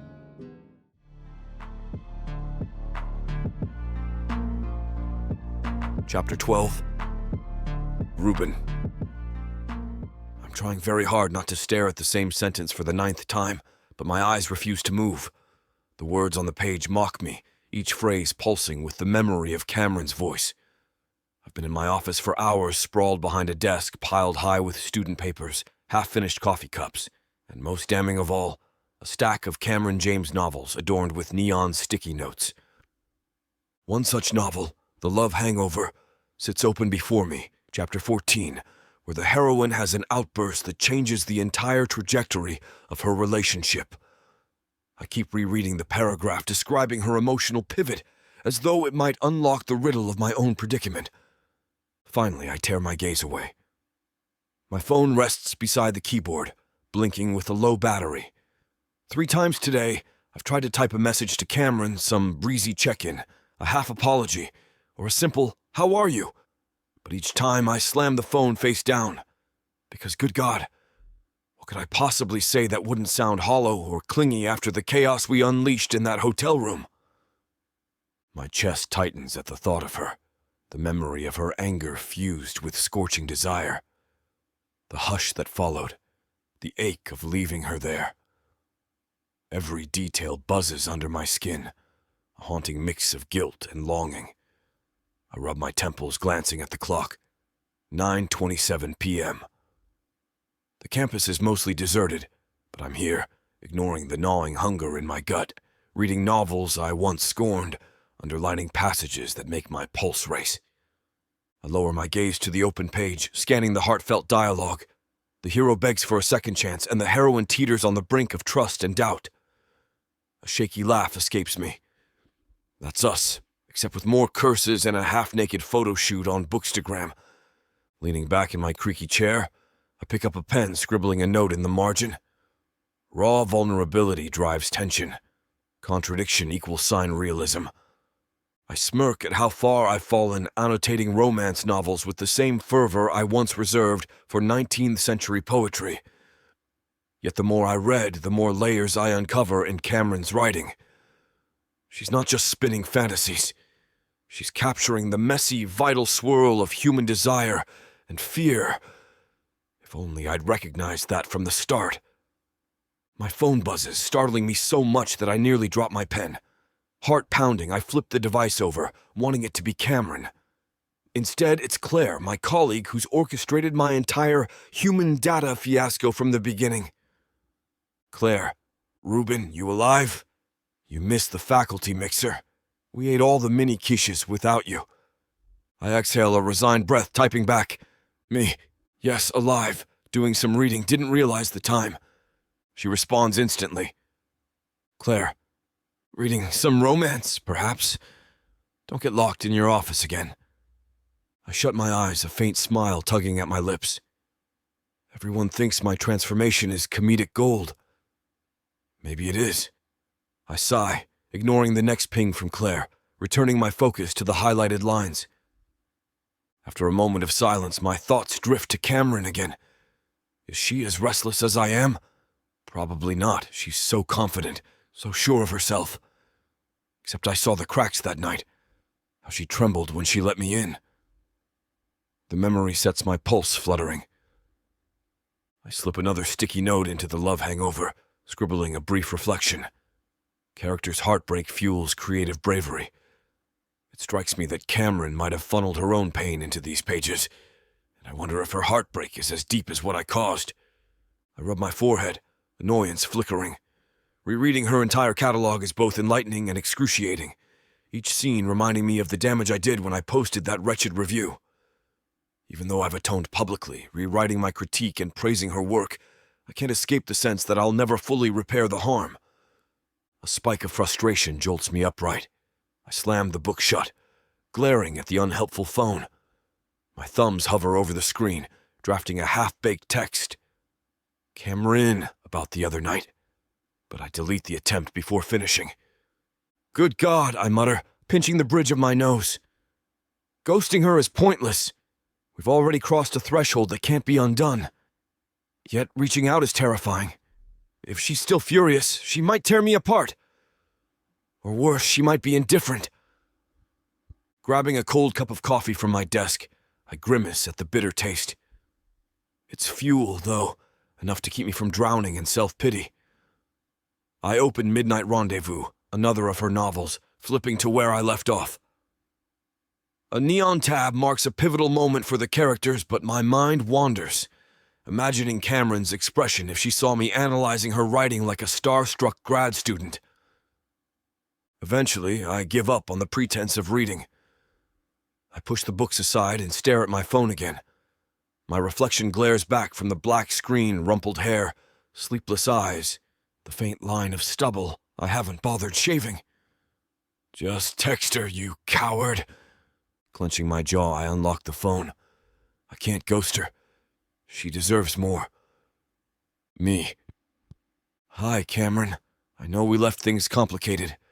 I'm not sure if you want space or an apology, or I just wanted you to know I'm thinking about you. I reread it, wincing at the awkward phrasing. My finger shakes over the send button. After a harrowing second, I press it. My heart leaps as the message whooshes away. No turning back. For a long moment, I hold my breath, staring at the screen, hoping to see a typing indicator. Nothing appears. My chest tightens, a hollow ache settling in. Maybe she's asleep, or ignoring me altogether. I stand abruptly, shrugging on my tweed blazer out of habit. The clock says 9:49 p.m. Maybe I can walk around campus, calm my nerves. My office walls feel like they're closing in, mocking me with ungraded papers and novels I've half finished. Tugging the door open, I step into the deserted hallway. The fluorescent lights cast a sterile glow on the polished floors, my footsteps echoing. If any student is cramming in the library, they're not here in the lit department. A pang of nostalgia hits me. There was a time when I felt invincible in these halls. Now, romance novels have me questioning everything I once believed about literature and relationships. Outside, the campus quad sprawls under a moonlit sky, lampposts illuminating neatly trimmed hedges. Crickets chirp in the distance, a soothing counterpoint to the chaotic swirl in my head. I stroll past the statue of the college founder, half wishing it could give me advice. Swiping my phone, I check messages again. Nothing from Cameron. A wave of disappointment twists my gut. Maybe she's done with me, and last night was a final meltdown of anger and lust. You got what you deserved, Ellis. I slump onto a wooden bench near the empty fountain, staring at the silent water jets. My breath fogs in the cool night air. A week ago, I was a cynical professor, convinced romance was fluff. Now I'm rewriting my entire worldview for a woman who might never forgive me. Historically inaccurate metaphor. I mumble, voice hollow. Cameron's taught me that I don't always have to correct idioms or maintain a stoic facade, but it's a hard habit to break. A faint vibration startles me. My phone glows with a new message. My pulse skyrockets. I jerk it closer, squinting at the screen. Cameron. Cameron, thinking about me, huh? That's a dangerous pastime, Professor. Relief surges through me, followed by a nervous chuckle.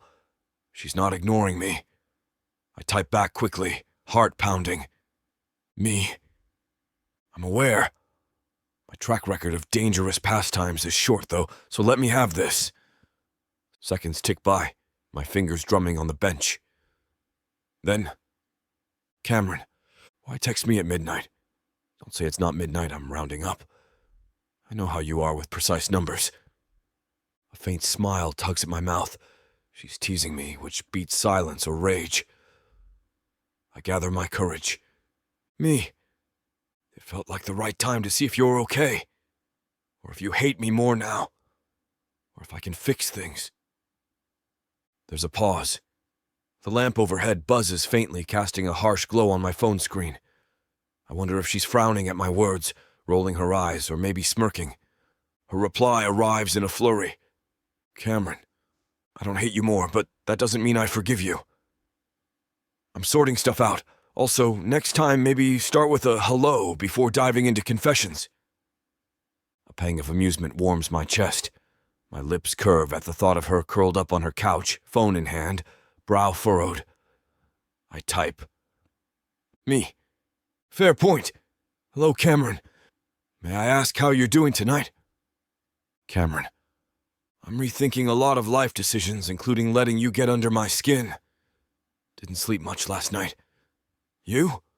My pulse flutters. She's being honest, in that sharp, no-nonsense way.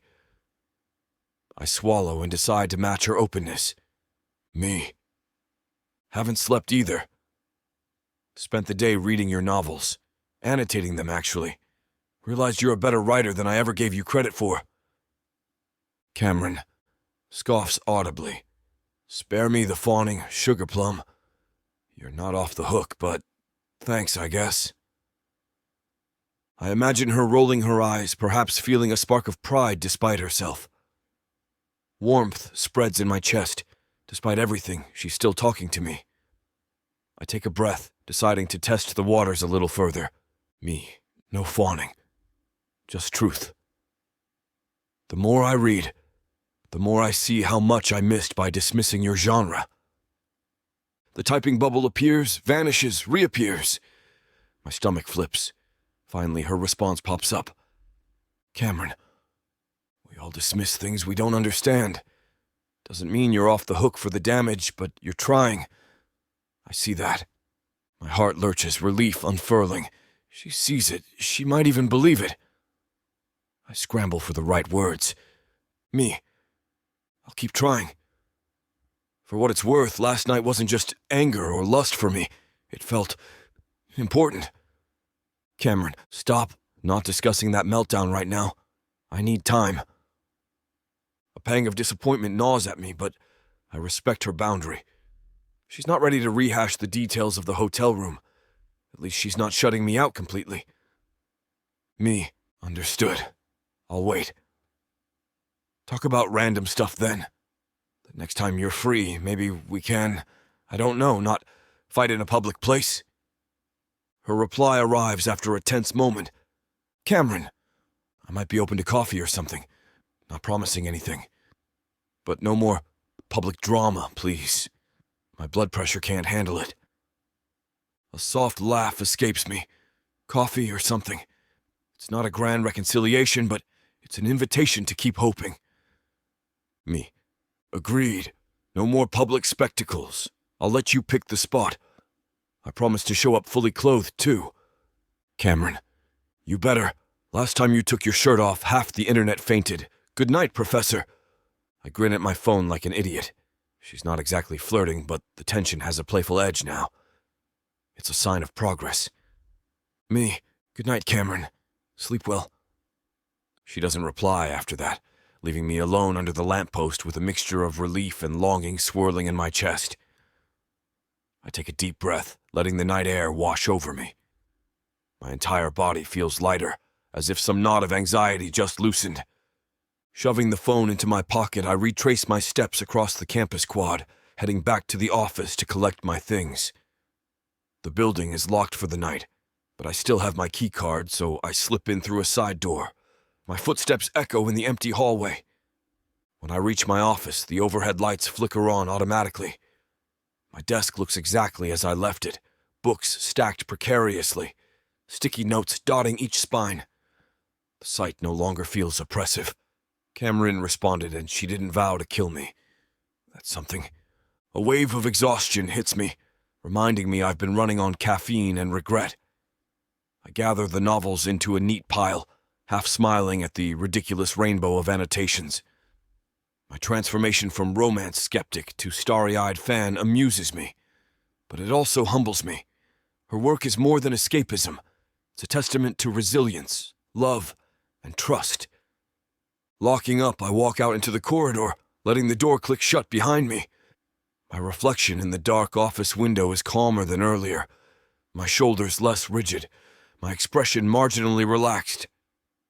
You're not forgiven yet, Ellis, I remind myself, but maybe you're inching toward redemption. The drive home is quiet, the city lights blurring by in a haze of headlights and neon signs. Each red light gives me a moment to reflect on the night's events. I keep replaying Cameron's texts, her cautious acceptance, her refusal to dissect our passion just yet. My heart pounds with a strange mixture of anxiety and hope. When I finally park near my apartment building, a modest brick complex with ivy creeping along the exterior, I'm beyond weary. Unlocking my door, I step inside and drop my bag with a thud. The place is dim, the smell of old coffee lingering. I flick on a lamp, wincing at the clutter. Books, papers, and that battered copy of Her Wild Heart rest on the table. I grab the novel, hugging it to my chest for a moment. Last night's memories floods back. Her breathy moan, the frantic way she tugged at my shirt, the fierce glint in her eyes that told me she was still furious but couldn't resist. I shut my eyes, warmth flooding my cheeks. Good God, you're in trouble. Setting the novel aside, I toe off my shoes and strip off my blazer, tossing it onto a chair. My living room lamp casts a soft glow on the worn sofa, inviting me to rest. But rest seems impossible. My mind buzzes, an endless loop of her laughter, her scowl, her whispered admissions. I slump onto the couch, letting my head fall back. The ceiling stares down impassively. If I want any chance of something real with Cameron, I'll have to prove I'm not the same cold academic who once trashed her work. That means more than a revised review or a thirst trap photo. It requires consistent action, showing up, listening, respecting her boundaries. A tiny part of me still wonders if I'm fooling myself. Could she truly see me as someone worth trusting? Or am I doomed to remain the man who nearly destroyed her confidence for the sake of a petty critique? My phone buzzes again and my heart leaps, but it's just an email notification spam from some grading software. Disappointment settles in my chest, though I know I can't expect her to text all night. We've already said enough for one evening. Eventually I stand, flipping off the lamp. Darkness cloaks the apartment. I stumble to my bedroom, leaving the pile of romance novels on the coffee table for tomorrow's marathon reading session. Maybe if I study her writing closely enough, I'll glean more insights into how to handle her heart with care. Or maybe that's an absurd strategy, but it's all I've got. Shrugging out of my shirt, I flop onto the bed, the mattress creaking under my weight. My eyes feel gritty from lack of sleep, but a faint spark of optimism hums under the fatigue. Today, I nearly convinced myself to ghost her, to hide from the consequences of our meltdown. But I couldn't do it. Reaching out might be the bravest thing I've done in years. Academic accolades be damned. As I pull the blanket over my legs, I picture Cameron curled under her own covers, perhaps scowling at her phone or drifting into fitful dreams. One day at a time, Ellis. For now, that has to be enough. Slowly, my eyelids droop, surrendering to exhaustion. The last conscious thought I register is a lingering sense of quiet elation. She didn't shut me out. She's giving me the chance to prove myself. Maybe, just maybe, we can rewrite our story from a 1-star review to something worth 5 stars. If I don't screw it up again, then sleep pulls me under, and the only thing I feel is a fragile hope beating in my chest, matching the steady rhythm of my heart. Chapter 13. Cameron. Tasha's tapping the end of her pen on the marble countertop like a human metronome, and it's driving me up the wall. I'm standing inside this trendy pop-up bookstore, really just a renovated cafe with shelves installed for the weekend, trying to arrange stacks of my novels into something resembling a professional display. My stomach is already fluttering, half with nerves, half with leftover confusion from the meltdown with Reuben. I'm not in the mood for Tasha's insistent staccato. "Tasha, baby cakes," I murmur, shooting her a pointed look. "If you don't stop that, I'm going to snap your pen in half." She raises an eyebrow, smirk tugging at her glossy lips. "Someone's edgy today. Thought you'd be excited about signing your books for actual readers?" "I am," I reply, forcing a smile. The store's warm lighting plays nicely off the polished floors, and a sweet aroma of fresh pastries drifts over from the cafe counter. "I just didn't get enough sleep last night." She narrows her eyes. "Ah, yes, lack of sleep. Couldn't be anything to do with a certain academic type, My cheeks heat, but I refuse to confirm or deny. Plot twist. I'm irritated and too sober for this conversation. She snorts. "The good news is we stocked up on pastries, so you can stress eat if needed." I roll my shoulders, trying to banish the tension lodged between them. The room's half filled with readers milling around, sipping lattes, flipping through paperbacks. A banner overhead declares, "Romance Pop-Up, Meet Cameron James," in pink foil letters. My name in sparkles. Showtime, I remind myself.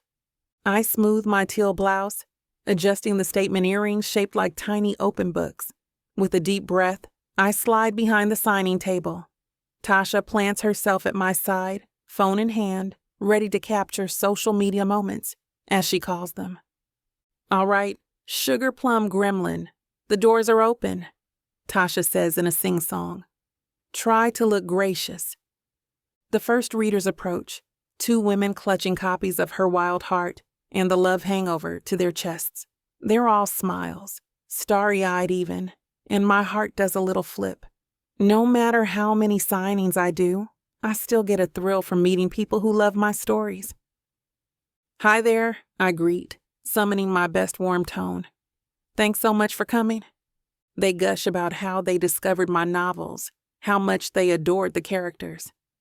I sign with a flourish, adding little hearts around my name. Their delight buoys my spirits, and I ease into the comfortable rhythm of greeting fans, snapping photos, exchanging banter. Half an hour passes in a blur of Sharpies, small talk, and compliments on my auburn-tipped coils. Tasha flits around, snapping Instagram stories, offering curated angles. The pop-up store's crowd grows thicker, a steady hum of conversation filling the air. My phone remains silent in my pocket. No updates from Reuben. Not that I'm waiting, I lie to myself. Then, out of the corner of my eye, I see someone arrive at the far end of the store. A tall figure in a crisp navy blazer, hair tousled in that absent-minded way that drives me insane. My pulse falters. "Oh, sweet baby Jesus." I grumble at no one in particular. Tasha's pen tapping halts. She follows my gaze. "Well, well, looks like your favorite professor crashed the party." I swallow hard, focusing on the woman in front of me who's gushing about the comedic side characters in my novel. I manage to finish signing her copy with a half-forced smile, all the while hyper-aware of Reuben's approach. He moves through the crowd politely, stepping around readers. In his hand, A bouquet of crisp white lilies and pale pink roses stands out like a beacon. My heart stutters. Flowers? He brought me flowers? I thank the last fan in line, then pivot to face Reuben as he steps forward, gaze darting between me and the stack of books. He looks a bit out of place here among bright pink signage and squealing romance fans, but he's making an effort to blend in. He clears his throat, offering a tiny, tentative smile. Good afternoon. Tasha's eyes flick to me. Then she announces with a grand flourish, Cameron, honey, I'll be back in a sec to check on the pastry situation. She slips away, leaving me momentarily alone with him. I tilt my head, crossing my arms over my chest. Professor Ellis, are you lost? He swallows, shifting the bouquet to his other hand. I thought I'd come support your signing event. His voice softens, that academic dryness edged with nervous warmth. I also brought these. For you. My eyebrows lift. Flowers, He exhales. Yes, well, I recall a line in one of your novels about how small gestures can mean big things. So, he offers them to me, cheeks coloring faintly.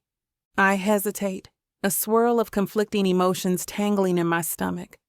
My frustration at him hasn't vanished, but the memory of our late-night confessions and that hotel meltdown still lingers. Finally, I accept the bouquet, my hands trembling slightly. Thank you, I say, voice quieter than I intend. They're lovely. He looks relieved, a ghost of a smile quirking his mouth. I wasn't sure if you liked lilies, but the florist recommended something elegant yet understated. I sniffed the blooms, the sweet fragrance washing over me. Understated, huh? That's not a word I'd associate with you, Sugar Plum. A flicker of amusement tugs at his lips, but it doesn't erase the underlying tension. I can leave if this is uncomfortable, he offers, glancing around the pop-up store's bustling crowd. I just wanted to show I'm proud of you. Something in my chest tightens. He's proud of me. It's such a simple statement, yet it stirs more confusion. My hand grips the stems, petals brushing my wrist. You don't have to leave, I finally say, forcing a breath. Just try not to cause a scene. He nods, relief evident. No public arguments, I promise. I swallow, remembering our public spectacle at the RomanceCon panel. Good. I've had enough drama for 1 month. He stands awkwardly, not sure what to do with himself. I gesture at the books spread out on the table. Care to observe me in my natural habitat? His lips twitch in a small grin. I'd be honored. Just then, another fan steps up, shyly handing me a battered copy of The Love Hangover with dog-eared pages. She glances curiously at Reuben, then back at me. Hi, Miss James. I'm so excited to meet you. With a smile, I set the bouquet aside and sign her copy. Thanks for coming by. She beams, fiddling with the edge of her purse. I also have your new release, Broken Blossoms, on Kindle. I love how you blend humor with deep emotion. My shoulders ease. Talking to readers always lifts my spirits. I appreciate that. Humor's my way of reminding everyone that love is messy, but worth laughing about.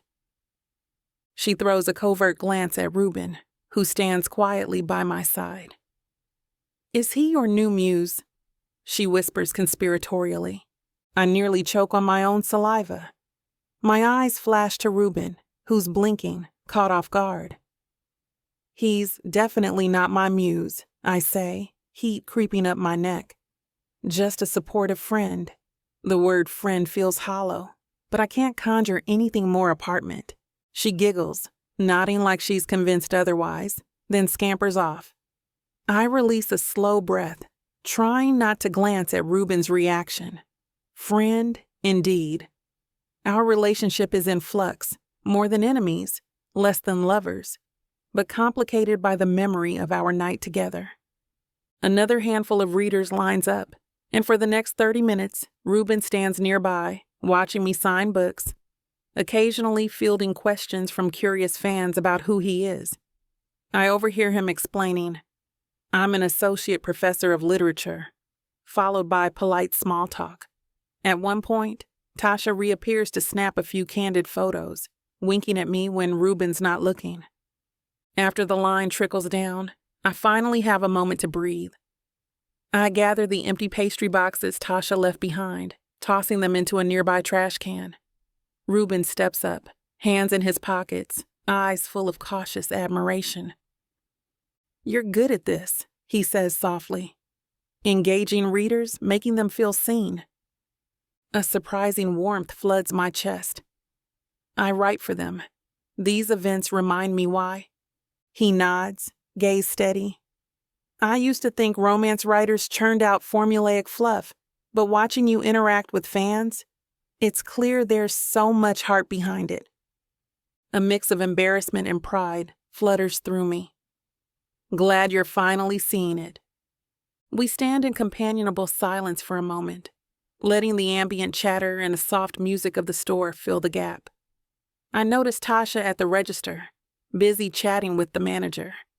The shift in the crowd's energy suggests most folks got their books signed, and now they're browsing or sipping coffee. Reuben clears his throat, leaning closer.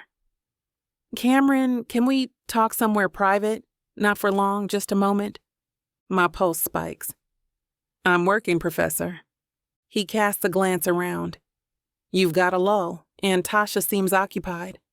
"Fine, but if you ambush me with any sweeping declarations, I'll kill you." He musters a faint laugh. "Understood." I lead him to a small side room, basically a storage closet turned makeshift office. We slip inside, the door closing behind us with a soft thud. The space is cramped, boxes of books stacked against the walls. A single fluorescent overhead light buzzes faintly, illuminating dust motes in the air. I rest my hands on my hips, trying to appear composed despite the surge of tension. "Okay, baby cakes. You've got 5 minutes before Tasha wonders if you've kidnapped me." He exhales, the faint smell of his cologne tickling my senses. "Cameron, I don't want to push, but I can't pretend our last meltdown." "Shh," I interrupt, pressing 2 fingers to his lips. My heart thumps at the contact. "We said we wouldn't dissect that yet, right?" His eyes flicker with regret. "I'm not trying to force a postmortem. I just wanted you to know I'm not running away or ghosting you. I meant what I said in my texts. I'm here." A tremor runs through me. "You showing up with flowers was a bold move," I say, trying for levity. He gives a slow nod. "Bold is all I have left. Subtlety hasn't exactly served me well." My throat tightens. The memory of him leaving the hotel room, contrition etched on his face, still pricks at my mind. "I appreciate the gesture. Doesn't fix everything." "I know," he murmurs. "But maybe it's a start." Our gazes lock, the air crackling with unresolved tension.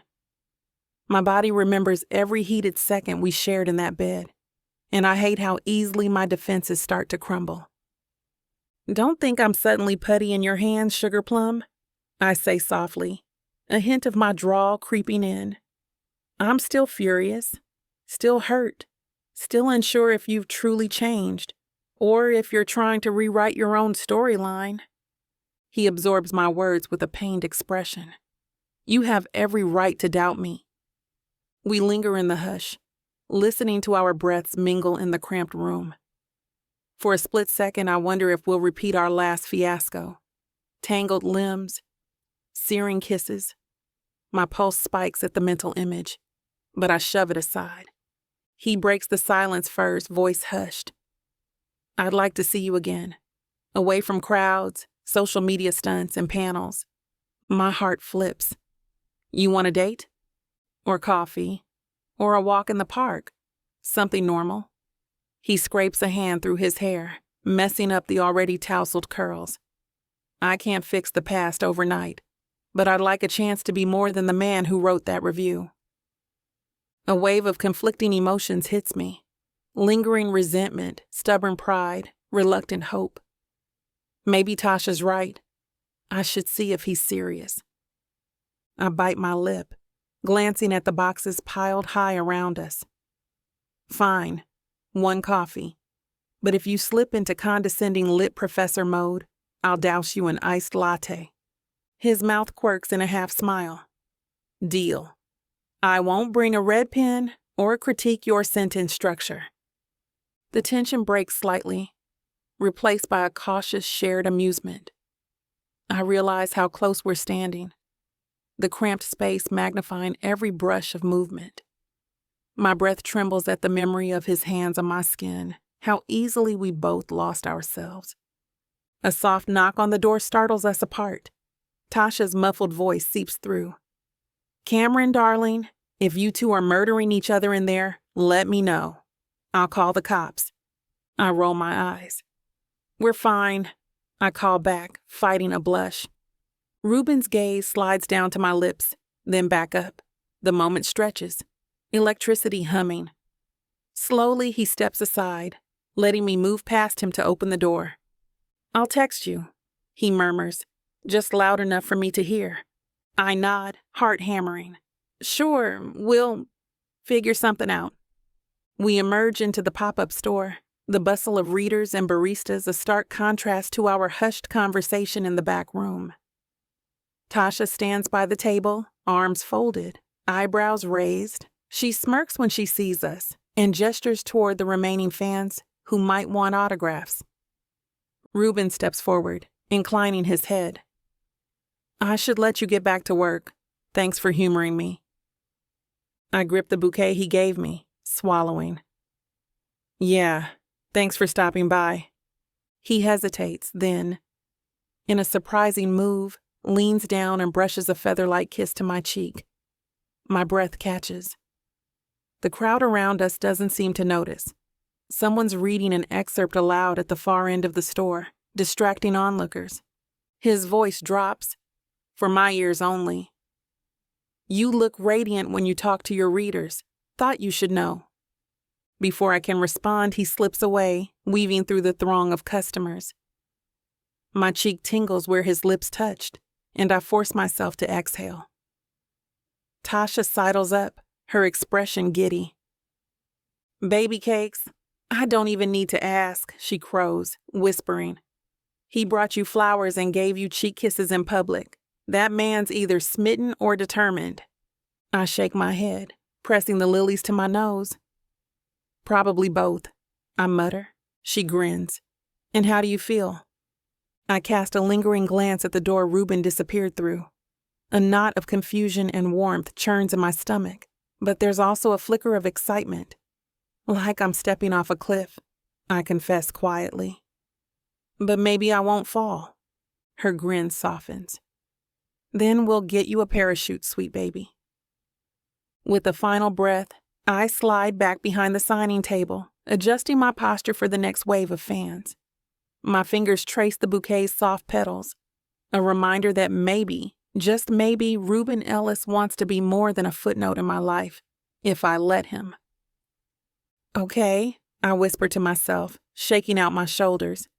Game on. The next group of readers approaches, bright-eyed and chatty, and I plaster on my signature grin. But this time, there's a genuine spark behind it. Maybe Reuben's presence, the unexpected sweetness of his gesture, has chipped away at my defenses. As I sign a copy of Broken Blossoms, my mind flickers back to our quiet conversation in that cramped room, how his voice wavered when he asked for a chance. Part of me is still furious, yes, but the rest of me is curious to see if he's truly changed. If the man behind the scathing review can evolve into someone worth risking my heart for. Plot twist. I might let him try. Cameron, girl, I murmur under my breath as I hand the book back to an excited reader. What are we doing here? But for once, I don't dread the answer. Maybe rewriting our story is exactly what I need, lilies and all. Chapter 14. Reuben.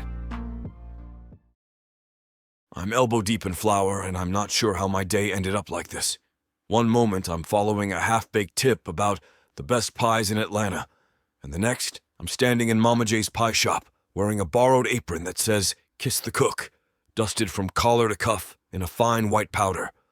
My hair must look like I've been through a sugar tornado, and all because I wanted to do something, anything to feel closer to Cameron. Stepping into this shop was supposed to be a quick excursion. I had no idea Cameron's mother owned the place. I'd only heard rumors of the best peach pie in the city. But as soon as Mama J spotted me in line, her eyes got that glint, like she recognized my face from a wanted poster. I tried to slip out before making a scene, but she cornered me with the precision of a well-practiced mother. "Baby, you're the one-star boy, aren't you?" she asked, hands on her generous hips, not an ounce of fear in her voice. I nearly choked on my own breath. One-star boy. So that's how Cameron described me. The embarrassment still simmers in my gut. Now I stand behind the counter in the cramped bakery kitchen, surrounded by mountains of pastry dough and the warm smell of sugar and butter. Mama J insisted if I was going to step foot in her place, I might as well be useful. She glances over at me from her station by the oven, her dark eyes gleaming. "You better not scorch those crusts, boy. This shop's my pride and joy." I bob my head in a quick nod. "Yes, ma'am. I'll be careful." The oven timer ticks away next to me, green digits counting down the seconds. I swallow, nerves fraying. "I must say I appreciate the chance to observe your baking process. It's quite instructive." She snorts, wiping flour from her hands onto a well-worn apron. "You talk fancy, but don't think that'll get you on my good side.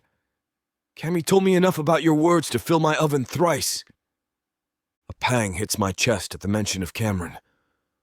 "I deserve that." She quirks an eyebrow, voice dropping. "So you admit it. Good.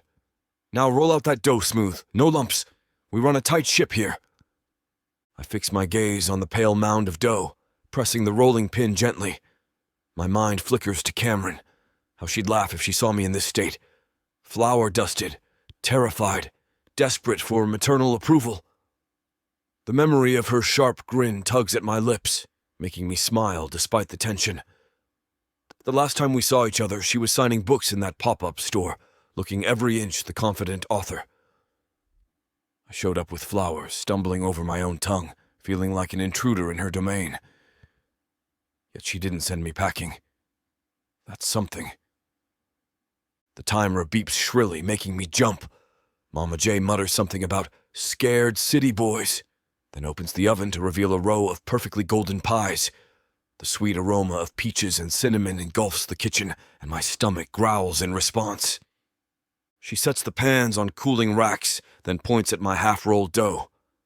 "Spread that crust into the tin, boy, then fill it with that fruit mixture." I do as instructed, trying to mimic the ease of her movements.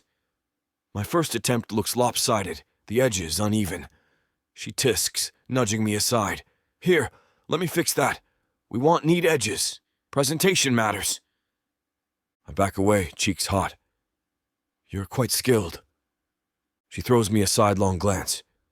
30 years in a hot kitchen. You pick up a thing or two. Then she steps back, crossing her arms over her chest. "Now, about you.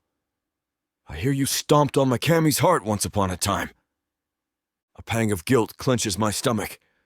"I did," I admit, voice low. "And I regret it. Deeply." Her stare drills into me. She told me you wrote a nasty review, messing with her head. Called her writing cheap or something in that realm. My throat dries. I used harsh words in a public forum, yes, but I've since changed my perspective. She lifts her chin. "That's so? Because Cammy's heart is a precious thing. She poured herself into those books, only for some pompous academic to tear her down. Now that same academic is rolling pie crust in my kitchen." Her tone suggests she finds this entire scenario borderline comical. I swallow, setting the rolling pin aside. I understand how it sounds, but I'm trying to make amends. I've apologized. I've championed her writing. I care about her. A lot. Mama J's lips tighten. And hooking up with my daughter, that part of your plan too? Blood rushes to my cheeks. It was mutual. I respect her far too much to treat her lightly. She sniffs. Cammie's grown, can make her own choices. But if you're playing games, I'll find you. Understood? I nod, heart pounding. Yes, ma'am. She searches my face for a moment, then huffs and turns back to the counter. All right, then. We need peach filling for that next batch. Grab that big bowl of sliced peaches, toss them with sugar, spice, a little cornstarch. Following her instructions, I stir the fruit mixture, the sweet fragrance wafting up. The repetitive action soothes my jangled nerves. After a moment, Mama J sighs. Look at you, one-star boy, neck deep in my pie operation. Bet you didn't see that coming. A laugh escapes me soft, but genuine. No, ma'am, but I find it oddly comforting. She chuckles, voice warm but still laced with an edge. That's because cooking can be an act of love. Remember that. She glances over, eyes narrowing. You plan on seeing Cammie again? Or was this just a fling? My grip on the wooden spoon tightens. I very much hope to see her again. Possibly soon. Her shoulders ease fractionally, as if she's satisfied with my answer. Then keep rolling. Idle hands don't impress me. I can't help a faint smile, returning to my task. The old me would have balked at manual labor in a hot kitchen, but somehow the rhythmic kneading and mixing feels good, grounding. The hush of the bakery broken only by the clang of utensils and the occasional chatter of customers out front. We work in near silence for a few minutes until Mama J speaks again. So, you read all Cammie's books now, or just the one you trashed? Heat prickles my neck. All of them. Multiple times. I've annotated them, actually. She arches an eyebrow, impressed despite herself. Annotated, huh? That's some fancy talk for took notes. Which one's your favorite? I pause, sifting through titles in my mind. The Love Hangover changed me the most. But Her Wild Heart might be my favorite. The emotional depth is remarkable. A smile curves her lips. You better not just be saying that because you gave it that 1 star. I wince. It's not flattery. The prose is witty, the character arc sincere, and the final reconciliation scene. I break off, shaking my head. I nearly cried. She tilts her head, regarding me thoughtfully. Cammie doesn't cry easy, but she wrote that in a dark time after a nasty breakup. Put her heart and soul on the page. I nod, a twinge of empathy twisting my gut. I'm sorry for contributing to that darkness. Mama J sets aside a tray of pie crusts, turning to face me fully. Well, you can't rewrite the past, but you can shape the future. Don't you forget it. I swallow the lump in my throat. I won't. I promise. She purses her lips like she wants to say more, then shakes her head. Come on. Let's get these pies in the oven. You can't stand around looking guilty all day. An hour later, the shop's rhythm slows. Mama J and I manage to bake through most of the day's orders, sliding the final batch of pies onto cooling racks. My shirt clings to my back, and my arms ache from rolling out so many crusts. But there's a spark of pride glimmering in my chest somehow. I survived the gauntlet of Mama J. She wipes her brow, glancing at me with grudging respect. You didn't faint or burn anything to a crisp, so I'll give you that. I press a floury hand to my chest. High praise. She snorts, then points to a small sink in the corner. Clean up. You look like a ghost. I wash my hands and face, using a damp cloth to wipe dough fragments off my arms. My reflection in the metal sink shows flour streaked in my hair, and a flush across my cheeks from the kitchen's heat. Good God, I look like a man who lost a fight with a bag of flour. When I turn, Mama J's there, holding out a small box tied with a pink ribbon. Here, peach pie, on the house, a gift for the boy who's trying not to be a jerk. My stomach does a little flip. Thank you, ma'am. She waves me off. Don't get sentimental. If you screw up again, I'll feed your parts to the cat. A startled laugh escapes me. Understood. She crosses her arms, expression serious. Listen, Reuben, is it? I'm not blind. I see my Cammie's confusion. She's strong, but she's been hurt too many times. Don't you be another scratch on her heart. The raw protectiveness in her voice resonates in my chest. I won't.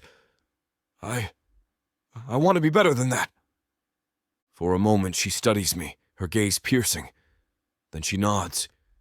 Get going then, before the dinner rush hits. Clutching the pie box, I nod respectfully. Thank you for letting me help. This was enlightening. She smirks. You got ways to go before you outrun that one-star boy name, but you're not hopeless. With that parting shot, she shoos me out of the kitchen. I weave through the front of the shop, trying not to look conspicuous. A few customers glance curiously at my flour-streaked clothes, but I duck my head and hurry outside into the warm evening air. Outside, the sky bleeds pink and orange, the sun dipping below the skyline. I pause on the sidewalk, adjusting the pink ribbon on the pie box. There's a swirl of strange excitement in my chest, a sense of accomplishment that has nothing to do with academic accolades. I earned a grudging inch of respect from Cameron's mother. That's no small feat. My phone buzzes. Heart leaping, I fish it out, half expecting a text from Cameron. Instead, it's Claire again. Claire, you missed the entire day, didn't you? Where are you? I roll my eyes. She's not my keeper. I reply with a brief message. Me. Learning to bake. Long story. Then on impulse, I snap a photo of the pie box with the store sign in the background. Mama J's Pie Shop, scrawled in whimsical cursive. I attach it to the text. Me. You wouldn't believe me if I told you. Let's talk tomorrow.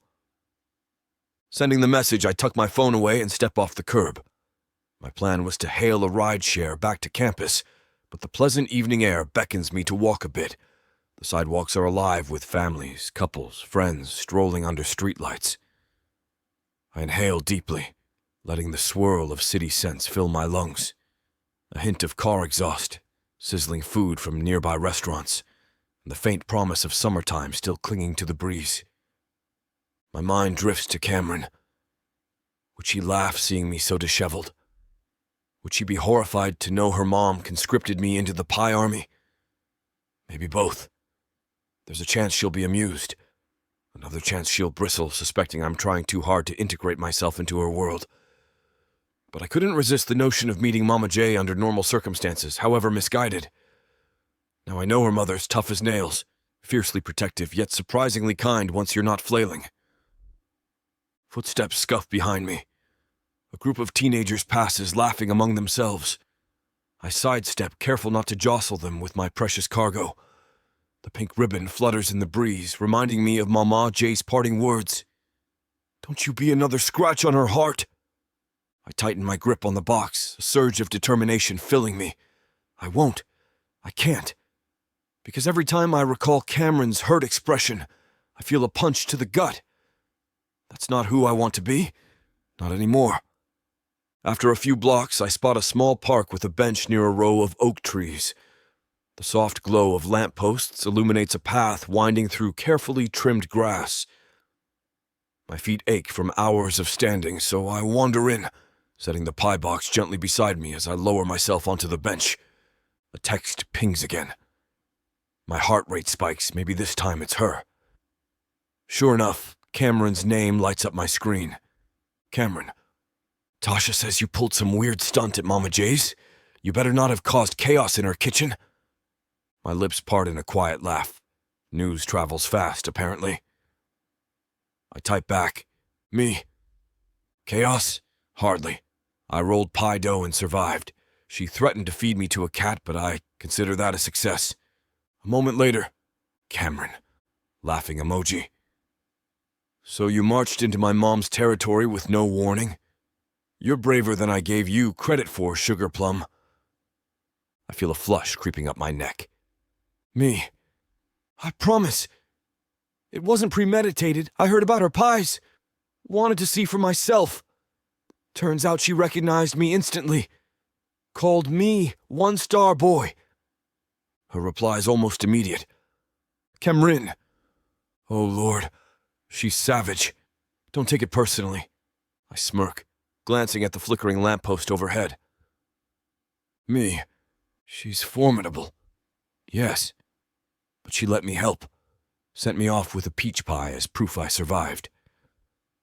A pause ensues, the bubble indicating she's typing, then pausing, then typing again. Finally. Cameron. Well, I guess if you won Mama J's pie approval, that's something. She doesn't hand out freebies lightly. My heart swells with a bizarre sense of victory. Me? It felt like a test. I hope I passed. She did mention if I hurt you again, I'd be cat food. Cameron. Shrug emoji. Sounds about right. Mama doesn't play. My shoulders relax, a smile forming at my lips. The park's shadows stretch across the grass, and a gentle breeze ruffles the leaves. For once, I don't feel the usual burden of academic expectation or guilt. I just feel calm. Me. Anyway, I'm sorry if my drop-in at her shop was intrusive. I meant no disrespect. Her response arrives almost instantly. Cameron. It's fine, Professor Darcy. The fact you subjected yourself to her interrogation is borderline admirable. I'm surprised. I bite my lip. Professor Darcy. She's used that teasing nickname before. Usually it comes laced with sarcasm, but this time it feels warmer. Me. Trying to keep surprising you, Miss Romance Queen. I should probably let you go. But can I see you soon? Maybe for that coffee we mentioned? A flutter of nerves seizes my chest. If she says no, I'll accept it. But God, do I want her to say yes. Seconds tick by, each one an agony. Then, Cameron. Sure. I know a cozy cafe near Midtown that serves killer cappuccinos. Possibly tomorrow afternoon? Relief floods me. I sag against the bench, exhaling a silent cheer. Me. Count me in. Text me the details and I'll be there. Thank you, Cameron. Cameron. Don't thank me yet, Sugar Plum. I'm still on the fence, but baby steps. I smile, locking my phone. She's giving me a shot, a small one, but real enough. Baby steps indeed. Gathering the pie box in my arms, I stand, gazing across the park.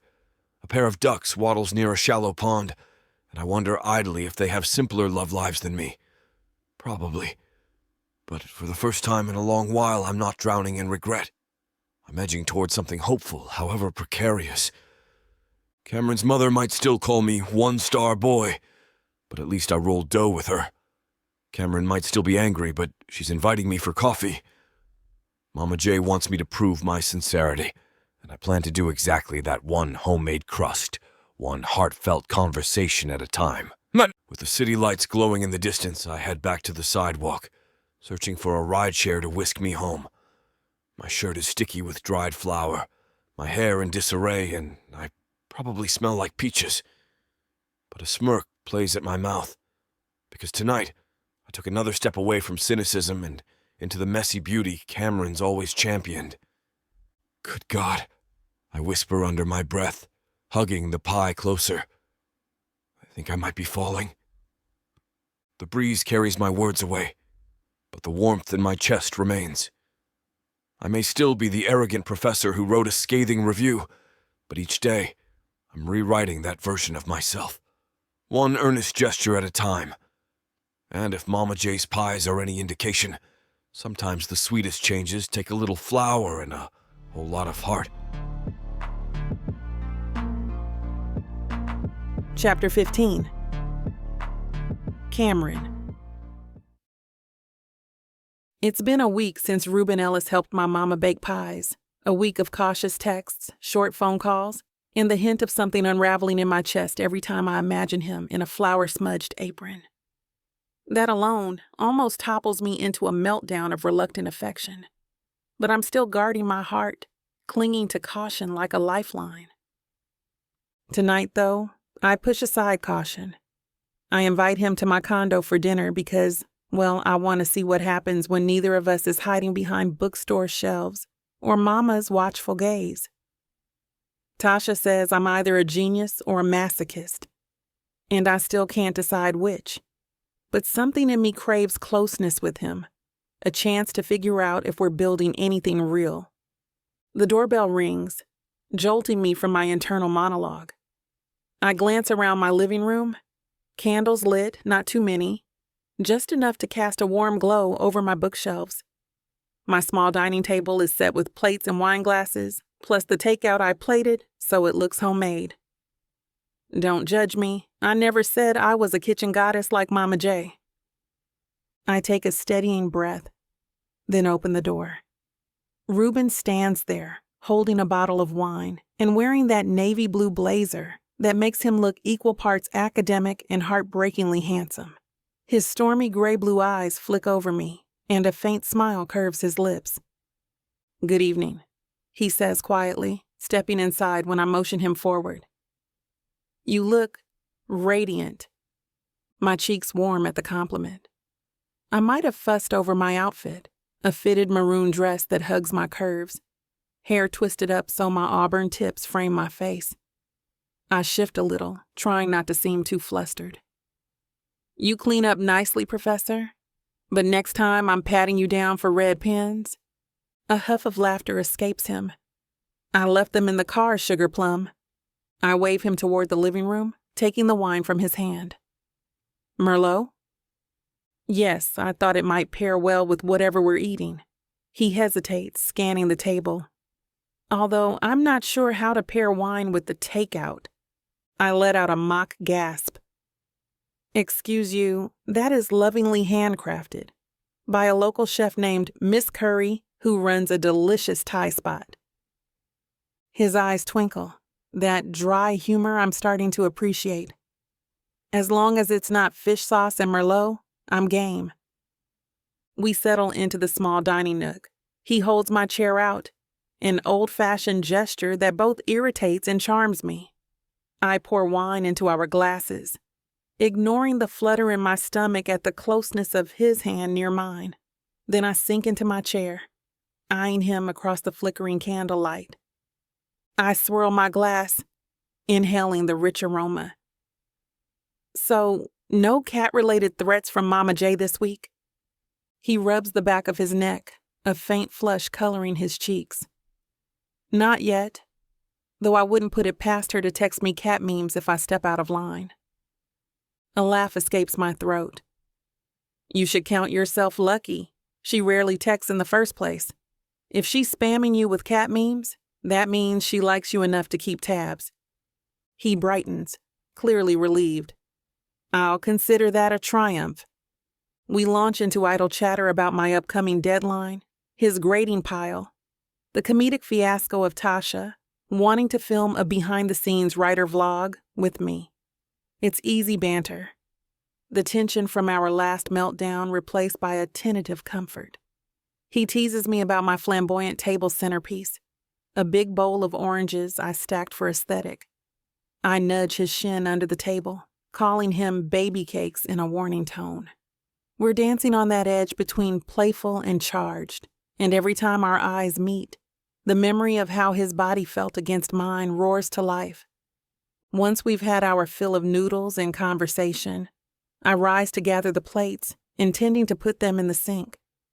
Reuben stands as well, quietly falling in step behind me. His presence warms the air around me, making my pulse speed up. When I reach the kitchen counter, I feel him close at my back. "Let me help," he murmurs. I turn slightly, meeting his gaze. "I can handle a couple plates, Professor Darcy." The corner of his mouth quirks up. "I know, but I want to be useful." My heart flips. He's changed so much from the aloof academic I first encountered. The man once shrugged off romance as trash, but here he is, leaning in like he's enthralled by every breath I take. Suit yourself, I manage, voice huskier than I intend. He sets the plates in the sink, then drapes a dish towel over the edge. We linger there, candlelight flickering from the other room, the hum of the refrigerator filling the quiet. I realize I'm still turned halfway toward him, my hip pressed against the counter, body thrumming with tension. His gaze flicks to my lips, then back to my eyes. Cameron. My voice barely registers. He exhales, lifting a hand to trace a strand of my hair. I'm still not sure if you're okay with this, he admits softly, that uncertain note tugging at my chest. Us, or if you're just being polite. Sweetheart, I say, letting a teasing lilt invade my tone. If I were being polite, I wouldn't have let you in the door. Relief sparks in his eyes. He leans in, and I tilt my chin up, heart hammering. When his lips brush mine, a sweet warmth pulses through me. The kiss starts slow, tender, then deepens as we both let the tension coil. My hand finds the lapel of his blazer, tugging him closer. He makes a soft sound that vibrates through my body, sending sparks down my spine. All the leftover confusion from the last meltdown dissolves in that moment. We're stepping over a line again, but this time it feels purposeful, not fueled by fury. He tastes like wine and longing, and the combined effect makes me dizzy. Breaking the kiss, I draw a shaky breath. I swallow. Maybe we should move to the couch? He nods, eyes dark with an intensity that sends my pulse racing. If you'd like. Yes, I whisper, stepping around him.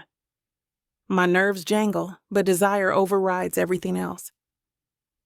After we flip off the overhead lights, we settle on my couch, the city skyline glimmering through the tall windows. He drapes an arm along the cushion behind me, studying my face as though memorizing every angle. For a moment, we just breathe, the air thick with possibilities. Then I shift closer, pressing my thigh against his. My voice is surprisingly steady. So you want to talk about what happened in the hotel? A flicker of regret crosses his features. We can, though I suspect you'd prefer a different conversation. I let out a soft laugh, hooking a hand around his collar to pull him down for another kiss. This time, there's no hesitation, just a slow burn that sends heat pooling low in my belly. My hands roam under his blazer, finding the crisp fabric of his shirt, the lean strength of his torso. I feel him shudder, a faint groan escaping his lips when I press against him. He cups my cheek with one hand, his breath ragged between kisses. Cameron, you're sure? I push him back, letting a teasing smile curl my lips. Don't go academic on me now, Sugar Plum. I've wanted this for days, maybe since the last meltdown. He exhales a shaky laugh, hooking a gentle arm around my waist. Good God, I'm trying not to overthink.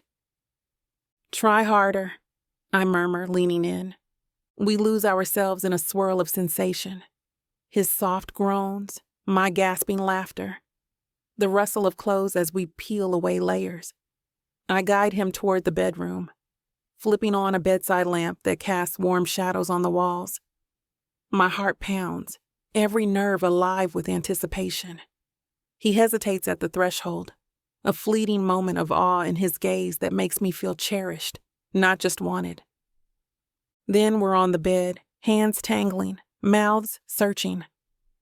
There's an unhurried quality this time, less anger, more tenderness. He pauses to kiss a trail down my neck, murmuring low praises that send goosebumps rippling across my skin. I arch beneath him, letting out a soft moan as my body hums with need. I hate to put a stop to a good time, but it looks like we've hit this platform's limit for spiciness. This platform's got some rules we have to play by if we want to keep giving you these stories for free. And trust me, This scene isn't something you want to miss.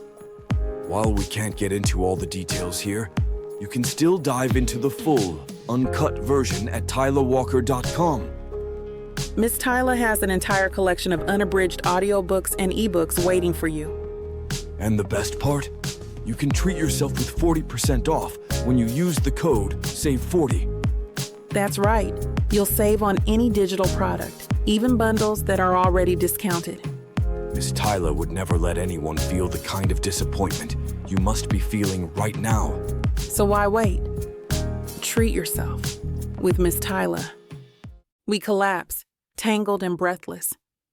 The sheets twisted beneath us, our skin damp with sweat. Minutes pass before he shifts, wrapping himself around me from behind. His voice is hoarse, lips brushing my shoulder. You're my favorite hypothesis turned fact. I laugh, breathless and stunned. Nerd? You're nerd, he murmurs. And next time I'm going to make you recite Shakespeare while I screw you. Only if you promise to correct my meter. He grins into my skin. That's a promise. My lips hover near his ear, voice husky. Plot twist. I didn't hate you for at least a full hour there. A low chuckle rumbles in his chest. I'll take that as progress. We shift so that I'm nestled against his side, my hand draped across his chest. The steady thud of his heartbeat soothes me more than I'd admit. In the quiet, I sense him tensing, like there's something he needs to say but can't find the right moment. Finally, he clears his throat. Cameron, I have a confession. My pulse spikes. You're not about to tell me you're married or something, right? I manage a shaky laugh, half joking, half terrified. He shakes his head quickly. No, God, no. This is about your books. Instantly, my guard pricks up. My voice cools a fraction. What about them? He hesitates, eyes locked on the ceiling. You have a Goodreads fan who's been leaving 5-star reviews under the handle Lit Snob Turned Softy, right? I blink, recalling the anonymous user who championed my novels with articulate praise. Yes, they popped up a few months ago. Their reviews got quite popular among my readers. Wait, my chest tightens with suspicion. Don't tell me. He winces, turning his gaze to me, guilt etched on his features. That's me. I started the account after I realized how terribly wrong I was about your work. At first I wanted to hide because my reputation preceded me.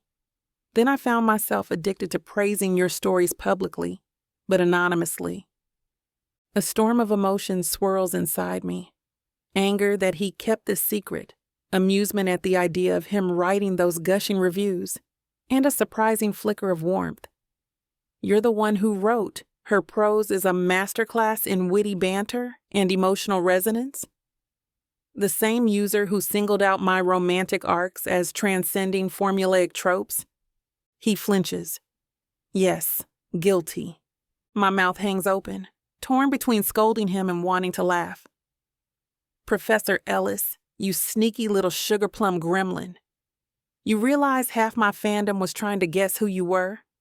He exhales, cheeks flushing. I imagine they pegged me as some random romance enthusiast. But it was me, the man who once called your writing manipulative and shallow. Ironic, right? I stare at him for a long moment, heart thrumming. Why didn't you tell me earlier? His gaze drops.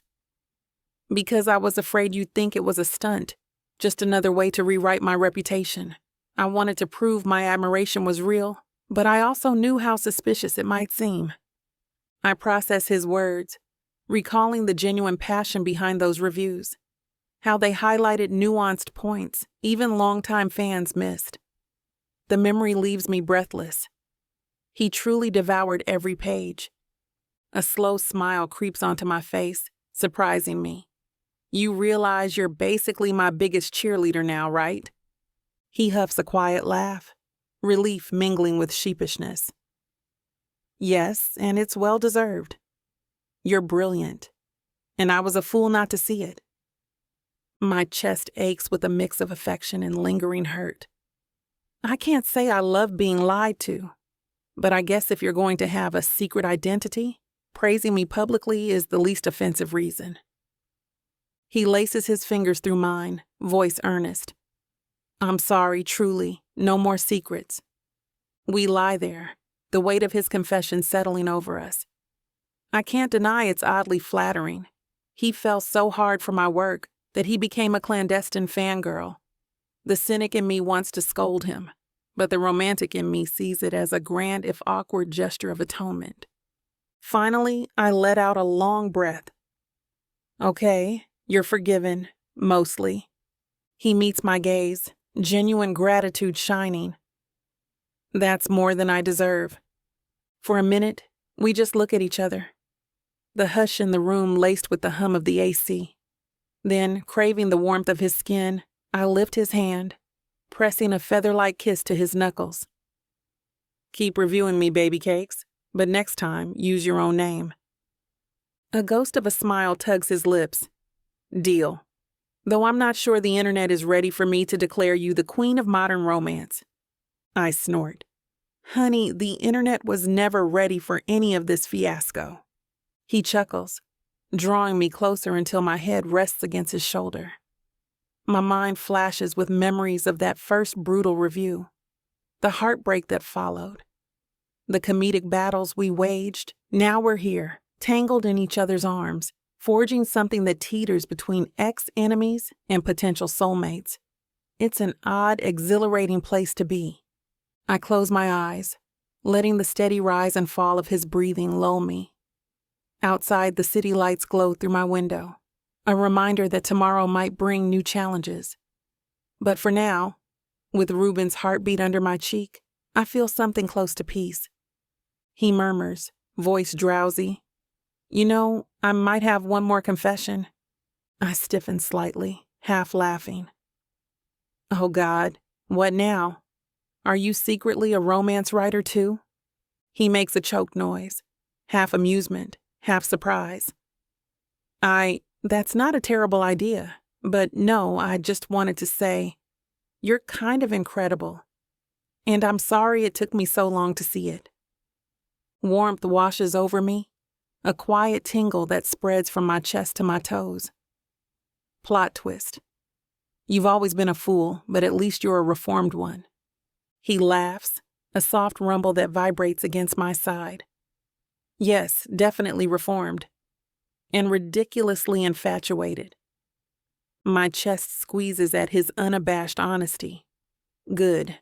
Now hush, Professor.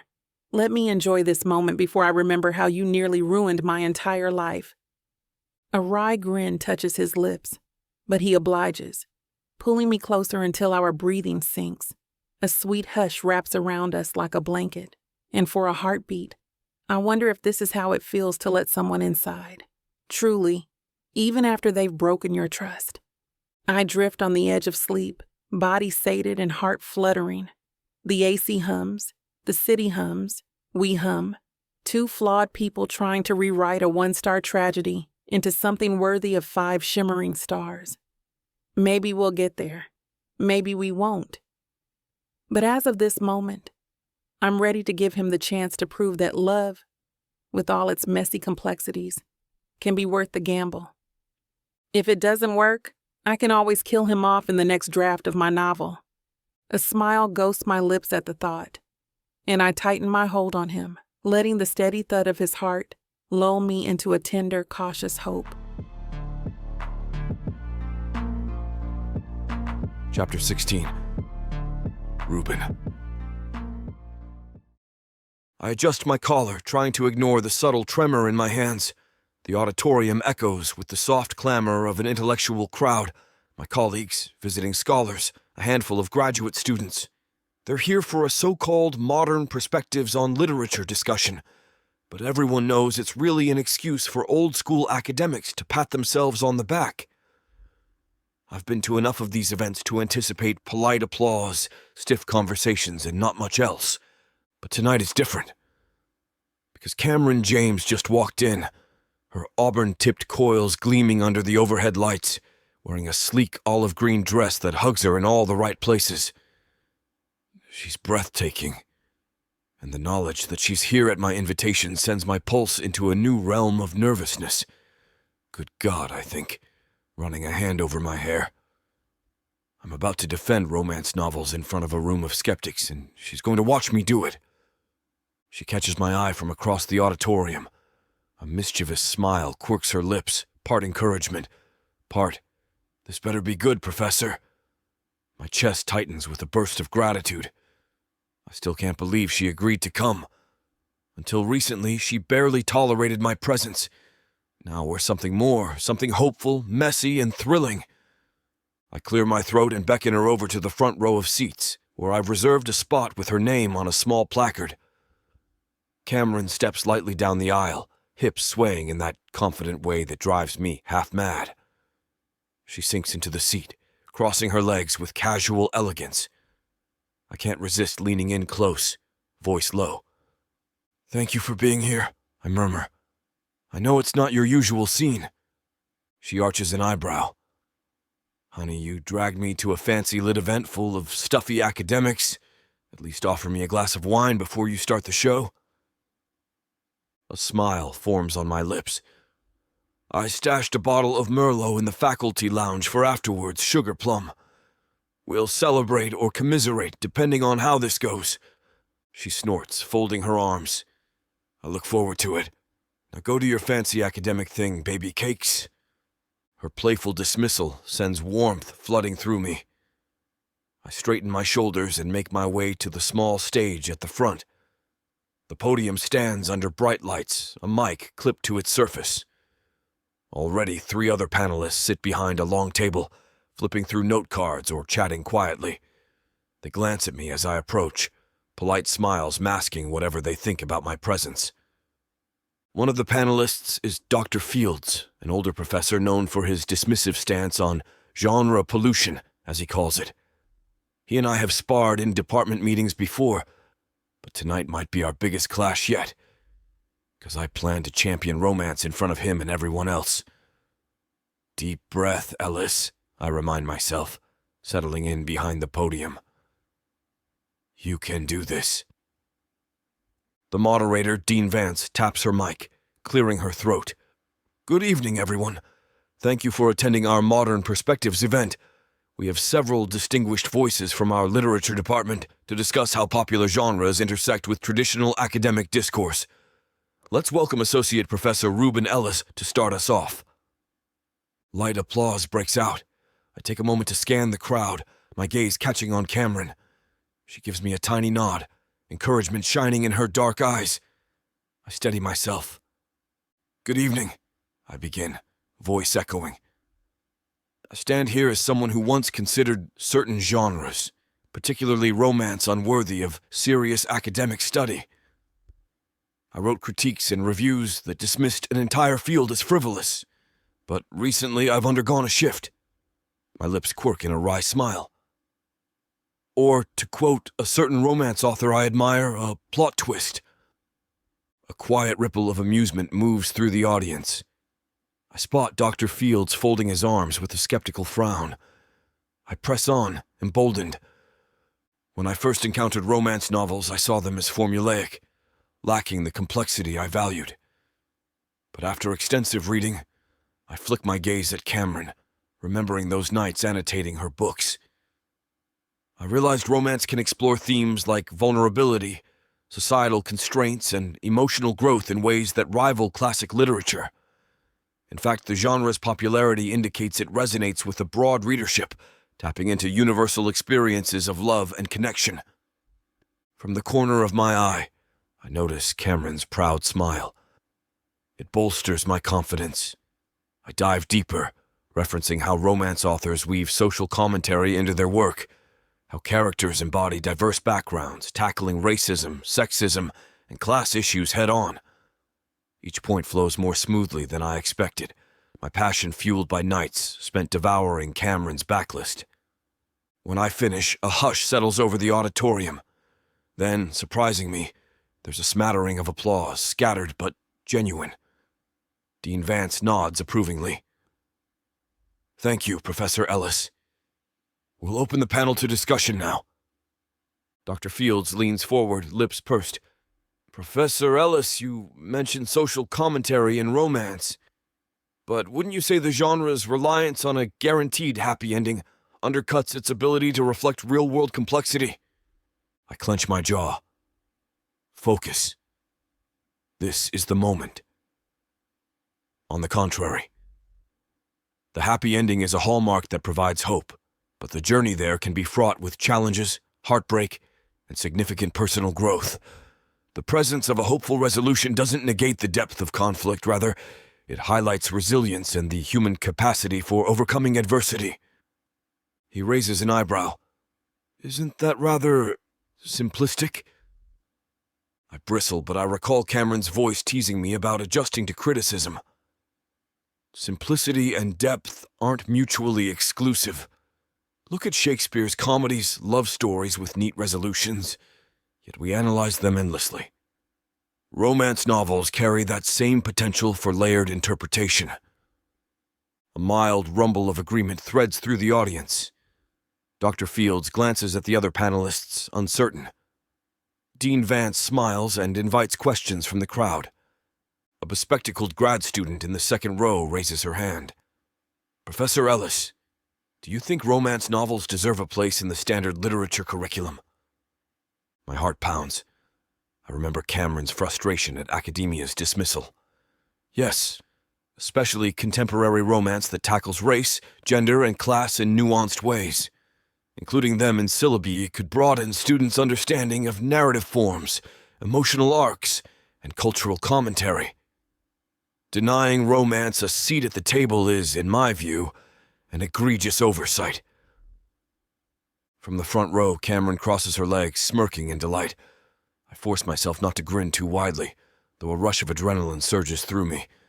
I'm defending romance in a room full of doubters, and I'm winning some of them over. I want to scream, "Are you proud, Cameron?" But I keep it professional. We field more questions, some skeptical, some intrigued, and I continue to champion the genre. Eventually, the session winds down. The moderator thanks the panel and the audience claps politely. People begin filing out, a low hum of conversation filling the air. A few approach me, asking for references or further discussion, which I handle with calm enthusiasm. Finally, I spot Cameron lingering near the side aisle, tapping her foot like she's waiting for me to finish the intellectual mingling. I excuse myself and cross over to her, my heart fluttering in a way it never does for departmental events.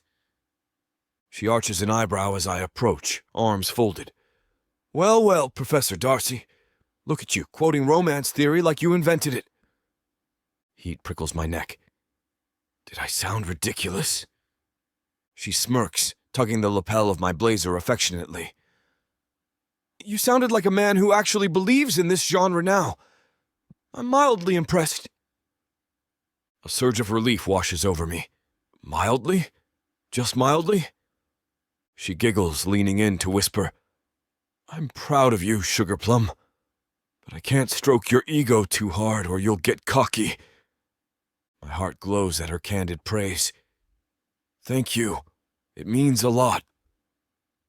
Someone clears their throat behind us. I turn, finding Dr. Fields looking uncharacteristically sheepish.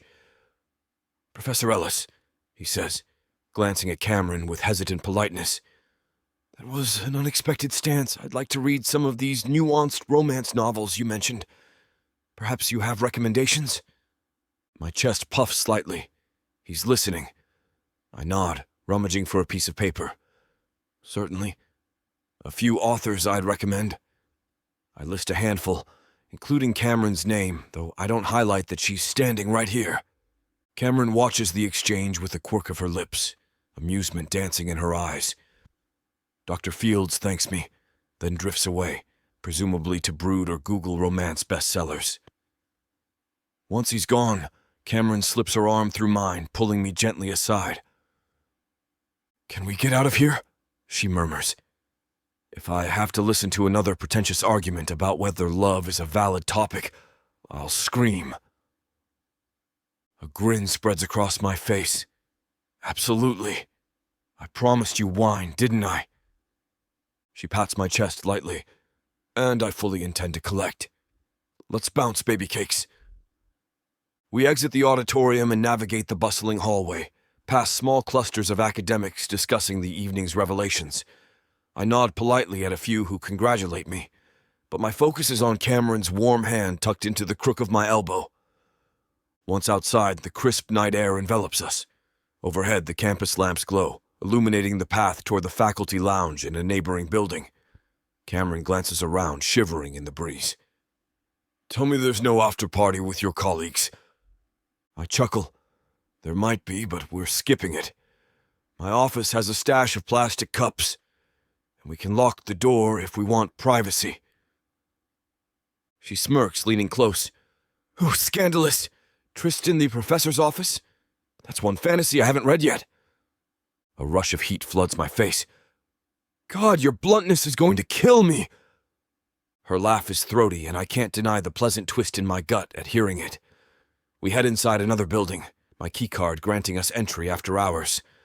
The hallway is mostly deserted, echoing with our footsteps. My office is a short walk away, cluttered with stacks of books and half-graded papers. As soon as we enter, Cameron's gaze sweeps over the chaos. Wow, Professor, did a library explode in here? I cough, flicking on the lamp. Possibly. Don't judge me, Sugarplum. I've been busy reading romance novels, not reorganizing. She steps around a precarious tower of anthologies, picking up one of her own books from my desk, her wild heart bristling with neon sticky notes. Her eyebrows shoot up. Color-coded tabs? You took annotation to a new level, baby cakes. My stomach clenches. I forgot that was out in plain sight. Well, yes. I wanted to analyze the thematic shifts in your third act. She flips through, scanning the scribbles in the margins, occasionally smirking. You wrote, Hero's vulnerability is a masterstroke of emotional tension. She glances at me, eyes dancing. You are such a closet romantic. Heat crawls up my neck. I was thorough.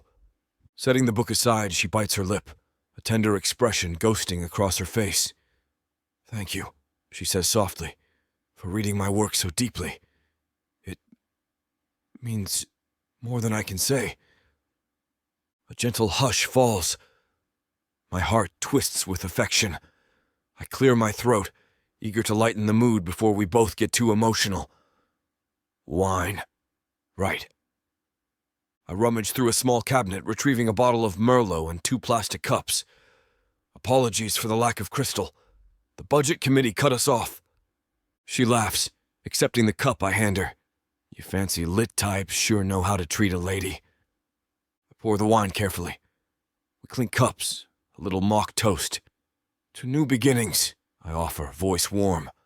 Her gaze lingers on my face, to rewriting our own story without it ending in disaster. We sip, the velvety red warming my throat. For a moment we stand side by side, leaning against my cluttered desk, letting the hush of the building envelop us. Outside, a fluorescent hallway light hums and distant footsteps remind me we're not entirely alone. But in this office, it's just us, candleless, but comfortable in the lamplight. Cameron sets her cup down, turning to face me. Hey, about tonight, you killed it. That was a big step, calling out your peers for overlooking romance. I'm impressed. My chest swells with pride. I was worried Dr. Fields would stage a revolt and chase me out with pitchforks. She laughs softly. Nah, you're too charming in that tweed. Her fingers toy with the lapel of my blazer again. Although I might need to burn it eventually, to keep things interesting. I raise an eyebrow, sliding my free hand around her waist. Burn my blazer? That's an egregious misinterpretation of fashion. She snickers. You correcting me again, Sugarplum? I smirk, dipping my head so my nose brushes hers. Historically false, emotionally accurate. Touché, she whispers, eyes gleaming. Then she tugs me into a kiss that's quick, playful.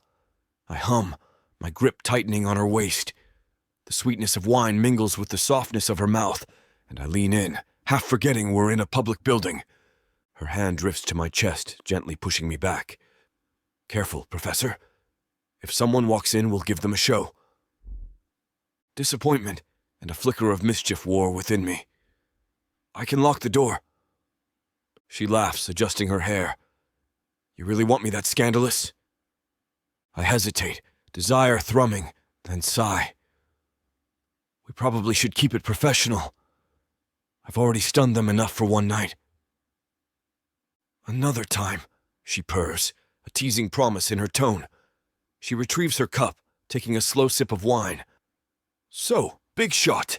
Where do we go from here? You delivered a public defense of romance. You've apologized 1,000,000 times. I'm mostly not furious at you. That's progress. Nerves twist in my gut. I'd like to keep seeing you if you're willing. And maybe keep championing your genre, push for a romance-lit elective next semester. Show the world my transformation isn't just talk. Her expression softens. I'd like that too. Not just the elective, but you. Championing me. Championing romance. She brushes her thumb against my hand, voice dropping. Championing us. Us! The word sends a thrill through my veins. Us! I echo, letting it settle. Yes, I'd like that very much. A gentle knock on the office door jolts us. I release Cameron, clearing my throat as a grad student pokes his head in. He blinks at the sight of us, plastic wine cups in hand, standing a bit too close. Professor Ellis, the student says nervously. Dr. Fields wants a word about your source list. Cameron mimes gagging, and I suppress a laugh. Yes, tell him I'll be right there, I manage, trying to maintain decorum. The student nods and disappears. She arches an eyebrow. Duty calls, Professor Darcy.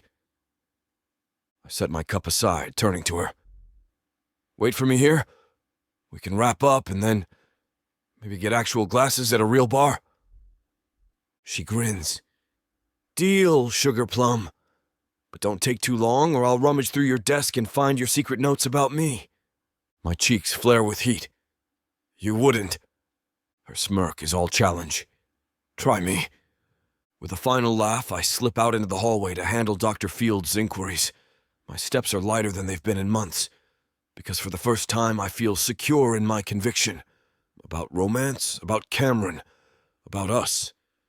I might have strolled in tonight with a shaky heart, but I'm leaving with a renewed sense of purpose.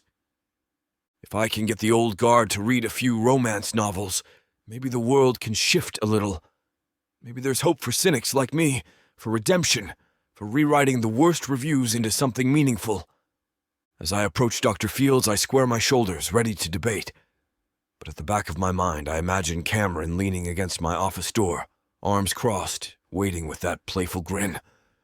And just the thought of her gives me the confidence to face any academic skeptics who come my way. Because good God, I'm the fan now, and I'm not ashamed in the slightest. Chapter 17. Cameron. By the time my phone buzzes for the 10th time in 20 minutes, I'm one flick of the thumb away from hurling it into the nearest wall. The only reason I don't follow through is that Tasha paid for this one as a business expense, and I can't risk her wrath. Still, I'm dangerously close to meltdown territory. I pace my living room floor, biting my tongue, glancing every so often at the chaotic swirl of notifications lighting up the screen. Mentions on Twitter, frantic DMs from fans, emails with subject lines like, OMG Reuben Ellis lit snob turned softy. The phone vibrates again in my hand, a call this time, and I sigh when Tasha's name flashes across the display. Tasha Baby Cakes, I say, voice strained. If you're calling to tell me there's more drama, I swear. Cameron, sweetie, she cuts in, sounding breathless. There's more drama? A strangled laugh escapes me, half delirious. Plot twist? I'm not surprised. Fine. Spill. What happened? She exhales, and I hear the clack of heels in the background. She must be walking down a hallway. Someone leaked screenshots of Reuben's burner reviews, including all his old scathing ones, plus the glowing 5-star ones he wrote under that lit snob turned softy alias. My stomach drops, a cold weight settling behind my ribs. So the entire internet now knows he's been praising me from the shadows, and that he's the same jerk who once annihilated my book with a 1-star. Exactly. People are losing their minds. Some fans think it's a romantic redemption arc. Others are calling him manipulative. The stans are going to war, Cam. It's messy. Ugh, I groan, massaging my forehead. This is exactly what I didn't want. Some public fiasco turning my relationship into a spectacle. Tasha's voice softens. I know, honey. But that's not all. The rumor mills dredged up details about Reuben's ex, how she dumped him for that mystery writer, how he trashed that author's book too. Folks are saying you're just his rebound, or that he's only cozying up to you to clear his conscience. A spike of heat slams into my chest, half anger, half panic. Are you serious? People are calling me a rebound now? Like my entire existence is just the next step in his redemption tour? It's nasty, Tasha confirms. Screenshots, memes, conspiracy threads. Even the bookish community is split. Some love the idea of the ex-critic turned superfan. Others think he's a snake, and you know how the internet gets. I sink onto the couch, burying my face in one hand. This is a nightmare. My fans are already traumatized from the Bookstagram fiasco. I can't handle another circus. Tasha's quiet a beat. So do we do damage control or let it blow over? Because if it matters to you, I'll orchestrate a statement, but it might pour gasoline on the fire. My gut twists. No official statement. That'll just feed the frenzy. Let's go radio silent for a bit. I'll talk to Reuben. She sighs, tension humming. All right. Call me if you change your mind. And, Cam, you okay? Not sure, I admit, voice trembling. I'll figure it out. Thanks, Tasha. We hang up, and I'm left alone in the hush of my living room. The huge windows flood the space with afternoon sunlight, but it does nothing to dispel the storm cloud brewing inside my chest. My phone pings again. Twitter mention. I resist checking it. If I keep scrolling through the chaos, I'll unravel. Cameron, girl, what's going on? I mutter, pressing the device face down on the coffee table. We're not built for public scandal. We're a private meltdown kind of woman. I wander to the kitchen, rummaging for the leftover slice of Mama J's peach pie from last night. I take a forkful, but it turns to chalk in my mouth. The swirl of anxiety robs me of any taste. Setting it aside, I sip water, forcing myself to breathe. Think, Cameron. I can't let social media define my life. Maybe I should call Reuben, see how he's handling it. But a stubborn streak flares up. Why is it always me cleaning up messes? I have no clue if he even knows about the leak yet. Though, if his phone is half as active as mine, he must have an inkling. I pick up my phone again. No new calls, just a barrage of notifications. A prickle of hurt stabs me. Shouldn't he be calling to warn me? Or check on me? Or something? My reflection in the microwave door looks exasperated. Hair pulled into a half-hearted messy bun. Circles under my eyes from all the late nights. This is not the glow-up I imagined, baby cakes. I whisper. A sudden knock on my door jolts me. My heart leaps. Could that be him? Or Tasha? With an emergency intervention? I cross the living room with quick, anxious strides, peering through the peephole. It's Reuben, standing in the hallway, shoulders tense, carrying a paper bag that might hold Thai takeout, or something equally bribe-worthy. I yank the door open. You do realize your name is trending on half of Book Talk and Twitter? He exhales, looking frazzled, eyes shadowed. Yes, I saw. Good God, Cameron, I came as soon as I realized you might be caught in the crossfire. May I come in? I step aside, letting him enter. He sets the paper bag on the kitchen island, scanning my face with concern. Are you all right? A bitter laugh escapes me.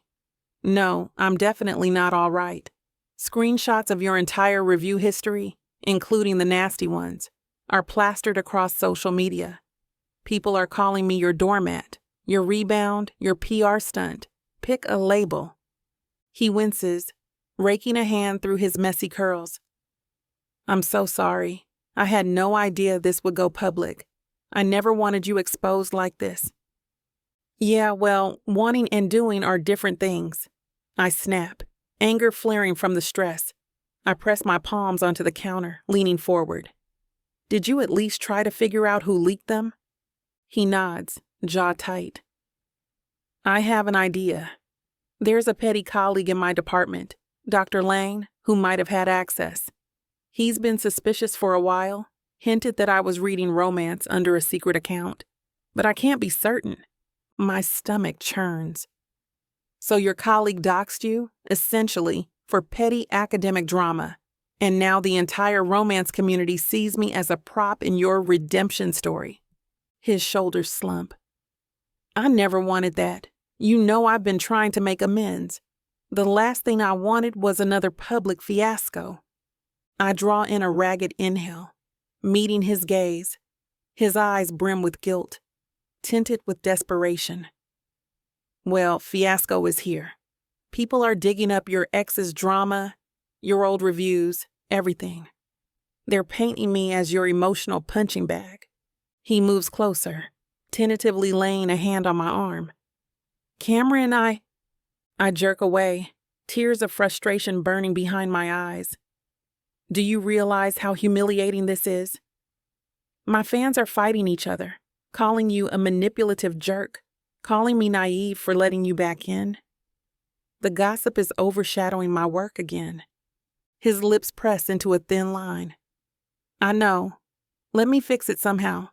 I can post a statement clarifying. No, I slam the counter with my palm. No official statements. That'll only fan the flames. We need this to die down.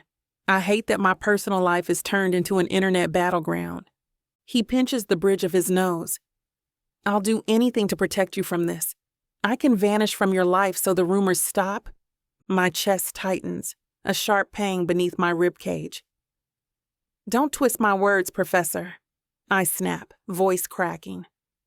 I didn't say vanish. I just don't know if continuing this is wise. Being with you comes with baggage. My fans are already exhausted from the last fiasco. Silence falls, thick and suffocating. He stares at me, heartbreak flickering across his face. You're not breaking up with me, are you? My eyes sting.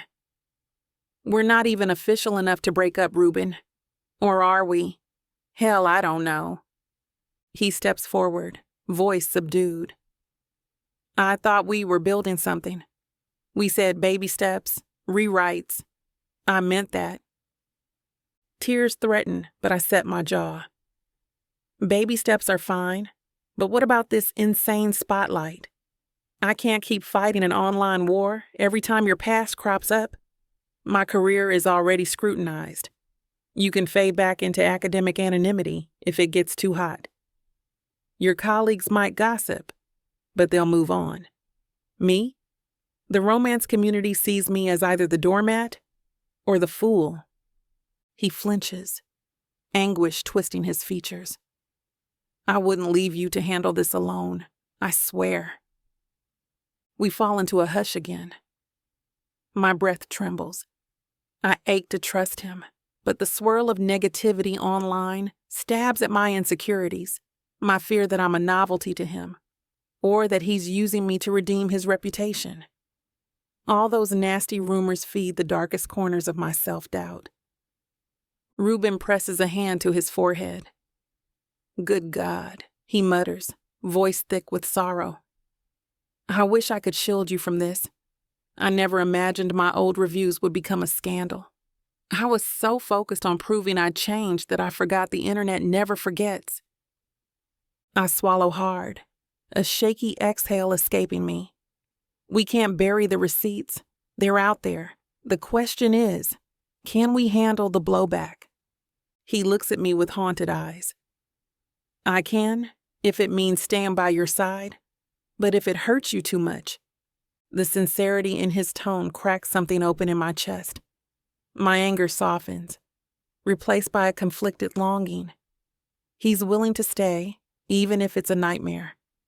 I chew my lip, tears finally spilling over. He sees them, expression crumpling. Cameron, I half laugh, swiping at my cheeks. Damn it, Sugar Plum, you make me cry in my own kitchen. Rude.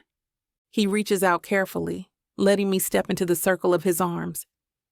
I bury my face against his shoulder, inhaling the faint smell of old books and bergamot.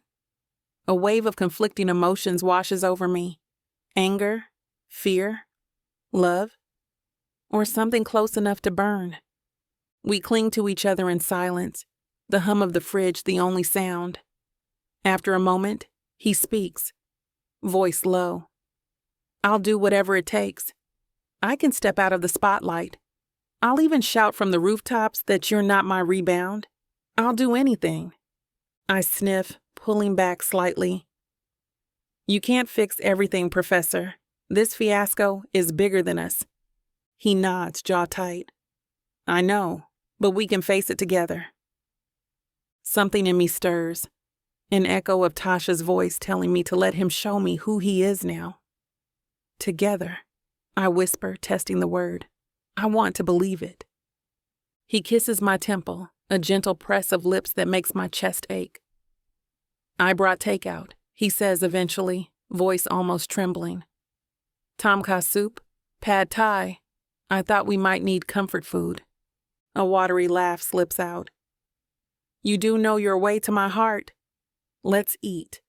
See if we can keep from incinerating the internet for an hour. We move to the couch, carefully avoiding the glare of my phone's notifications. I watch him open the containers, setting them on a tray. The aroma of coconut and noodles mingles with my leftover anxiety. When he hands me a spoon, I manage a small smile. Thanks, I say, digging in. The soup's warmth soothes my throat, though it can't chase away the swirl of nerves entirely. We eat in tentative silence. Every so often he glances at me, as though double-checking that I'm still here, still not pushing him away. The tension in my muscles eases by degrees. After a while, the takeout is half finished, and we slump back into the cushions, a tangle of limbs and regrets. He laces our fingers together, voice tentative. Cameron, can I see your phone? My stomach clenches. Why? He grimaces. I want to see what they're saying, so I know how bad it is.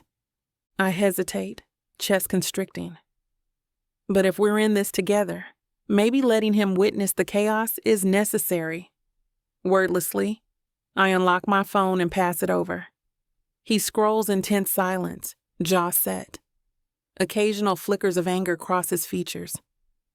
People are calling me a liar, a troll, he mutters. They say you're a fool, letting me weasel into your life. Some are telling you to break it off. My throat burns. I told you it's ugly. He sets the phone aside, expression grim. Cam, I'm so sorry. If I could wipe these posts from existence, I would. I fold my arms, leaning my head back against the couch. I hate that I feel exposed. Romance authors already deal with so much scorn. Now it's like my love life is a punchline.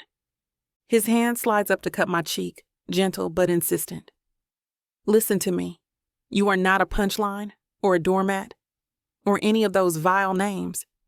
You're Cameron James, fierce, brilliant, unstoppable. A tremor runs through me at his conviction. Thank you, I whisper, voice cracking. He shifts closer, pressing a soft kiss to my forehead. I swear we'll get through this. Let the trolls rant. We'll keep living our lives. Tears threaten again, but this time they're fueled by gratitude as much as fear. You better mean that, Professor Darcy. I can't handle another heartbreak. He closes his eyes, expression pained. Good God, I will never intentionally hurt you again. If you ever doubt me, tell me, and we'll figure it out. No more secrets. My heart squeezes. I exhale slowly, letting his words sink in. We sit like that, locked in fragile understanding. The city lights blinking through the windows. The chaos outside might rage on, but here, in this moment, we exist in a small bubble of calm. Eventually, a shaky laugh escapes me. Plot twist. I'm not sure if I'm more annoyed or horny. He chokes on a startled laugh, eyes bright with relief. Are those your only two modes, Sugar Plum? I shrug, pressing closer to him. Pretty much. And they're not mutually exclusive. A devilish smirk curves his mouth. I can work with that. We share a brief, heated kiss that tastes of soup and desperation. My mind whirls, but at least in this contact I find solace. When we pull apart, I rest my head on his shoulder, letting out a slow breath. He strokes my hair, careful and tender. We don't have to figure everything out tonight. No, I agree, but we'll keep going. Together? His arm tightens around me. Together. Hours later, after Reuben leaves, I insist he rest in his own bed because I need space to breathe. I finally scroll through my notifications again. The firestorm hasn't abated, but my chest feels less tight. Tasha texts me, "All good?" I reply, "We're dealing." I switch off my phone, ignoring the swirl of vitriol and confusion. My gaze drifts to the lamp in the corner, throwing warm light over my scattered manuscripts. A half-finished chapter of my next romance stares at me from my desk, the words mocking me. Usually, writing is my therapy, but tonight I'm too raw to face fictional heartbreak when my own heart is battered. Yet a small voice inside me says, "This is what your readers go through, dealing with cynics who call romance trivial, handling real-life heartbreak. Maybe you can funnel it into your story." I curl up on the couch, hugging a pillow to my chest. "Cameron, girl," I whisper. "We're in uncharted territory, but at least we're not alone." My eyes close, exhaustion tugging at me. Tomorrow might bring fresh nightmares, fans who turn on me or more rumors swirling, but Reuben is still standing beside me, ready to shoulder the storm. And that, at least, is more hope than I've had in a long time. As I drift into uneasy sleep, I cling to the memory of his arms wrapped around me, his whispered apologies, and the promise that maybe love is worth the circus, if it means rewriting our story on our own terms.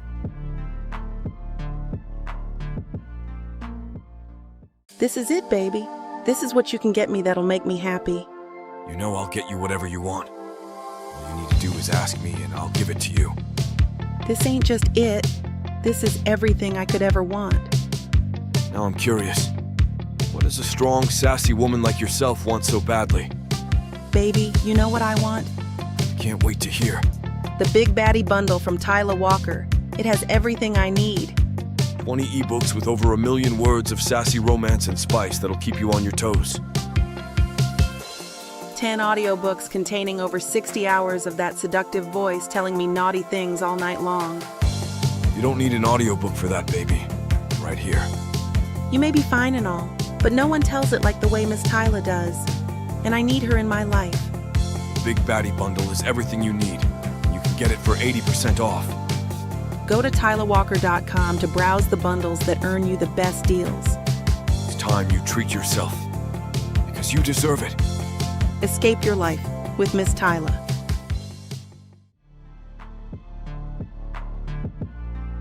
Chapter 18. Reuben. I'm holed up in my office with the blinds drawn, trying to stare down a blank notepad and failing miserably. It's been 3 days since the fiasco. 3 days since the internet erupted with screenshots of my old scathing reviews and the anonymous 5 stars I wrote under lit snob turned softy. 3 days of me wrestling with guilt, panic, and the urge to rush to Cameron's side every 5 minutes despite promising to give her space.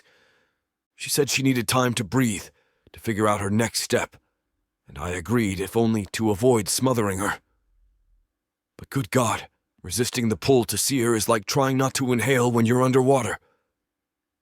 Every nerve in my body screams to go to her condo, hold her, remind her that we can withstand this storm.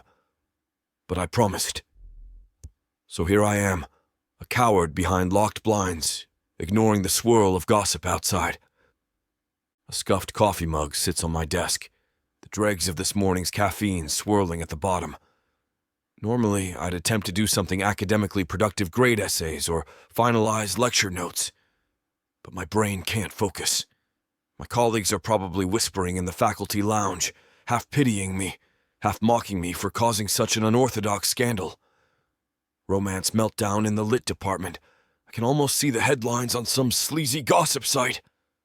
I massaged the base of my skull, glancing at my phone for the 1,000th time. No messages from Cameron. I told her I'd wait, and I meant it.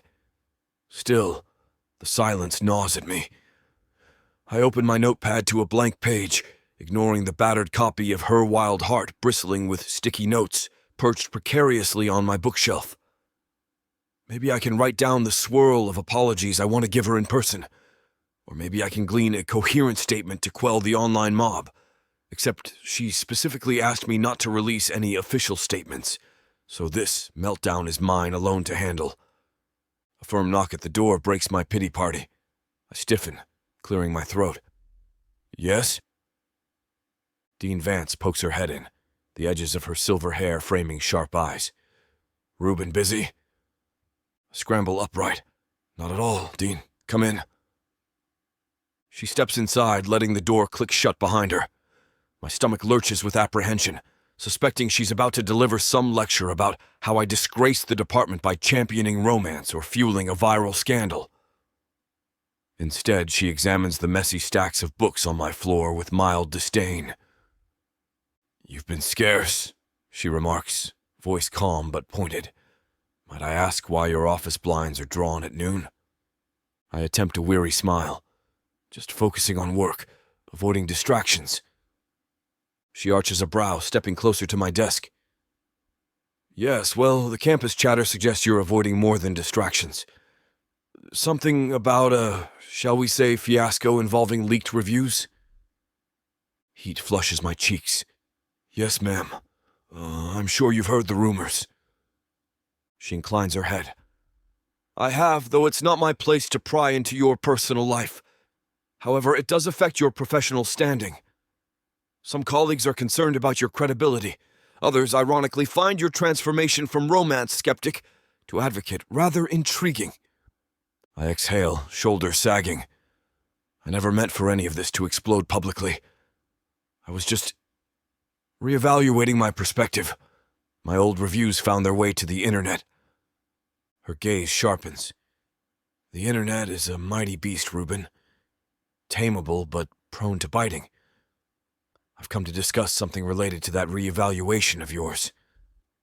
I straighten, heart thumping. Is this about the romance literature elective you mentioned? A faint smile curves her lips. Precisely. With the uproar around your new stance, it seems a perfect time to propose a co-taught course next semester, spotlighting romance as a valid literary form. The board is intrigued by the idea, especially given your recent fervor. They want a formal syllabus soon. A flutter of excitement sparks in my chest, battling the wave of exhaustion. That's wonderful, actually. I've been drafting potential reading lists, but co-taught with whom? Her eyes gleam. Cameron James. She's a prominent author in the field, local enough to commit, and she should agree. Her involvement would bring real-world authenticity. My stomach flips. Cameron, yes, that was the plan you suggested before. But, considering the fiasco, she might not want to be in the same room with me, let alone co-teach. Dean Vance lifts a shoulder. That's for you two to sort out. The board wants me to confirm your interest. If it's a yes, we'll contact Miss James for her perspective. I can't guarantee her acceptance, but the offer stands. Hope flares, tempered by anxiety. I can't even talk to Cameron right now without stirring a hornet's nest online. But the idea of building a course that celebrates her genre and working side by side thrills me. Maybe it's also an olive branch, a chance to prove I'm serious about embracing her world. I swallow, nodding. I want it. I'll prepare a draft syllabus if you'd like. She gives a curt nod. Excellent. Send me your outline in a week. And Reuben? She pauses, her voice softening. Don't let the scandal crush you. This department could use a shake-up, and if that comes from a romance fiasco, so be it. A wry laugh escapes me. Thank you, Dean Vance. I appreciate the support. With that, she departs, leaving the door ajar. I slump back, heart racing. Co-teach with Cameron. The notion is equally exhilarating and terrifying. If she says yes, we'd be forging new territory and giving the gossip mill fresh ammunition. If she refuses, I can't blame her. But the idea of collaborating academically, bridging our worlds, sends a surge of adrenaline through my veins. I stare at my phone again, resisting the urge to text her about this. She asked for space. The swirl of scandal is still fresh. Instead, I open my desk drawer, pulling out a worn notebook where I jot personal thoughts. Maybe I can channel this excitement, frustration, and longing into something coherent. A letter of sorts. Dear Cameron, I begin, pen scratching the paper. My hand trembles. Good God, get a grip, Ellis. I can't seem to find the right words to fix the chaos swirling around us. The internet's on fire with half-truths and conspiracies. I want to shield you from all of it, but I'm powerless. I can't extinguish every flame. I pause, clenching my jaw. This is too formal. I exhale and continue. I miss you. Even though it's been only a few days since we sat together on your couch, quietly clinging to each other, it feels like forever. Silence has never felt heavier. Swallowing, I press on. Dean Vance offered me the opportunity to co-teach a romance literature course. She wants you as the co-instructor, if you're willing. I'd love nothing more than to stand beside you, championing the genre you brought to life for me. But I don't want to push this on you if it hurts. A lump forms in my throat. Am I oversharing? Possibly. But I can't stop. Words tumble out. I understand if you need distance. I won't force you into the spotlight if that's the last thing you want. But if there's a chance we can turn this fiasco into something meaningful, something that shows the world how powerful romance truly is, I'm here. I'm all in. My pen stills, my pulse thrums in my ears. The letter is raw, exposing far too much vulnerability. She asked for space, though. Maybe I should leave her be. Yet a part of me hopes these words might comfort her. Show her I'm not bailing. Sorry, I can't fix everything. I'll wait for you, Cameron. I sign my name, just Reuben. Staring at the page, I realize I can't send it. Not yet. She might see it as more pressure. With a defeated sigh, I tear the page from the notebook, fold it carefully, and slip it into an envelope I fish out of a drawer. I write her name on it, but don't seal it. Then I tuck it in the back of the drawer, safe from prying eyes. A knock at the open door jolts me again. This time it's Claire. She peers in, eyebrows raised. Hey, you look like you swallowed a thorn.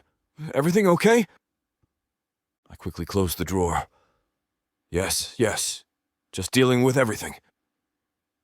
She steps in, arms folded over her gray blazer. Campus is buzzing. People are speculating whether you'll keep championing romance or vanish. Dr. Fields claims you're running from accountability.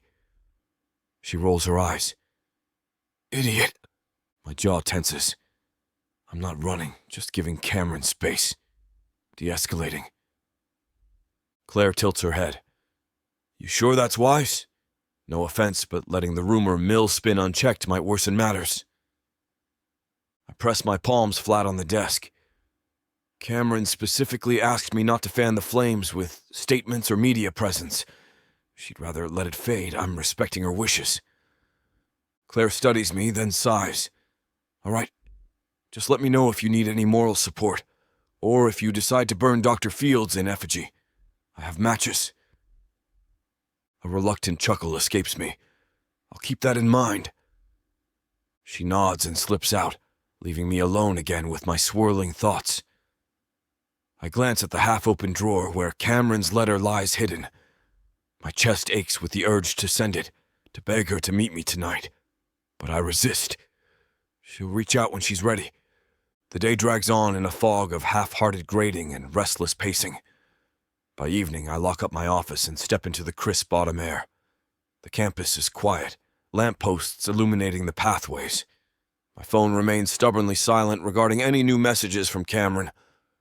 I head home to my cluttered apartment, ignoring the piles of reference books, ignoring my own reflection in the hallway mirror that shows a man stretched thin. I turn on the lamp, toss my keys onto the table. My gaze snags on the sticky notes pinned to my corkboard. Bits of romance, novel quotes I found resonant. A phrase from Tessa Dare, snippet from Beverly Jenkins. Evidence of my change. How far I've fallen, some might say. Sinking onto the couch, I open my laptop, flipping through digital notes for the romance literature course. If Cameron does agree to co-teach, we'll need a structured syllabus, a unit on historical romance, a segment on contemporary and diverse authors, maybe a final project analyzing the genre's social impact. My heart picks up speed, imagining the two of us standing at the front of a lecture hall, guiding students through the complexities of a genre I once dismissed. It's a delicious fantasy, if only the rest of the world would let us breathe. I type out a rough outline. Week 1, Introduction to Romance as a Literary Form. Week 2, Historical Roots, Austen, Bronte, The Shift to Modern Romance. Week 3, Themes and Tropes, Enemies to Lovers, Fake Dating, etc. Week 4, Contemporary Works, Guest Lecture with Cameron James. At that line, I pause, pulse quickening. Guest lecture with Cameron James. The thought alone makes me grin. A sudden rush of yearning for her wit, her fierce defense of the genre she loves. Please, Cam, say yes. I continue until I've fleshed out a 10-week plan, complete with potential reading lists. Then I save the document, leaning back with a sigh. My phone remains silent, but I can't muster the energy to worry about that now. My eyelids droop, fatigue gnawing at my bones. With a groan, I shuffle to my bedroom, not even bothering to change out of my rumpled trousers. Collapsing onto the unmade bed, I stare at the ceiling. My mind replays the memory of Cameron's voice, that last raw conversation in her kitchen. I recall the tension in her posture, the tears in her eyes. The world's cruelty is a hydra cut off one head, 2 more sprout. And we're stuck fighting it with plastic swords. I'll wait for you, Cameron. The silent vow steadies me. She's worth it. If she can endure the circus, so can I. Morning comes too soon, the alarm on my phone shrieking me awake. I blink blearily at the screen, noticing a small envelope icon in the corner. An email? Heart pounding, I open my inbox, seeing an unread message from an address I don't recognize immediately. The subject line: Romance Literature Collaboration. My chest tightens. Could it be from Cameron? But the email address is a departmental one, likely from an admin. I tap it open. Hello, Professor Ellis. Dean Vance asked me to reach out regarding the proposed romance literature course.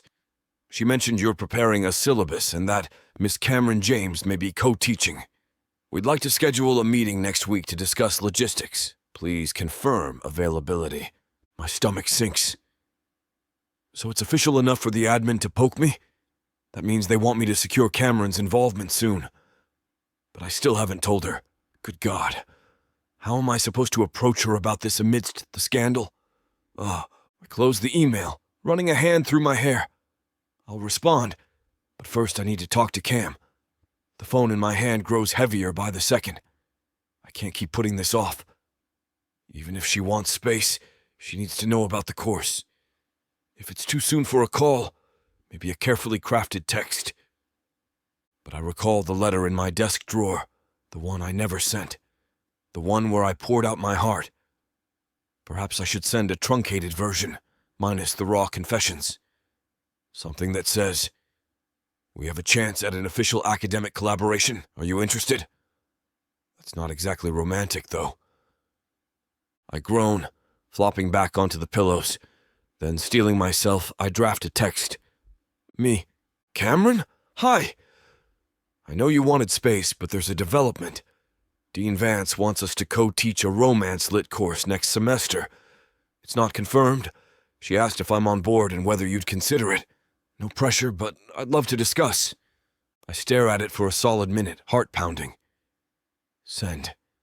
The message whooshes away, leaving me in suspended panic.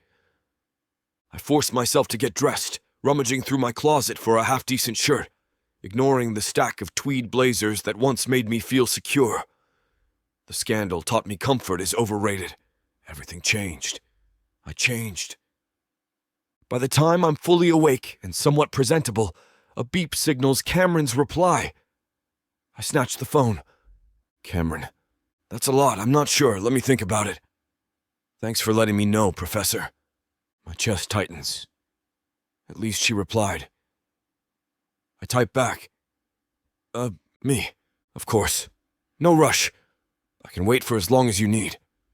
She doesn't respond, but that's okay. She acknowledged it. That's progress.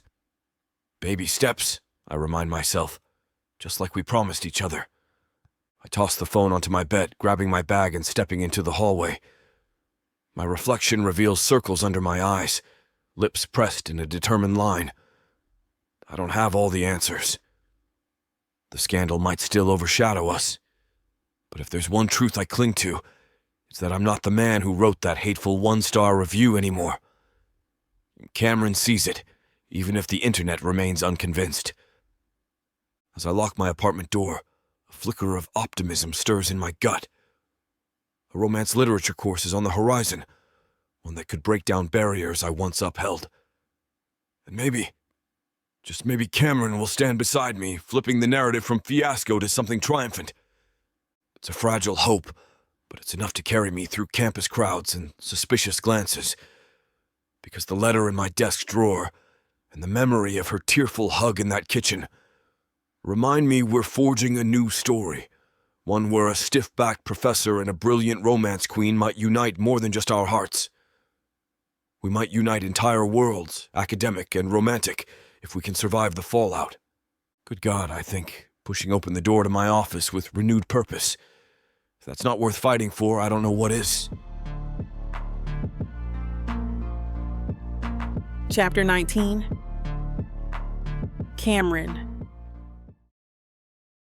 I'm standing outside Reuben's lecture hall, heart doing its best impression of a tap dancer in my chest. 20 minutes ago, I was huddled over my laptop in a coffee shop, scanning more scandal-laced tweets and telling myself I'd never set foot on this campus again. Then Tasha texted me with some cryptic heads up. He's giving a lecture today, open to the public, might be worth crashing. Of course, Tasha being Tasha, she left out all relevant details. Is this some big departmental event or a small elective class? Will I be the only non-student? My mind reels with questions. But the real reason I'm here is simpler. I miss the man. My brain is a swirling mess of leftover anger, lingering heartbreak, and a quiet longing that won't go away no matter how many savage tweets I read. So I quietly slip into the back row, hoping no one notices me. Students fill the large auditorium in scattered clusters, laptops open or notebooks balanced on their laps. The overhead lights cast a stark glow on the front, where Reuben stands at a podium, half turned toward the overhead projector. The sight of him in a charcoal blazer, posture straight, hair slightly tousled, sends a flutter through my stomach. Focus, Cameron. I slide into an empty seat, pulling my hoodie's hood low, though I doubt I'm fooling anyone. A couple of students glance my way, but no one points or shrieks, so I guess I'm not as infamous here as I am online. My phone hums in my pocket, a grim reminder of the outside world. I ignore it. Right now, I need to see Reuben, Professor Ellis. I remind myself, doing what he does best, minus the scathing cynicism he used to flaunt. He's mid-sentence when I tune in, voice carrying a quiet authority. And that's exactly why analyzing romance tropes can reveal societal attitudes about intimacy. If we dismiss the entire genre, we lose crucial insights into cultural and emotional nuance. A smattering of laughter moves through the crowd, light, engaged. No one's rolling their eyes. Reuben's gaze flicks across the room, and for a second it hovers near the back, near me. My pulse spikes, but I remain still as a statue, praying he doesn't call me out. If he sees me, his composure might crack, and I want to watch him in his element. He continues, stepping away from the podium. Take the enemies to lovers trope, for example. Often we see two characters who embody conflicting ideologies. The tension stems from deeply rooted misunderstandings. But as they communicate, truly listen, they discover they share more common ground than they realized. It's a commentary on how our judgments can blind us to genuine connection. I almost snort. Enemies to lovers. That's basically the summary of us. The memory of our first disastrous date sends a twinge through my chest. I press a hand over my heart, listening as he goes on about how scorn can transform into empathy. It's uncanny how he's describing our journey without naming it. Students raise their hands for questions, and Reuben fields them calmly. One girl asks, "But aren't romance novels formulaic? Doesn't the guaranteed happy ending kill the suspense?" He shakes his head, a small smile curling his mouth. Historical detective fiction often ends with the culprit found, yet we don't scorn the genre. We read for the journey, the unraveling of human complexity. Romance offers emotional satisfaction, but the tension, will these flawed characters overcome themselves, drives the story. That's a far cry from mindless formula. There's a sincerity in his tone that unknots something in me. This is the same man who once tore my writing to pieces. Now he's championing romance with an earnest conviction that makes me flush with unexpected pride. My eyes prick with tears I refuse to shed in a lecture hall. He wraps up with a final note. Ultimately, dismissing romance is dismissing a vast segment of human storytelling. We need to be braver in academia, to let the emotional arcs and communal hopes the genre embodies inform our scholarship. Love, romantic love, isn't the opposite of intellect. It's part of the human experience that deserves rigorous attention. Warm applause rises. I join in, quietly clapping from the back, a mix of awe and something dangerously close to adoration swirling in my gut. Reuben picks up his notes, scanning the auditorium for straggling questions. A few students line up near the podium, eager for one-on-one discussion. I watch him greet them, voice dropping into that polite academic tone, a small line of concentration marking his brow. The crowd disperses in clusters. A couple near me bickers about whether they want to read more romance. Another group heads for the exit. When the last student finishes her question, Reuben glances around as though searching for a reason to leave. That's my cue. I stand, stepping down the tiered rows. My heart hammers so loud, I'm half convinced he'll hear me coming. Halfway down, our gazes lock, his eyes widen, surprise and relief flooding his expression. He stands a little straighter. "Good God," he breathes, just loud enough for me to catch. I near the front, ignoring the stares of a couple of lingering students. "Professor Ellis," I say, tone arch, lips curving in a small grin. "Interesting lecture." He swallows, tension flickering in his jaw. "Cameron, I didn't know you were here." "Obviously," I tease, crossing my arms. "You were too busy wowing the youth with your romance epiphanies." A ghost of a smile tugs at his mouth. How much did you hear? Enough to see you in full professor mode. I pause, letting quiet pride seep into my voice. You were good. He exhales, shoulders relaxing. Thank you. That means a great deal coming from you, especially now. A hush falls, the weight of our recent turmoil pressing against us. The final stragglers exit, leaving us in the echoey hall. My gaze flicks to the overhead projector, still shining a blank blue screen. I told myself I'd never set foot here again after the meltdown, but Tasha suggested I see for myself how changed you are. His eyes soften. And my heart clenches. And you've changed a lot, Sugar Plum. This was impressive. Emotion flickers across his face. Relief, gratitude, maybe lingering fear. I was terrified you'd think it was just another performance. I shake my head. No, I could see the passion.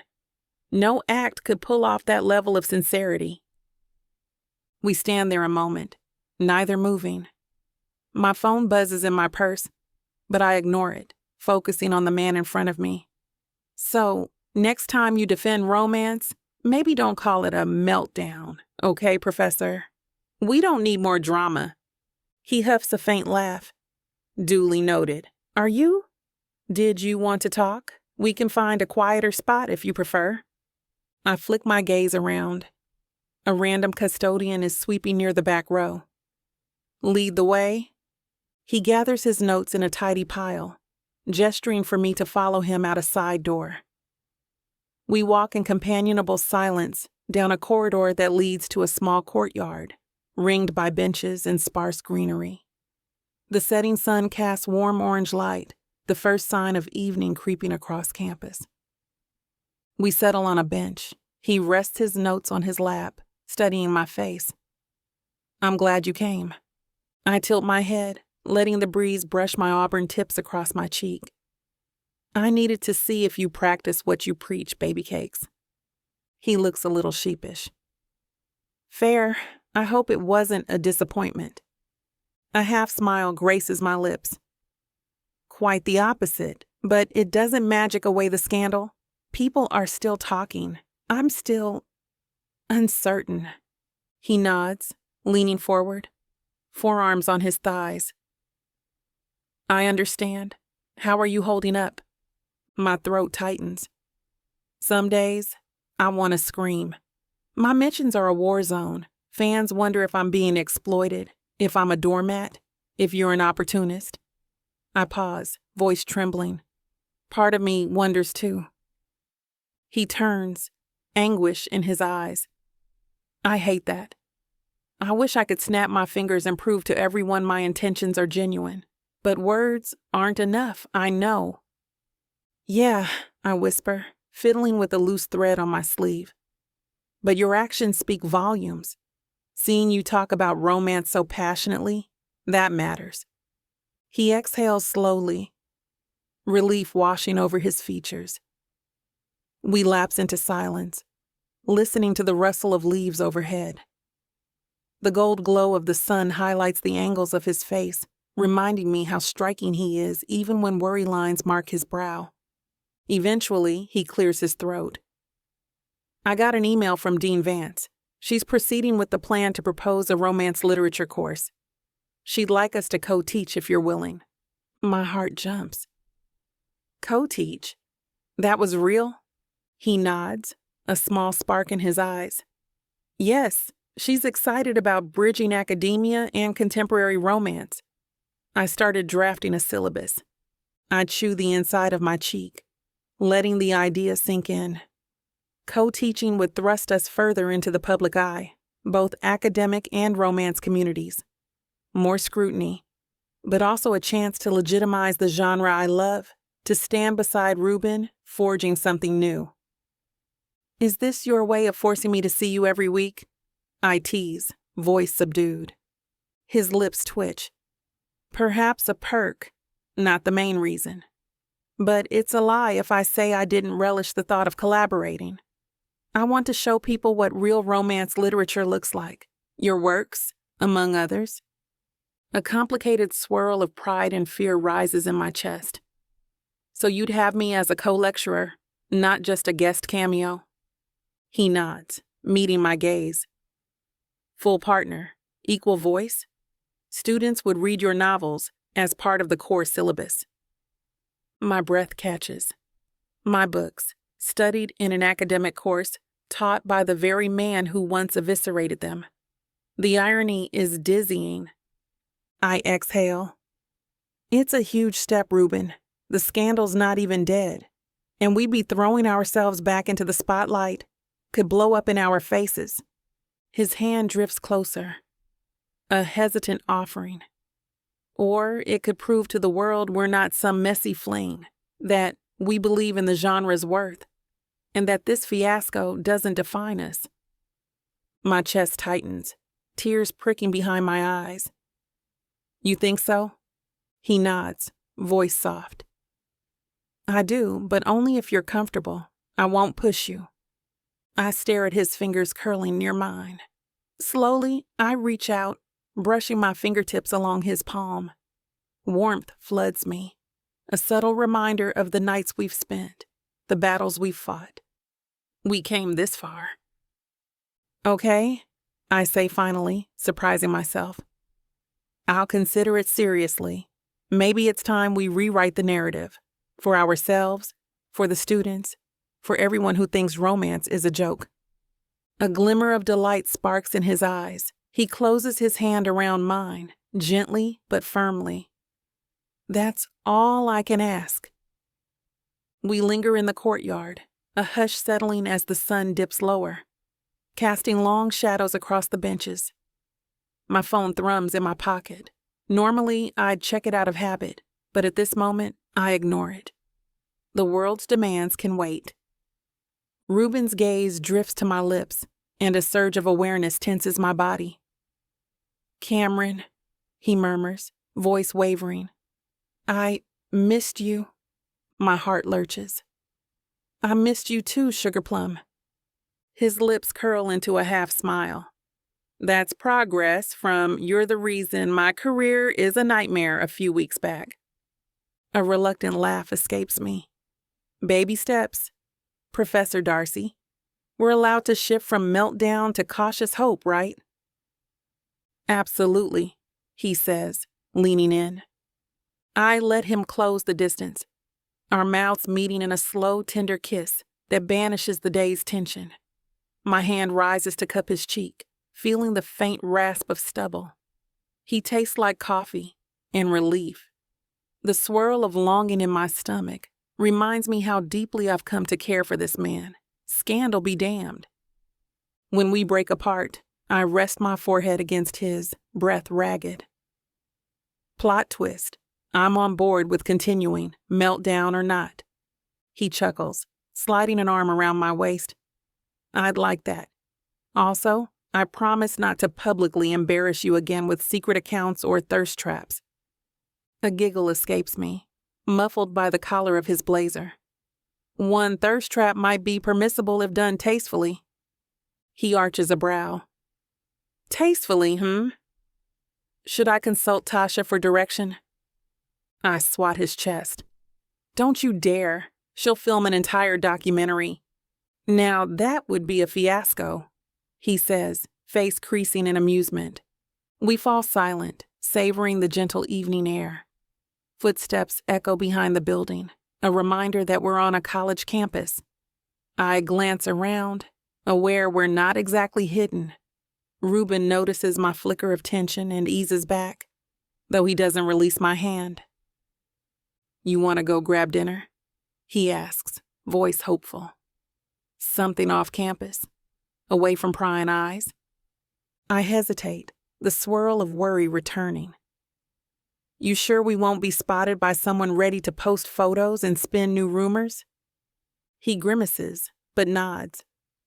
We can find a quiet place, maybe that little Italian restaurant near your condo. I'll watch for paparazzi if you do the ordering.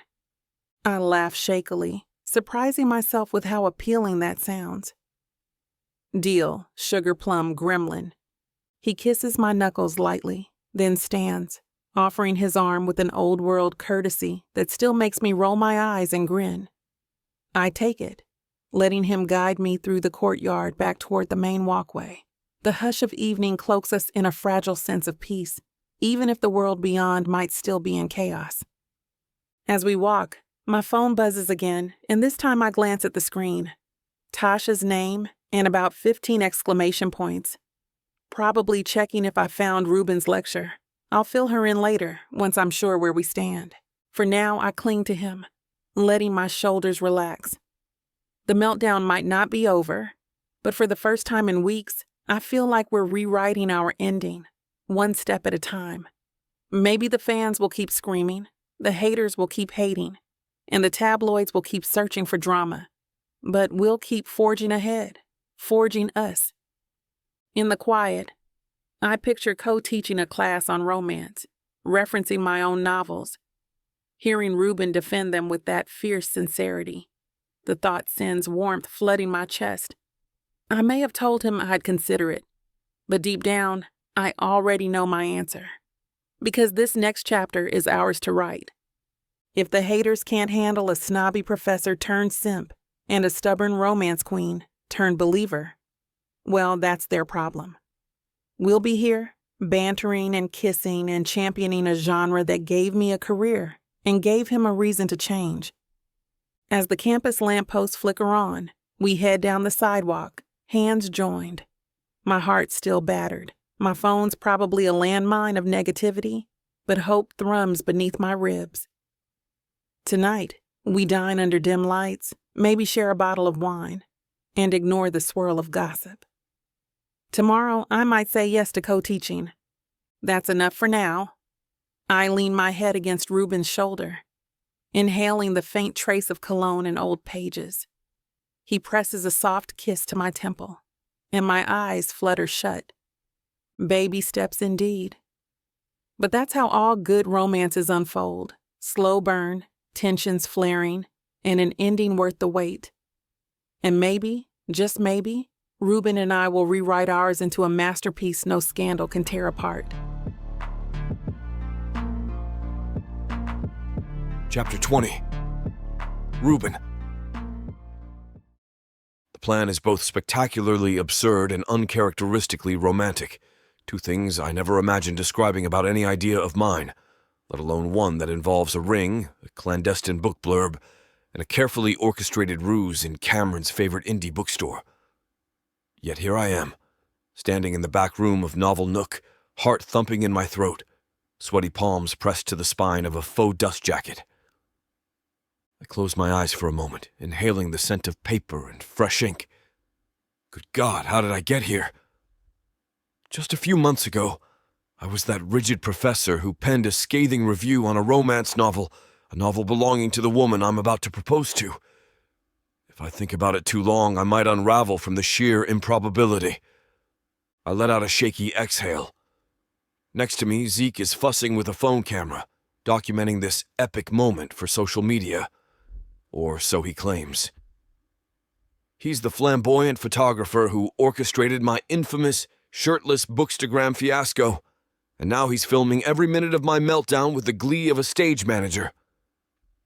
Focus, Professor, he chides, adjusting the lighting on his phone.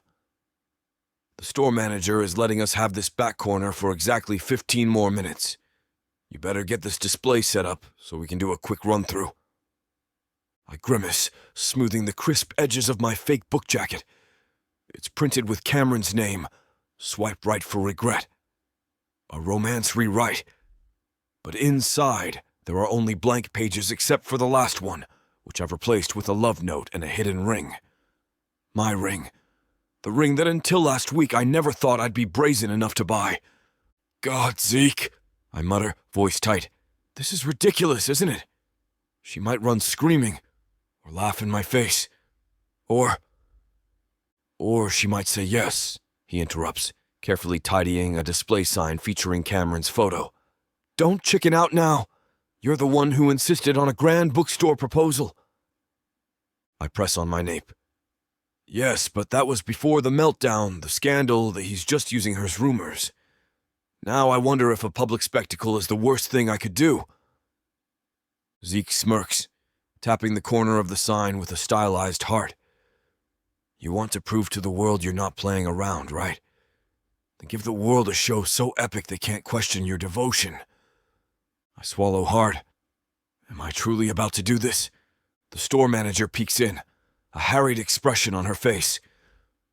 Mr. Ellis, we're about to open the doors for your surprise reading. Are you set?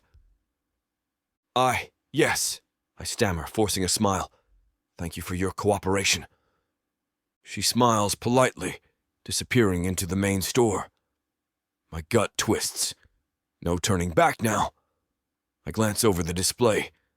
A stand with a single, special edition novel front and center, the teaser text on the inside flap doubling as my proposal speech.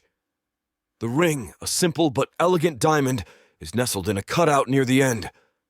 Zeke shoulders his phone. You sure she's coming? I texted Tasha, but is Cameron really in the dark? I nod, wiping sweat from my brow. Tasha said she told Cameron there was a pop-up sign and spotlight event for local romance authors.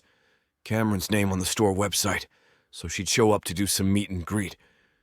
She thinks she's supporting an indie event. Has no clue about this. I gesture helplessly at the contrived setup. He grins, flamboyant and pleased. Perfect! The crowd's warming up out there, ready? I muster the courage to step from the back room into the bookstore's cozy interior. Novel Nook is in eclectic space walls lined with colorful shelves, a snug reading area up front, floor-to-ceiling windows letting in midday sunshine. A small crowd mingles by the romance section, chatting and flipping through paperbacks. My heart hammering, I position myself behind a promotional sign that reads, Special Launch, Swipe Right for Regret. Exclusive collector's copy. Zeke flicks a hand, giving me a thumbs up.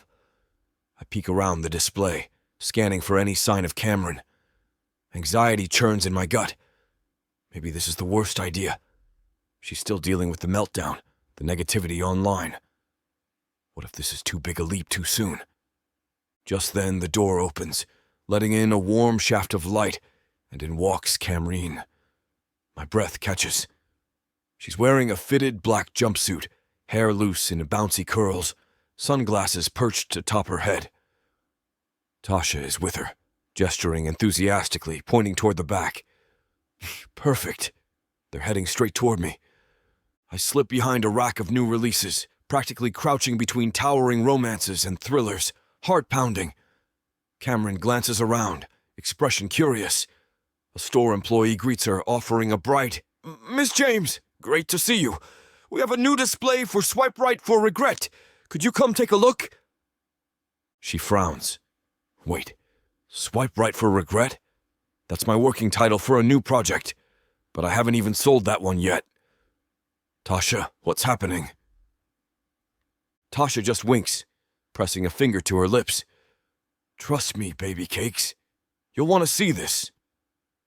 Cameron follows the employee deeper into the store, Tasha trailing.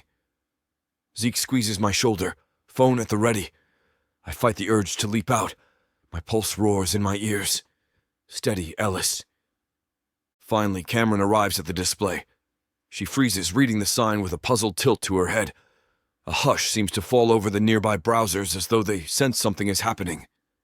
She spots the single special edition on the stand swipe Right for Regret.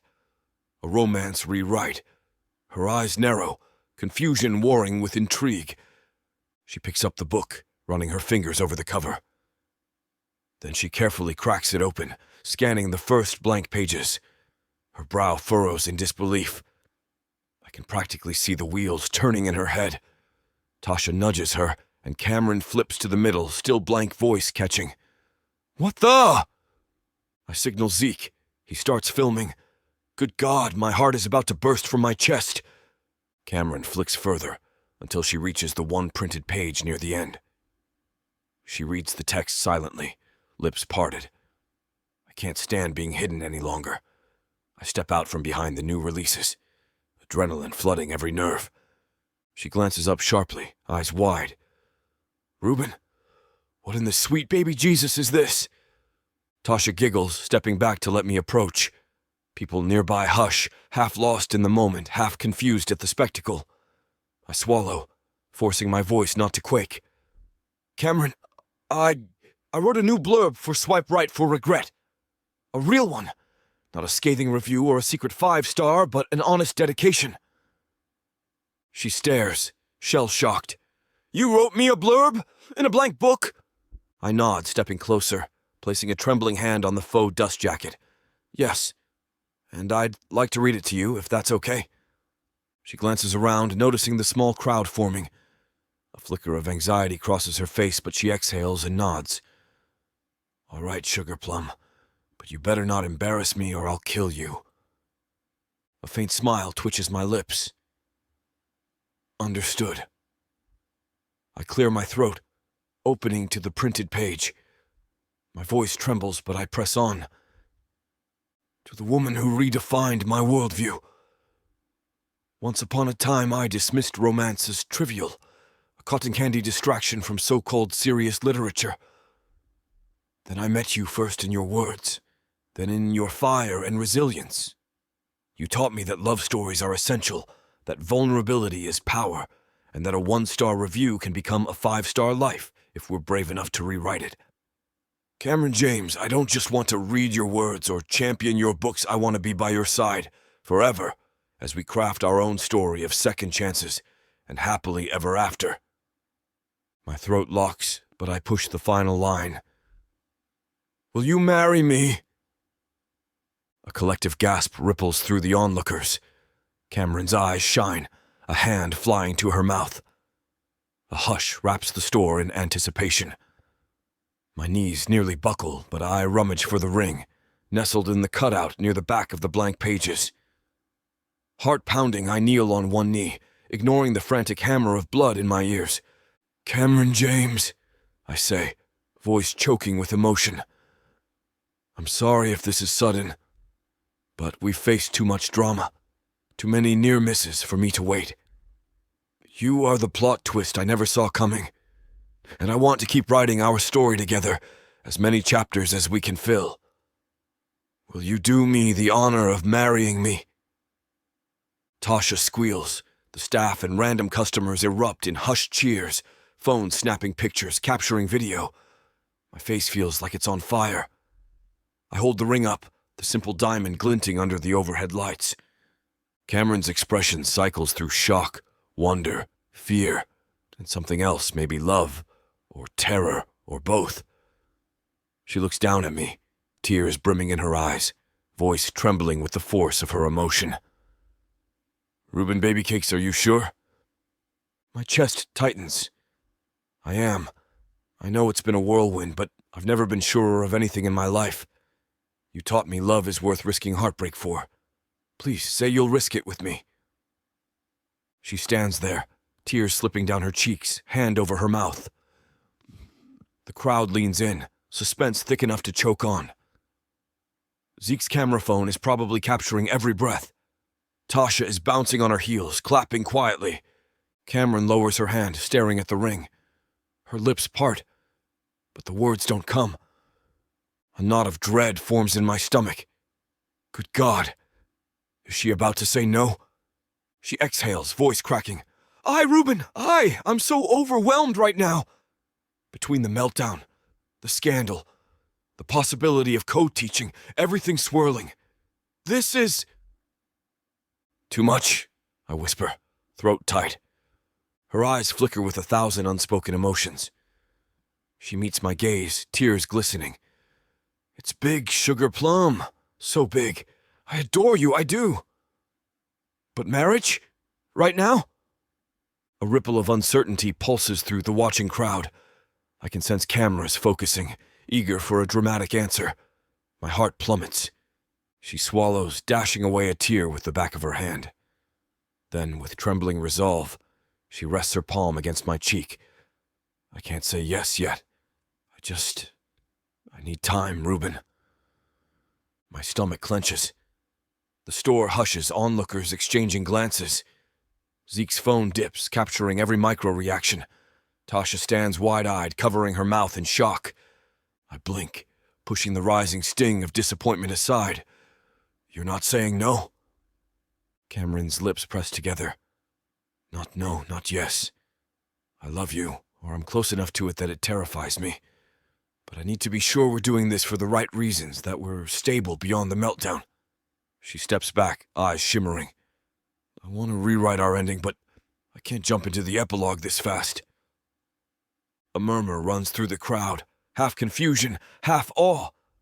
Some watchers frown, others look moved. I'm stuck on her words. I'm not yes, but not no. My heart slams in my chest, unsure how to respond. Slowly, I rise from my kneeling position, ring still in hand.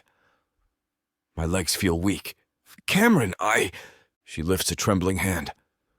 I'm so sorry if this humiliates you in front of everyone. But I can't lie. I need to think, to breathe. A swirl of heartbreak and sympathy tangles in my chest. I reach for her hand, voice gentle. Never apologize for being honest. If you need time, I'll wait as long as it takes. Her mouth quivers into a fragile smile, tears clinging to her lashes. Plot twist. I might say yes eventually. Just not here, not now. Is that okay? I exhale a shaky laugh, tears pricking my own eyes. Yes, absolutely. She presses a soft kiss to my cheek, and the crowd erupts in uncertain clapping. Tasha's hands are over her mouth, eyes brimming with tears of her own. Zeke is filming, but his face is a study in emotional whiplash. Cameron steps back, looking at me with a mix of regret and longing. Then she turns, walking through the parted throng of onlookers, shoulders squared as though fending off the weight of the world. My heart clenches with every step she takes away from me, fear whispering that she might never come back. The crowd's murmuring swells, phones snapping pictures. I stand there, ring in hand, chest hollow yet oddly buoyed by the fact she didn't say no outright. Tasha sidles up, tears shining, whispering, "Sugar Plum, you okay?" I force a watery smile, slipping the ring back into its velvet box. I think so. She didn't say no. Tasha sniffles, hugging me with surprising fierceness. She just needs time, honey. She's been through the ringer. Don't give up. Zeke lowers his phone. We'll edit the video carefully. This might actually be iconic. Has a real maybe later vibe that's romantic in its own way. I try to muster a chuckle but fail. My eyes flicks to the door Cameron disappeared through. Good God, I whisper, voice raw. I hope she forgives me for pushing her too far, too soon. The store manager steps forward, trying to salvage the atmosphere, calling for another round of applause. Some people cheer. A few linger, eyes wet. I guess they find it heartbreakingly romantic or heartbreakingly awkward. Probably both. My hands tremble as I set the fake book back on the display. The blurb I wrote feels almost mocking now. But it's also the truest thing I've ever written.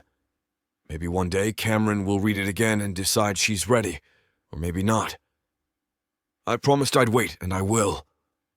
Zeke ushers the small crowd away, promising them exclusive footage on social media. My head spins. Social media. I can't begin to imagine how they'll spin this. Rejected proposal, delayed acceptance, another meltdown. Tasha touches my arm, voice hushed. You did something brave, Reuben. Cam's not shutting the door. Let her process. I give a stiff nod. Right. I can't force her to say yes. We stand amidst the half-stunned, half-celebratory hush. My heart is a knot of hope and dread. The air in the bookstore feels claustrophobic. The overhead lights too bright. I need to get out of here. Zeke pats my shoulder. Hey, you survived a professor meltdown and a romance fiasco. This is just another chapter, yeah? I manage a wan smile. Another chapter. Exactly. He retreats, presumably to handle the footage. Tasha squeezes my hand and heads off to corral the curious onlookers. I step away from the display, each breath shaky. People around me are talking in hushed tones, some glancing my way with compassion, others with confusion. The ring box weighs heavy in my pocket, a silent reminder that I'm now fiancé adjacent, but not quite. Eventually, I slip out the side door into the alley, gulping fresh air. My phone pings with messages from colleagues, probably reacting to the live fiasco or the countless social media posts going up as we speak. I ignore them, letting the crisp autumn breeze ruffle my hair. Closing my eyes, I conjure Cameron's face, those tears shining, that hesitant promise not to say no. She's right. This is big, and we're still healing from a public meltdown. But I'd be lying if I said my chest doesn't ache with the partial rejection. One day at a time, Ellis. She might come around, or she might decide the meltdown was too big a red flag. Good God, I mutter, brushing at my stinging eyes. We'll rewrite our ending, huh? I straighten, forcing myself to walk toward the street. Tasha said she'll handle the store staff, salvage the event. The ring box burns a hole in my pocket with each step. People pass me on the sidewalk, oblivious to my heartbreak or my lingering hope.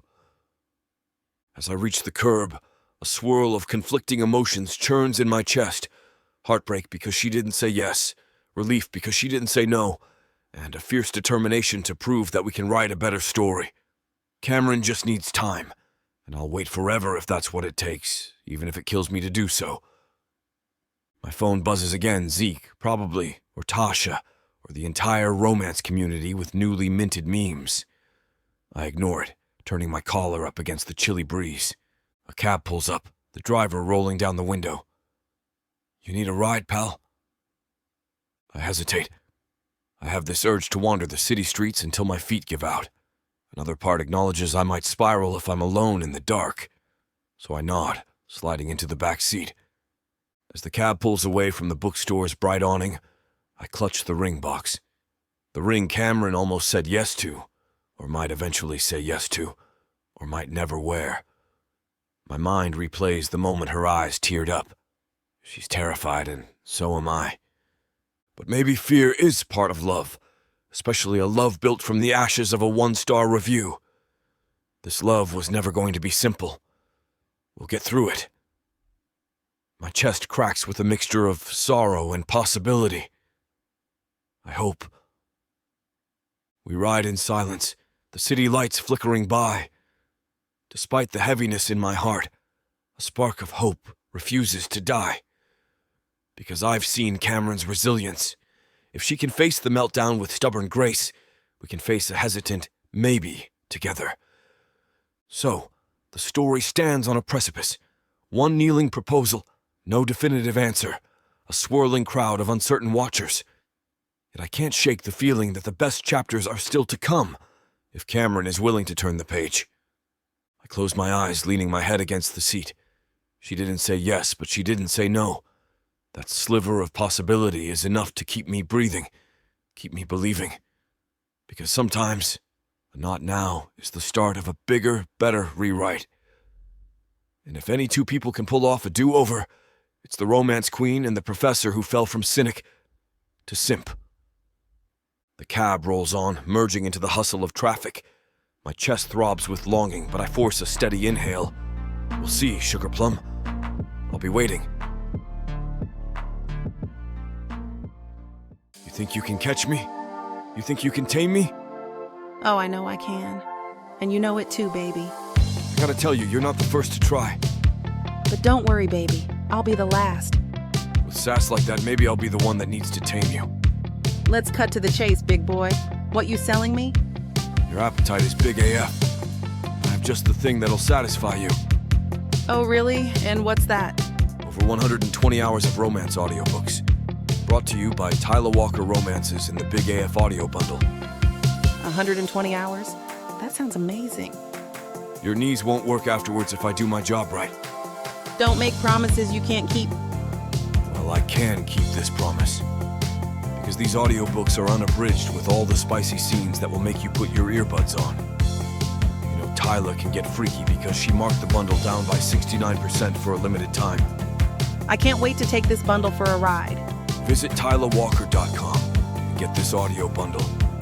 Just don't start listening if you're going to be cooking dinner, because you might just forget to feed your family. TylaWalker.com. Escape your life with Tyla. Chapter 21. Cameron. I don't burst through his apartment door like some triumphant heroine. I knock softly, feeling my heart race as I wait in the dimly lit hallway. I can't believe I'm here again. Less than 24 hours after I walked away from his proposal in front of an entire bookstore. My mind is still reeling from that half answer I gave him, from the anxious crowd that witnessed me trembling instead of squealing yes. But now I'm trembling for a different reason, because I'm about to rewrite the ending. He opens the door and my breath hitches. Reuben stands in rumpled khakis and a fitted sweater, hair disheveled as though he's been running his hands through it nonstop. His eyes flick to my face, searching. The raw pain in those gray-blue depths makes my chest constrict. Sugar Plum, you look like you haven't slept. Cameron, he says, voice husky. I didn't expect you tonight. Are you... I take a shaky breath, stepping into his living room without waiting for an invitation. Shh, let me talk, Professor. His shoulders tense, but he nods, shutting the door behind me. The soft glow of a single floor lamp lights the space. Books clutter every surface, a half-eaten slice of pie on the coffee table. Clearly, he's been too distraught to tidy. I turn to face him, heart thumping so loud, I'm sure he can hear it. Last night at the bookstore, you proposed in front of the world, and I all but left you kneeling.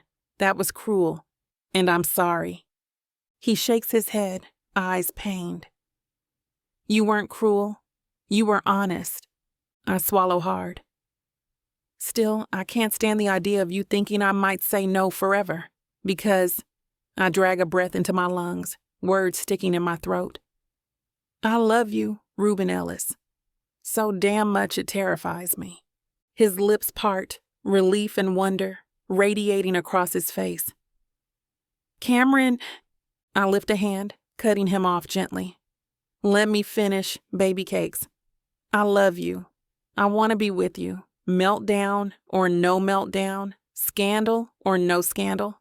But yesterday, I was so overwhelmed that I froze. The internet's been hounding us for weeks, calling me a fool or calling you a manipulator. I needed a moment to breathe. He exhales, tension melting from his posture. I understand. My voice softens. I came here tonight because I realized something. I'm strong enough to handle the chaos, as long as I'm handling it with you. That means I'm ready to say yes to your proposal, if you'll still have me. The silence that follows is deafening. My heart nearly stops as I watch him blink, processing my words. Then his gaze brightens with a raw, unfiltered joy I've never seen on his face. Good God, Cameron. Yes, of course You're serious? A tear slips down my cheek. I let out a trembling laugh, nodding fiercely. Plot twist. I'm very serious. I'm saying yes, Professor. We can handle the meltdown, the rumor mill, all of it, because I choose you. He crosses the room in 2 strides, arms wrapping around me so tightly I gasp. I press my face against his chest, listening to the frantic drumbeat of his heart, my own pulses in frantic rhythm, relief coursing through every nerve. He pulls back just enough to cup my cheeks in his hands, voice trembling. Cameron James, you are everything. I promise I'll protect you, cherish you, all those things I once mocked in romance novels. I want to give them to you. A thick wave of emotion crashes over me. You big silly man, I murmur, tears filling my eyes. You were a snobby cynic once, but look at you now, proposing with a ring hidden in a fake book. He laughs, tears shining in his own eyes. I'll do anything for you, Sugar Plum Gremlin. Even stage a second proposal if you want. I shake my head, my hands trailing up his arms. This is enough. I just need us.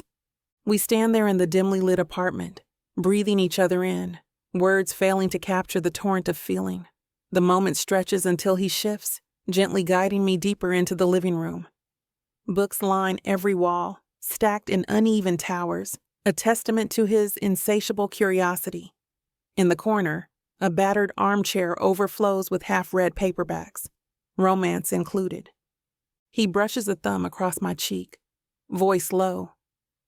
Cameron, His throat works, as though emotion chokes him. I never imagined I could find someone like you, let alone deserve you. Thank you for giving me a chance. I smile through the tears. We both deserve this, baby cakes. And now that we're rewriting our story, I trail off, stepping closer, eyes locked with his. A subtle tension sizzles between us, the air thick with promise. His eyes flick to my lips, then back up, question in his gaze. I nod, leaning in, and our mouths meet in a soft, reverent kiss. It's different from the frantic ones we shared in the past. This one tastes of cautious hope, a vow unspoken. He guides me gently onto the couch, the cushions dipping beneath our weight. My heartbeat accelerates, skin tingling. I press my forehead to his, letting out a shaky laugh. Plot twist. I'm so ready for this, I whisper, half laughing, half in awe. His answering chuckle is warm against my lips. Good God, so am I, he murmurs, voice husky. We kiss again, deeper this time, my fingers threading into his dark blonde curls. I savor the taste of him, the slow slide of his tongue, the heat that unfurls in my belly. Each brush of his hand across my back sends sparks dancing along my nerves. And that's where we're going to put a pause on pleasure. It looks like the rest of this chapter is just too naughty to put on the air. As much as we'd love to share every little detail, we've got to stick to this platform's guidelines to keep these free audiobooks coming. They've got some rules about what we can show, and we wouldn't want to risk losing the chance to bring you more content. As frustrating as it is to build the tension only to be interrupted, Miss Tyla always knows how to make it up to you. You can find the full, uncut scene over at tylawalker.com. With an entire library of unabridged audiobooks and ebooks, Miss Tyla's collection is waiting for you. And if you use code SAVE40, you'll get 40% off any digital product, even on bundles that are already discounted. So don't let the fun stop here. Head over to tylawalker.com and treat yourself with Miss Tyla. We collapse in a tangle, sliding down to the floor, the bookshelf towering behind us like a shrine to the lives we lived before this one. He wraps me in his arms, holding me as if he never wants to let go. Our breathing slows together, sinks. I'd quote sonnets, he says eventually, voice low and reverent. But I think you just outwrote them all. I press my face to his neck, still trembling. Plot twist, I whisper. I think you're my favorite author now. He laughs, and it's soft and full of wonder. And for once, I don't feel like I'm living someone else's story. I feel like we're writing our own, chapter by filthy, perfect chapter.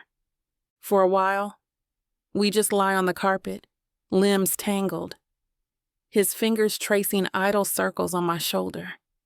My cheek rests against his chest, listening to the strong, steady beat of his heart. Outside, the city hums with a distant lull, but here in his living room, we exist in a sanctuary built of acceptance and a vow to face the world together. Eventually, I angle my face up, lips parted. That was different, I murmur. He tilts his head, brow creasing in concern. Different how? A soft smile tugs at my lips. Like we just sealed a promise in Shakespeare. No fear, no leftover anger, just us. His gaze gentles. Yes, a promise sealed. We fall silent again. My mind drifts to the ring he once tried to give me, the meltdown that followed. A pang of guilt flickers. Reuben, I say softly. About the ring. He hushes me with a gentle kiss to my forehead. Whenever you're ready, I'll keep it safe until that moment. Tears threaten anew, but I fight them back. Thank you, I whisper, burying my face in the crook of his neck. His arms tighten around me, warmth radiating across my skin. Time slips away in the quiet comfort of our afterglow. Eventually, my stomach growls, breaking the hush. He laughs softly, the sound vibrating under my cheek. Shall we order something? Unless you want leftover pie. I grin, nuzzling closer. Leftover pie might do, but I'd kill for a hot meal. Maybe Thai again? We can call the place that knows your order by heart. He chuckles, pressing a lazy kiss to my hair. Yes, Thai, let's do that. And then we can watch old black and white films or read a romance novel out loud. Anything you want. My chest tightens with gratitude. The internet might still be raging, but in here we're safe, huh? He nods, voice gentle. Safe and building something real. I close my eyes, inhaling his familiar scent. My pulse steadies. This is the man I once loathed for dismissing my life's work, who turned around and championed it with the same fervor. The man who set up a fake book cover in a bookstore to ask me to marry him. The man I'm choosing, meltdown or not. For a moment, images of the scandal flash in my mind, screenshots, vicious tweets, the swirl of negativity, but I let them fade. Right now, we have this bubble of quiet. Tomorrow, we'll face the world, and if the world still doubts us, so be it. We'll find a way, together. I run my fingers through his hair, savoring the way he shudders at my touch. When I proposed that meltdown, I never imagined it'd lead here, I say with a wry smile. He snorts a soft laugh. Ironic how the worst fiasco of our lives gave us the best thing we never knew we wanted. I tilt my head, eyes locked with his. Plot twist, life's messy, but maybe that's where the real stories lie. He tucks a stray curl behind my ear. You said you love me, he murmurs, lips brushing my ear. Say it again. A warmth floods my chest. I love you, Reuben Ellis. I whisper, the words resonating deep. And yes, I'll marry you. Soon, very soon. Just give me a moment to catch my breath. He exhales, relief and joy lighting his face. Take all the time you need. I'm not going anywhere. We share one more lingering kiss, savoring the unspoken vow that thrums between us. Then, with a playful grin, I slide off the couch, reaching for my scattered clothes. He laughs, following suit as we piece ourselves back into a semblance of decency. I slip on my blouse, still grinning like a fool. My cheeks burn, remembering how thoroughly we just expressed our love. Our final sex scene. Maybe not final, but definitely a turning point. He straightens his shirt, picking up his phone to order Thai takeout. Patsy, you for you, yes? I nod, crossing the living room to gather my shoes. And maybe Tom Kha's soup for nostalgia. He chuckles, tapping his phone. Nostalgia indeed. As he finalizes the order, I catch a glimpse of my reflection in the dark TV screen. My eyes shine with an unfamiliar softness, a quiet glow that says I've found something worth fighting for. Reuben ends the call, stepping toward me. He slides an arm around my waist, voice low. We have about 30 minutes until the food arrives. Care to read me a chapter of your new draft? I cock an eyebrow. Are you sure? You might hate the hero's redemption arc. A wry grin forms on his lips. I used to think I hated redemption arcs. Now I know better. Emotion flutters in my stomach. Fine. But if you give me any academic critique, I'll toss you out the window. He laughs, leaning in to brush his lips over mine, gentle as a breeze. Historically inaccurate threat, but sure. We both dissolve into snickers, the tension melting into a comfortable warmth. Hand in hand, we settle on the couch, Me with my laptop perched precariously on my knee, him resting an arm across the back cushions. The overhead light casts a soft glow, illuminating his face, tired but content. As I open my draft, I recall every meltdown we've endured, the heartbreak, the accusations, the terror of letting each other in, and now the promise that we'll keep forging ahead, ring or no ring, meltdown or no meltdown. Ready? I ask, voice trembling with anticipation. He nods, lacing our fingers together. Read away, my love. My love. The phrase sends a sweet ache through my chest. I shift closer to him, letting the final leftover fear slip away. Because yes, we have scandal. Yes, we have obstacles. But in this moment, we also have acceptance, laughter, tenderness, and a brand new story we're writing together. I clear my throat, scanning the first lines of my new romance. With a flutter in my heart, I begin reading, voice steady, as Reuben listens intently, a small smile touching his lips. Outside, the city hums, oblivious. Tomorrow, the world might pry into our affairs again, but right now, in this apartment filled with books and the lingering warmth of our love scene, we're safe. We're rewriting the ending on our terms. That, for me, is the sweetest epilogue of all. Chapter 22. Reuben. I'm standing in Mama J's kitchen at the crack of dawn, shoulders dusted with flour, listening to her issue orders like a general commanding troops. "Boy, don't you dare overwork that dough," she warns, brandishing a wooden spoon in my direction. "We can't have a tough crust for Cammie's wedding pie." "Yes, ma'am," I say, trying not to smile too widely. Her kitchen is a whirlwind of pan, spatulas, and an aroma so sweet it practically glues a grin onto my face. This place has become unexpectedly familiar, somewhere between terrifying boot camp and a comforting hideaway. Exactly like Mama J herself. She huffs, shooing me away from the counter. "Go check on the fill-in, one-star boy!" I'll finish the crust. A laughing snort escapes me, though my cheeks warm at the nickname she still brandishes. I redeemed that moniker. Remember? Mama J rolls her eyes. "You think a fancy wedding changes the fact you once left my daughter a scathing review?" Boy, you better keep showing me you've evolved.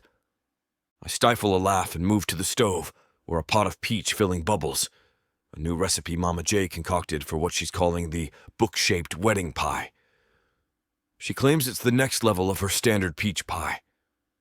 I suspect it's symbolic, kind of like me, shaping up from my battered past into something sweet. The thought makes my chest ache with affection.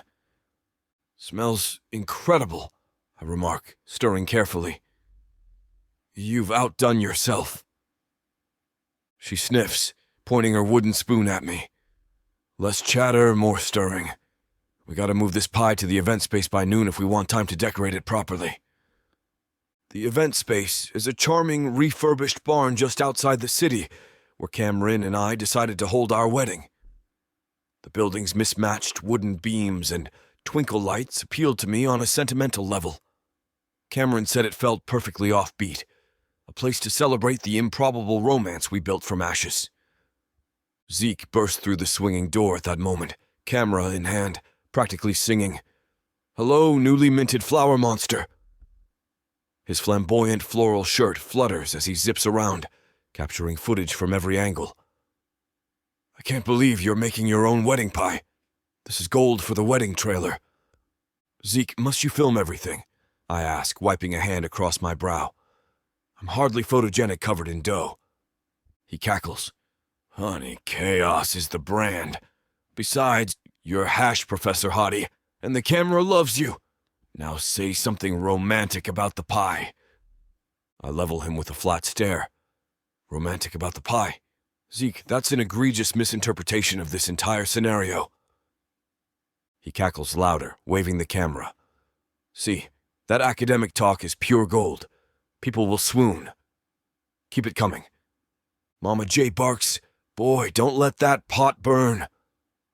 Startled, I refocus on stirring, mindful of the sweet aroma thickening in the air. My mobile buzzes in my pocket, likely a text from Tasha with more urgent updates about last-minute wedding chaos. This entire week has been a blur of fittings, venue adjustments, and frantic calls from both families. The meltdown overshadowed everything for a while, but as the big day draws near, my life is pinned to a brand new meltdown, wedding mania. I glance around Mama J's kitchen, noticing the black and white photos on the wall. Cameron's high school graduation, Mama J's old cooking trophy, a family snapshot with Cameron at age 10. My throat tightens, remembering how far we've come. I'm about to marry the woman whose book I once tore apart. Life is bizarre and beautiful. "All right, flower boy," Mama J barks, pulling me out of my reverie. "That filling ready?" I lift the wooden spoon, letting the thick peach syrup drip back into the pot. "Yes, ma'am. Looks good." "Great. Now get out of my kitchen. Time's wasting." She shoves a plastic container into my arms. "Take this to Tasha so she can handle transport. I'll bake the final shape soon as the dough chills." I open my mouth, protest half formed, but she waggles the wooden spoon at me again, eyes narrowed. I decide discretion is the better part of valor, escaping the pastry war zone before she scolds me further. Zeke follows, camera rolling, exclaiming about bridal pie extravaganza. Outside, the sun has climbed higher, warming the crisp autumn air. Tasha's leaning against her gleaming SUV, phone pinned to her ear, issuing rapid-fire instructions. She glances up as I approach, ending the call with an exasperated sigh. "Reuben, baby cakes, we have a situation with the table settings. The florist gave us lilac centerpieces instead of white. Cameron is freaking out." I stifle a groan. "Lilac doesn't sound catastrophic. Are we sure it's meltdown-worthy?" Tasha holds up a hand. "You don't question a bride's meltdown, Sugar Plum. Just fix it. I told the florist we want the correct color pronto." I nod, juggling the container of peach filling. "All right. Mama J said this is for you to deliver. She needs the dough to rest, then she'll finalize the design on site." Tasha grabs it from me, studying the sticky interior with a critical eye. "Pie in the shape of a book, huh? She's unstoppable. I love it." Zeke pokes his head around me, camera lens nearly bumping my shoulder. "Let me get a close-up. Perfect footage for the trailer. Plot armor and pie, we'll call it." I roll my eyes. I see the wedding trailer titles locked in. Fantastic. Tasha smirks. "Don't be grumpy, Professor. This wedding trailer will blow up on social media. A perfect PR flip from meltdown to happily ever after." A pang of nerves flutters in my gut. Social media attention still triggers memories of the meltdown. But Cameron and I decided to own it. We're forging ahead, meltdown or not. I glance around for Cameron, my heart giving a little thump at the thought of seeing her. She must be sorting some other crisis or finishing a last-minute dress fitting. My phone buzzes again. Probably her. But Tasha snatches it from my hand before I can peek, pressing it to my chest. "Oh no, baby cakes," she scolds. "Cameron said you're not allowed to see her until the rehearsal dinner, which starts in 2 hours at the barn. She's gone all old-fashioned on us, something about building anticipation." I flush.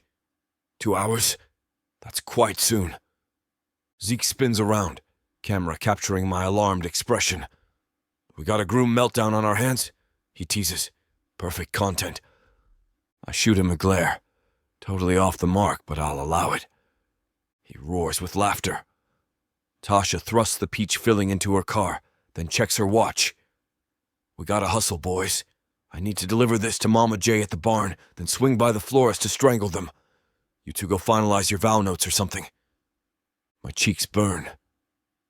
Vow notes. Right. I haven't finished rewriting them after my meltdown of emotional sincerity. A swirl of panic rises. I need them to be perfect.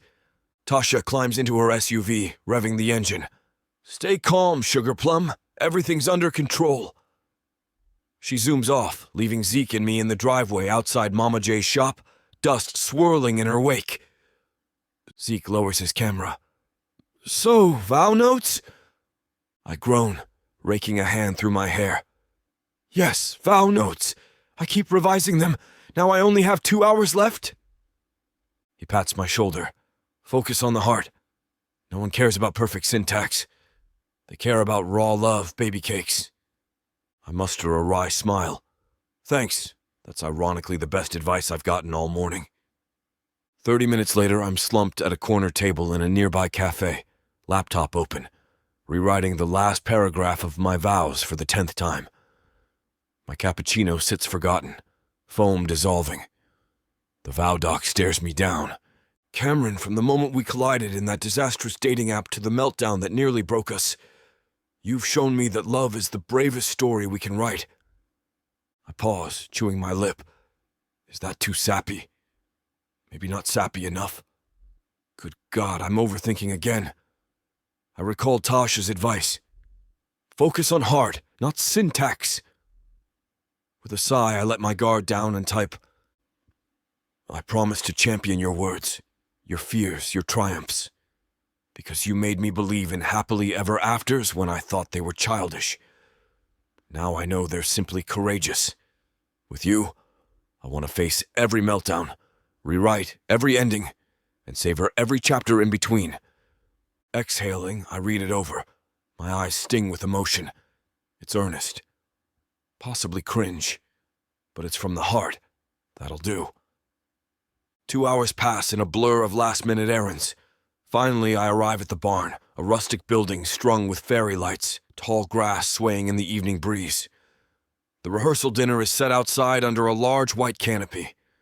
I can see Tasha bustling around, ordering staff to place napkins just so. I step out of my car, vow notes tucked in my jacket pocket, and breathe in the sweet smell of hay and fresh air. Nerves coil in my stomach. Cameron will be here soon, presumably in a knockout outfit. The thought sends my heart skittering. I'm actually marrying Cameron James. Zeke spots me from across the yard, camera again in hand. He waves, filming me striding up the gravel path. My mouth twists in mild exasperation, but I wave back. Mama J stands near a row of tables, overseeing the final touches. I approach carefully. She eyes me up and down, her expression severe. Then her face cracks into a grin. Well, you look like a man on a mission, boy. You got your vows ready? I nod, swallowing. Yes, ma'am. I think so. She sniffs in approval. Good, because that pie's done, shaped like a big old book, complete with your names on the cover. If you two break up after all the trouble I went to, I'll haunt you. I let out a breathless laugh. I appreciate the threat. And the pie. She pats my arm, her gaze softening. You'll do right by Cammy. I see it in your eyes, one-star boy. Now relax. She'll be here any minute. My heart leaps. Any minute? My sweaty palms intensify. I glance around. Tasha's greeting guests, some of Cameron's author friends, a few of my colleagues from the lit department. Dr. Field stands awkwardly near the buffet, probably plotting how to critique the decor. But I can't worry about them now. I need to see Cameron. As if conjured by my frantic thoughts, Cameron steps from a rented town car, Tasha rushing over to help her navigate the uneven ground in heels. My breath catches. She's wearing a deep purple wrap dress, hair pinned up to show the auburn tips against her smooth skin. Even from a distance, she radiates confidence and grace. She laughs at something Tasha says, and the sound drifts across the lawn, tugging at my chest. She moves through the gathered crowd, offering polite smiles, but her gaze seeks me out. Our eyes lock, and a current of electricity passes between us. My heart swells at the sight of her unguarded smile. She approaches, Tasha trailing behind with a conspiratorial wink. I step forward, palms damp, vow notes fluttering in my pocket. Cameron halts a breath away, tilting her head up to look at me. Hey, sugar plum, she says softly, eyes gleaming. Hey, I manage, lips curving in a relieved grin. Her gaze flicks around. It's beautiful here. I almost forgot we're rehearsing a wedding, not filming a rom-com. Zeke's camera looms behind us, capturing every second of this. I roll my eyes but step closer, lowering my voice. Does it feel real yet? She exhales, hooking a finger through my lapel. It feels terrifyingly real, but I'm okay with that, you? My heart pounds. Yes, terrified and grateful in equal measure. She smiles, sliding her arm around my waist. For a moment we stand in the glow of flickering lanterns, ignoring the curious stares. I brush a light kiss across her forehead, fighting the urge to devour her with the crowd watching. She arches a brow. Down, boy. We can't scandalize your entire department just yet. I grin, turning to greet Dr. Fields as he sidles over, clearing his throat. Professor Ellis, Miss James, he says, adjusting his bow tie. Congratulations. This is quite the event. I must say, I never expected. Cameron smirks, cutting in. That your star colleague would be marrying the romance writer he once trashed? Yeah, neither did we. He flushes, coughing delicately. Well, yes, best wishes. I look forward to the ceremony. She and I share a private laugh as he retreats, flustered. Then Tasha calls everyone to gather for a quick run-through of the ceremony order. Cameron squeezes my hand, stepping toward the makeshift altar under twinkling lights. The rehearsal is a swirl of directions from Tasha. Best men on the left, bridesmaids on the right, Mama J next to the officiant. Zeke weaves around, filming. It's chaotic, but oddly joyful. My vow notes feel like lead in my pocket, each syllable a promise I can't wait to speak aloud in front of our closest friends and relatives. When the rehearsal wraps up, applause bubbles from the small group. Cameron's eyes find mine across the circle, a quiet confidence shining there. I let out the breath I didn't realize I was holding. Tomorrow, I think. Tomorrow we pledge forever. Afterwards, we gather at a line of buffet tables for the pie unveiling. Mama J ceremoniously lifts a silver lid to reveal the book-shaped masterpiece, complete with sugar lettering that spells out Cameron and Reuben. The next chapter. The crowd oohs and ahs. Tasha sniffs dramatically, and Cameron's face lights up in delight. I step behind her, resting a hand on her hip. Mama outdid herself. She nods, voice thick with emotion. It's perfect like an edible cover. She glances up, tears in her eyes. Even if all the meltdown nonsense overshadowed us, this pie is 100% ours. I lean down to whisper, that meltdown nonsense can't overshadow a love shaped by pastry. She lets out a watery laugh, batting me gently with her free hand. Sap. I grin, pressing a kiss to her temple. I love you. Her voice softens. I love you too. We slice into the pie, dishing out sweet peach slices to the cheering guests. Zeke films, Tasha orchestrates photos. Mama J fusses that we're not cutting properly. But none of it matters. All I see is Cameron, eyes bright with anticipation, the light hitting the auburn tips of her hair. She's the woman I ridiculed, the woman I championed, the woman I proposed to, the woman who said yes, on her own terms. Later, under the barn's high rafters, Cameron and I steal a quiet corner. The guests mingle, sipping cider and nibbling pie. The string lights glow overhead, a cozy hush wrapping the space. She leans into me, content. I still can't believe we're here. Tomorrow, everything changes. I slip my arm around her waist, heart thudding softly. It already changed, baby cakes. The meltdown might have started our story, but we're writing the sequel now. She tilts her head, lips brushing mine in a slow, tender kiss that sends warmth flooding through me. Always so poetic, Professor, she murmurs against my mouth. Only for you, I say, smiling into her kiss. We linger like that, ignoring the swirl of relatives and friends, capturing a small bubble of peace amid the wedding frenzy. In the distance, Mama J laughs uproariously at something Tasha says. Dr. Fields complains about the barn's acoustics, and Zeke's camera flashes record every moment. But none of it intrudes on the quiet vow in our shared breath. We're in this together. Tomorrow we stand before everyone to promise forever. Tonight we savor the chaos, the pie, and the knowledge that love, messy, improbable, exasperating love, won out against every meltdown. My heart overflows with gratitude, and I pull her closer, inhaling the sweet scent of her perfume mingled with the sugar-laced barn air. She smiles, turning in my arms to face the gathering crowd. Ready to handle more pictures, Sugar Plum? Because Tasha's waving us over. I grimace good-naturedly. Let the photo marathon begin.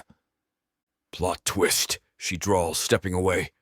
I'm actually excited, but if they make me pose in one more silly angle, I'll revolt. I take her hand, leading her toward the waiting cluster of cameras and people. Revolt away, darling. We'll do it together. Hand in hand, we plunge into the chaos, hearts buoyed by the knowledge that, meltdown or not, scandal or not, we found our happily ever after. The rest is just decoration and pie. Chapter 23.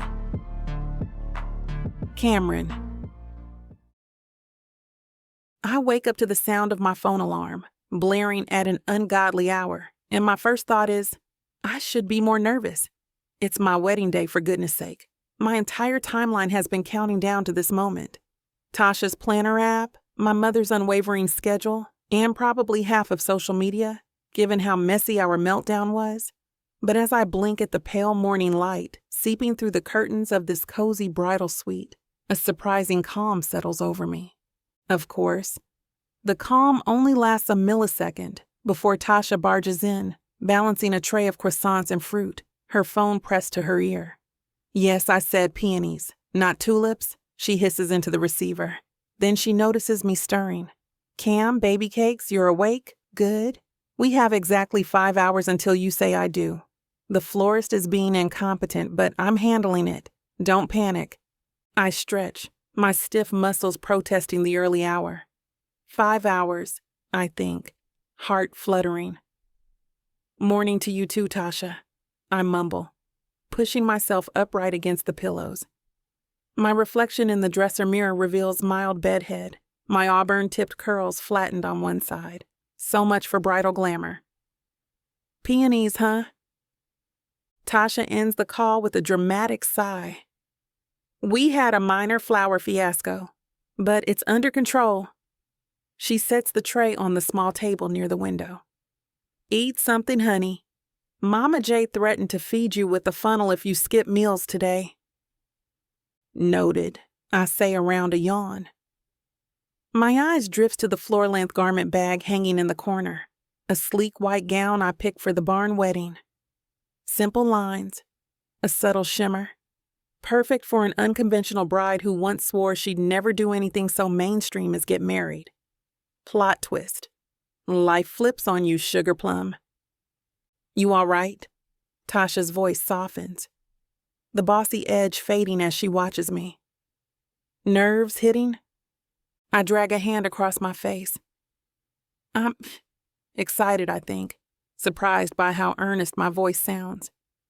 I expected meltdown number 2, but I feel mostly relief. It's time, Tasha. Reuben and I overcame so much. I'm ready to be his wife. A beaming grin lights her features. Girl, you're gonna slay this wedding, and I'll be capturing every glorious moment, with or without Zeke's extra camera angles. I roll my eyes at the mention of Zeke, but a fond smile sparkles on his face. He's filming a wedding trailer, yes? For what? Instagram, TikTok, a docuseries? Tasha winks. All of the above. Just wait until you see the Bookstagram thirst trap to wedding vow storyline. The internet will sob. A flutter in my belly reminds me that we're inviting the world into our personal journey, the same world that once called me a fool or a doormat. But if I can survive the meltdown drama, I can survive a wedding trailer, as long as Reuben's by my side. I swing my legs off the bed and start nibbling on a croissant. Flaky crumbs scatter onto my robe, but at least I'm eating. Tasha fusses with the makeup kit, muttering about color palettes that complement my skin tone. Here we go. I think with amusement. Wedding day chaos in full bloom. An hour later, my suite bustles with activity. Tasha orchestrating my hair and makeup team. Bridesmaids fluttering around in matching satin robes. Mama J checking in every few minutes to ensure I've eaten enough. She never misses a chance to brandish a container of leftover pie filling, threatening me with sugary intervention if I show signs of faintness. I stand in front of the full-length mirror, letting a stylist pin my curls back in an intricate updo that highlights the auburn tips. My reflection morphs from sleepy bedhead to bridal elegance. Each bobby pin reminds me of how different am I since that first interaction with Reuben, since the hateful review turned secret thirst traps, and all the heartbreak in between. Mama J slips in, carrying a small velvet box. My breath catches. She looks radiant in her own formal gown, hair swept up, proud tears brimming. "Cammy," she says softly, "I've got something for you. Family tradition." I arch an eyebrow as she opens the box, revealing a simple gold bracelet etched with small hearts. The warmth of it practically glows under the vanity lights. "Mama, is that?" She nods, smiling. "Your grandma's. She wore it on her wedding day. Thought you might want it for your something old." Emotion swells in my chest, tears pricking behind my eyes. "Thank you," I whisper, letting her fasten it around my wrist. The hearts catch the light, a reminder of the legacy of love that led me here. She presses a kiss to my cheek, voice low. "You ready for this, sugar plum? The meltdown tried to break you, but you rose above. Now you're marrying that one-star boy, and I can't wait to see you both shine." My throat tightens. "I'm more than ready, Mama." She nods, patting my arm before stepping back to let the stylist finish. As I watch her leave, gratitude floods me. We overcame so much together: family skepticism, meltdown drama, snarky rumors. Yet somehow, love won. Half an hour before the ceremony, I slip into my dress, the silky fabric hugging my curves, my bridesmaids gasp and squeal, Tasha wiping an exaggerated tear. The barn is a short ride away. Everyone but me and Tasha heads over to finalize seating. Zeke is presumably capturing Reuben's last pre-wedding meltdown from behind his camera. Tasha helps me gather the train of my gown, leading me out to the waiting car. My stomach flips with anticipation. This is it. The drive is short and quiet, a pleasant hush in the back seat. Tasha grips my hand, beaming with pride. "I love you, Cam," she whispers. "So happy you found your happily ever after. Meltdown be damned." I sniff, blinking tears away. "Stop making me cry, baby cakes. I'll ruin my mascara." She laughs, releasing my hand as the car pulls up to the barn. The barn's interior glows with fairy lights and flickering candles, rustic yet romantic. Rows of chairs line the aisle, a floral arch at the front. The smell of hay mingles with sweet blossoms. Apparently, Tasha resolved the peony crisis after all. Soft classical music trickles from hidden speakers, though there's a subtle trap remix undertone that makes me grin. That's Tasha's idea of tasteful compromise, classical trap vibes. One by one, bridesmaids and groomsmen shuffle down the aisle. I linger at the barn door, with Mama J by my side. She volunteered to walk me, since my father passed years ago. My heart thuds as the wedding march begins, an orchestral piece tinged with that trap back beat. Only Tasha would pull that off. Mama J squeezes my arm, tears shining. "Ready, Cammy?" I draw a trembling breath. Absolutely. We step forward into the barn's soft glow, and the gathering crowd turns to watch. I catch glimpses of faces. My author friends, Reuben's colleagues, folks who overcame the meltdown negativity to stand by us. But my eyes lock on Reuben, standing near the arch in a sharp dark suit, shoulders stiff with emotion, stormy gaze fixed on me. He looks mesmerizing, hair neatly combed, a small flower pinned to his lapel, brow furrowed as though he can't believe this is real. When I finally reach the front, Mama J passes my hand to his. Electricity sizzles at the contact, a lifetime of longing compressed into that single moment. "You look breathtaking," he breathes, voice trembling. I manage a grin. "You don't look too shabby yourself, Professor." He exhales a shaky laugh, eyes glistening. The officiant begins speaking, welcoming everyone, referencing the improbable romance we all witnessed, meltdown and all. My heart thumps steadily. "Focus, Cameron." The officiant invites us to share vows. Reuben goes first, retrieving a small folded note from his pocket. His voice wavers as he reads, lines about how I taught him that love demands vulnerability, that I turned his world upside down with unrelenting passion. I bite my lip, tears threatening, hearing him publicly declare that he once dismissed romance, but now knows it's the bravest story we can write. I vow not to cry too early, but tears slip free anyway. The crowd collectively sighs. Then Reuben finishes, voice cracking on the final line. "I love you, Cameron James, with every revised sentence of my once cynical heart." He slides the ring onto my finger, and I hold my sobs back, pressing my lips together. The officiant turns to me and I fumble for my own vow card. It's flash fiction style, 8 short sentences, each capturing a moment from our messy timeline. I clear my throat, lifting the card. 1. We matched on a dating app neither of us wanted. 2. You wrote a 1-star review that nearly crushed my faith. 3. I swore never to forgive you. 4. You posted a shirtless thirst trap, and I swore even harder. A ripple of soft laughter echoes from the crowd. My cheeks heat, but I continue, voice trembling. 5. You championed my books, risking your pride. 6. We survived meltdown after meltdown, rewriting the plot. 7. You proposed with a fake book and I wasn't ready. Until now. 8.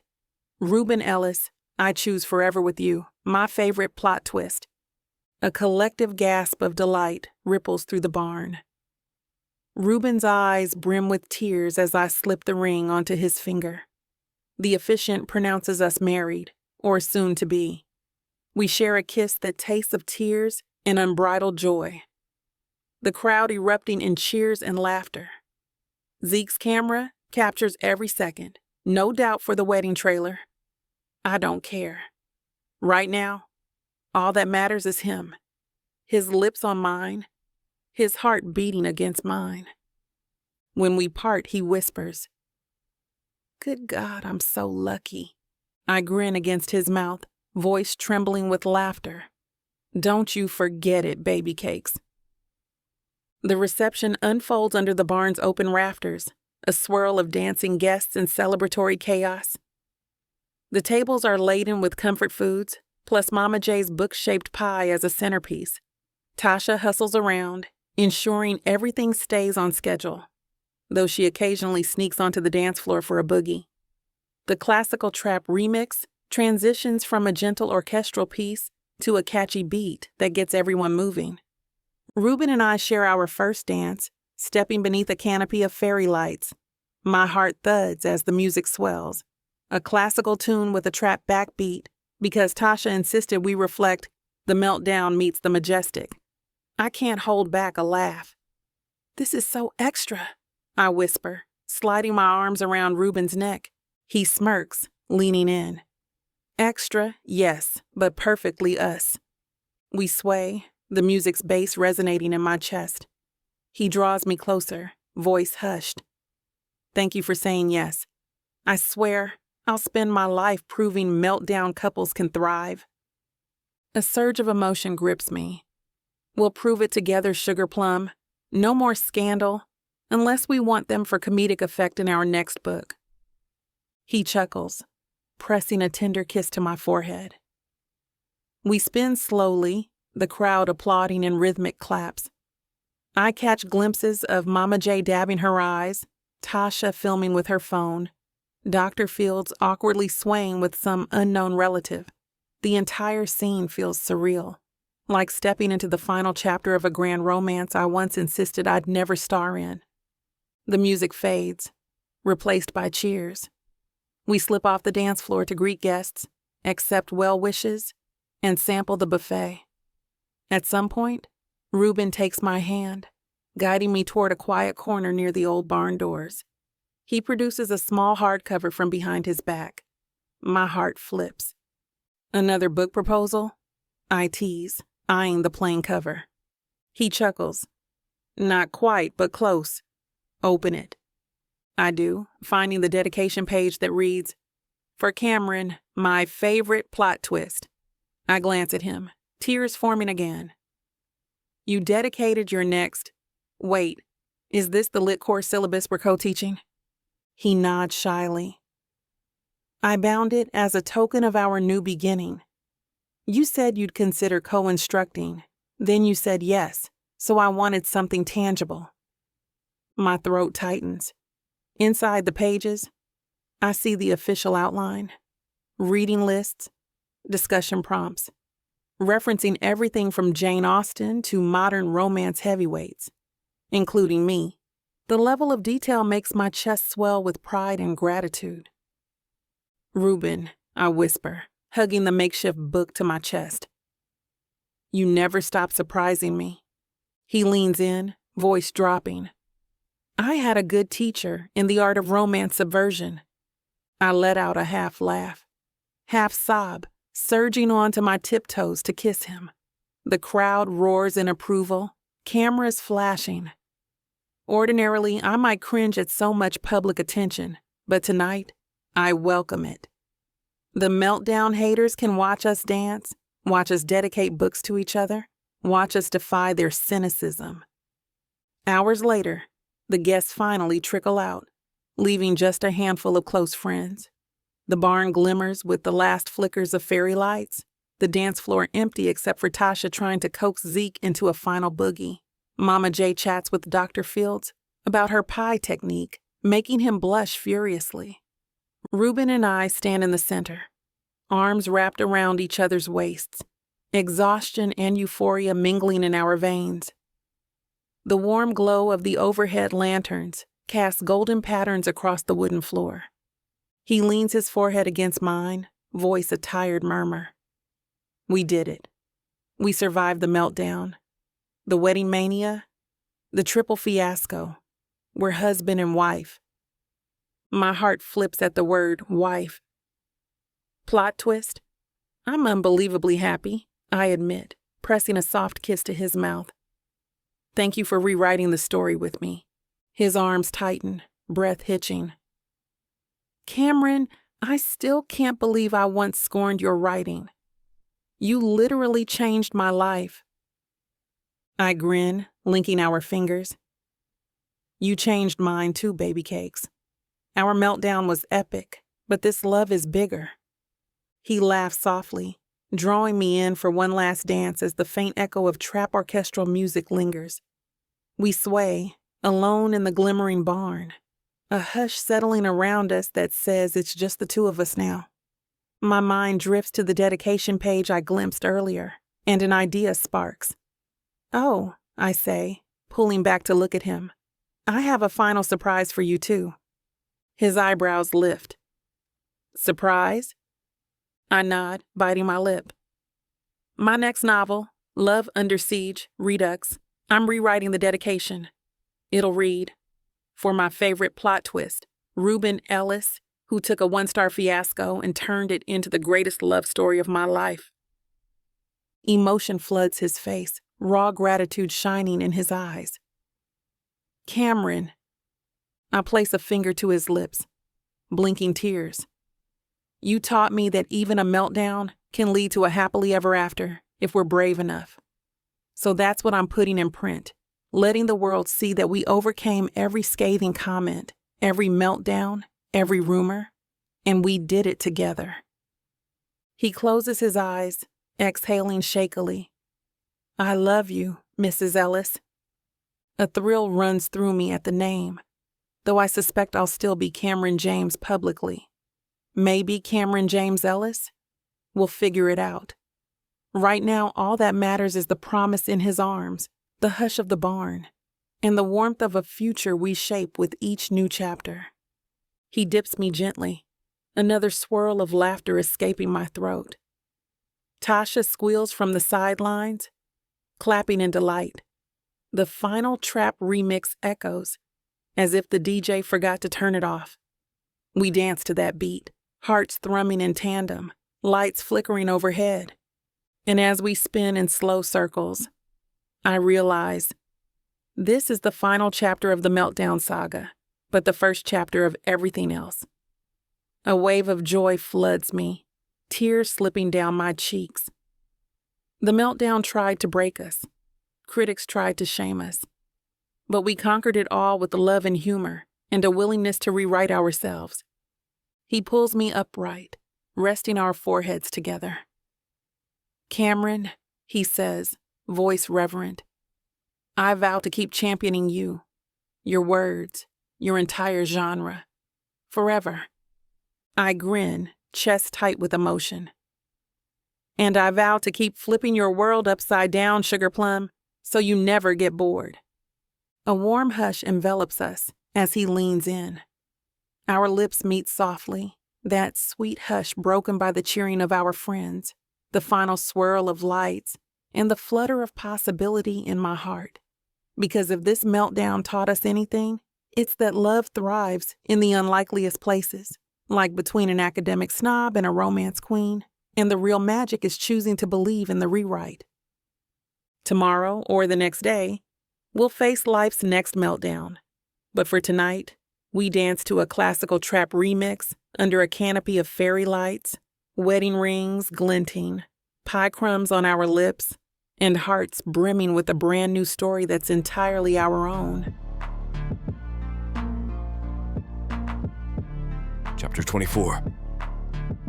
Reuben. 3 years later, and I'm still reeling from the fact that this is my life, lounging on a pristine beach in Barbados with Cameron, my wife, the woman who turned my world upside down and rearranged every assumption I ever held about love. I close my eyes against the brilliant midday sun, letting the warm island breeze wash over me. The ocean laps in gentle rhythms against the shore, and palm trees rustle overhead, offering just enough shade to keep us from melting completely. We're supposed to be calling this our delayed honeymoon, keyword delayed, because life got chaotic after the meltdown fiasco, wedding mania, co-teaching schedules, and Cameron's explosive career. But we finally carved out these 2 weeks to escape, to celebrate the fact that we survived scandal, married each other, and have been building something glorious ever since. I glanced sideways at Cameron, who stretched out on a plush lounger in a vibrant teal bikini, large sunglasses perched on her nose, hair twisted up so her auburn tips catch the tropical light. She's immersed in a paperback some new romance ARC she got from a fellow author. She glances my way and catches me staring, a slow smile curving her lips. "You keep gazing at me like that, Sugar Plum," she drawls, "and we might have to move indoors before we give the entire beach a show." A flush of warmth settles in my chest. 3 years, and she still stuns me speechless. "Is it so wrong to admire my wife?" I murmur, voice low. She arches an eyebrow. "Not at all. But watch your tone, Professor. I'm dangerously close to devouring you right here on this sand." My heart throbs with a pleasant ache. "Good God," I breathe, voice caught between a laugh and a moan. I never imagined I'd crave this kind of banter, yet she's taught me that flirting is an art, one we paint in bright, searing colors. She giggles, returning to her book. I settle back, letting the hush of the waves lull me, except something's been off since this morning. My stomach churns with an odd queasiness I can't quite shake. Maybe it's the heat, or the coconut shrimp we had last night. I shift on the lounge, putting pressure on my abdomen. "Settle, Ellis. You're on honeymoon. No meltdown allowed." Just then, my phone buzzes in the beach bag. I fish it out, ignoring the mild wave of nausea. Tasha's name flashes on the screen. Even 3 years later, Tasha remains integral to our lives, still calling me Professor Hottie whenever she wants to needle me. I swipe to answer. Hello? Reuben, baby cakes. Tasha's voice crackles, sounding half out of breath. How's paradise? Cam told me you're in a 5-star suite sipping fruity drinks. Spill the details. I look at the half-consumed pineapple mocktail on the sand. Fruity drinks, yes. Paradise, definitely. We're blissful. Cameron makes a face at me, mouthing, She better not ruin this vibe. I roll my eyes affectionately, returning my attention to Tasha. What's up? She laughs. Nothing urgent. Just wanted to confirm the final edits for the next co-taught class syllabus. I'll email you, but I had a feeling you wouldn't be checking your laptop, so I thought I'd poke your phone. Right, I say, trying to quell the flipping in my stomach. Email's fine. I'll review it once we're back. Cool. And enjoy your honeymoon. Don't do anything I wouldn't do. I snort. That leaves literally every possibility. We exchange quick goodbyes, and I hang up. My stomach lurches again, forcing me to take a steadying breath. Cameron shoots me a concerned look over the rim of her sunglasses. You good, Sugar Plum? You look pale. I swallow, holding my middle. I might be slightly nauseous. Could be the heat. She sets her book aside, pushing up to sit cross-legged on her lounger. You sure you're not hungry? We can grab lunch at the beach bar. The thought of food makes my stomach twist. Actually, that might make it worse. Her brow furrows and she leans over as she touches my forehead. No fever. When did you last eat? Breakfast, a banana, some toast. I grimace, recalling how it tasted oddly metallic. I'll be fine. Maybe I just need fresh air. She chuckles softly. We're literally outside on a beach. It doesn't get fresher than this. I roll my eyes. Point taken, baby cakes. She shrugs, her expression turning mischievous. If you vomit, aim away from me. I'm too cute to be covered in your sick. Despite my discomfort, I laugh. Historically inaccurate request, but sure. Her lips twitch in a grin. Nice to see your sarcasm's intact. Let's head inside for a moment. I can't watch you sweat and groan in pain like some tragic Victorian hero. I attempt to protest, but another wave of queasiness hits, so I let her help me up. We gather our towels, flip-flops, and bag, wandering back to the elegant resort suite. The air conditioning inside feels blissful and my stomach eases slightly. Cameron pats the sofa, urging me to sit. Stay put.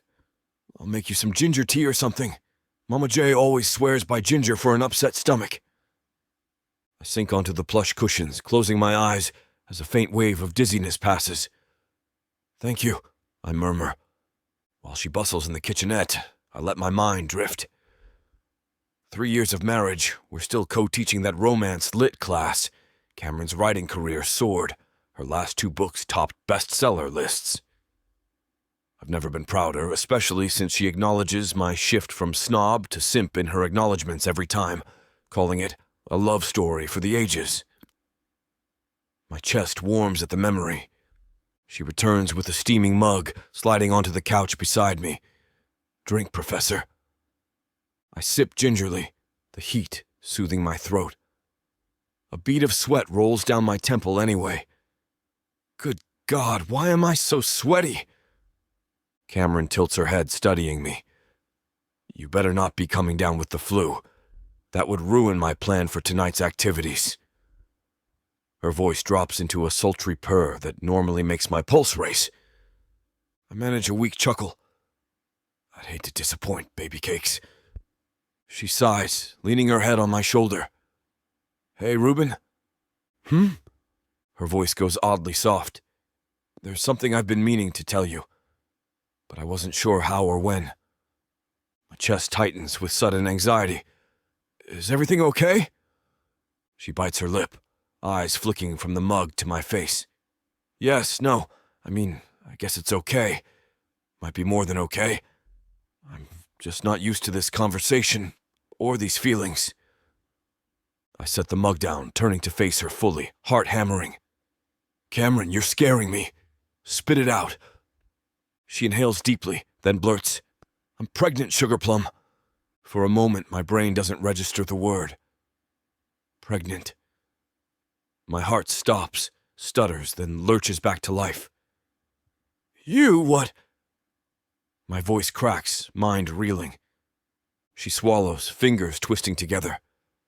I took a test before we flew here, just to confirm. I was late and, well, it came back positive. I blink, adrenaline jolting through every nerve. Pregnant. You're sure? She nods, tears glimmering in her eyes. I didn't want to ruin our honeymoon if you... I don't know. But I can't hide it, especially if I start hurling or something. Except you're the one looking green, ironically. My stomach flips again, and I let out a wild laugh tinged with hysteria. Good God, are you implying I have sympathy morning sickness? Is that a thing? She shrugs, smiling through her own tears. Plot twist, baby cakes. Maybe you're so empathic you're puking for two. My mind whirs. A baby. Our baby. The meltdown fiasco, the wedding, co-teaching classes. None of that prepared me for this level of shock. But beneath the shock, a swell of joy blooms in my chest, so intense it robs me of speech. Cameron waits, eyes searching my face. Are you... upset? Upset? I choke out a laugh. I'm petrified, but also unbelievably happy. I just never imagined... I cut off, tears threatening. We're having a child? She nods slowly, tears slipping free. Yeah, we are. A ragged breath escapes me and I lean forward, resting my forehead against hers.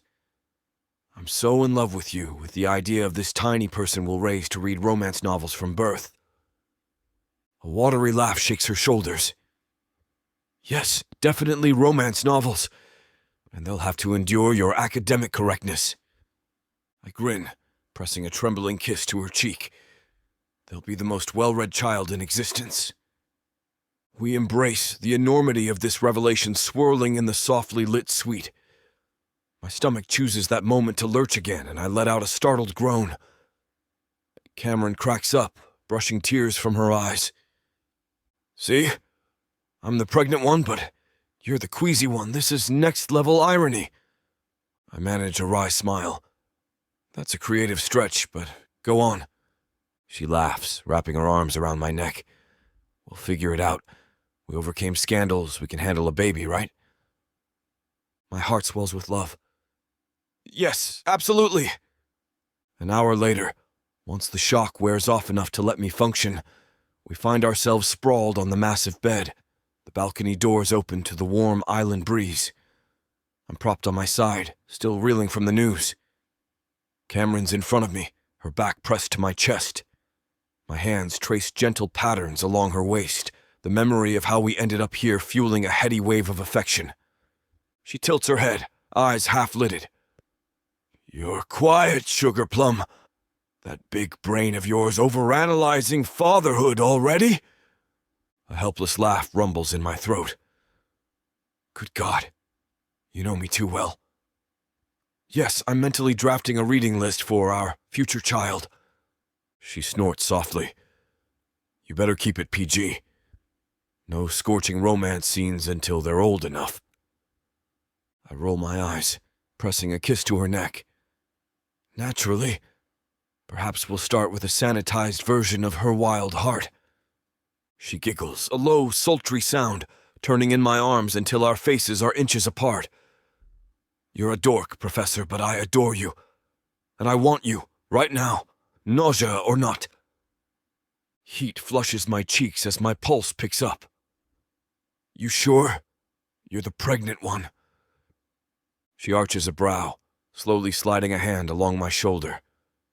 Last time I checked, that doesn't make me fragile or uninterested in my husband's body. Unless you're too queasy.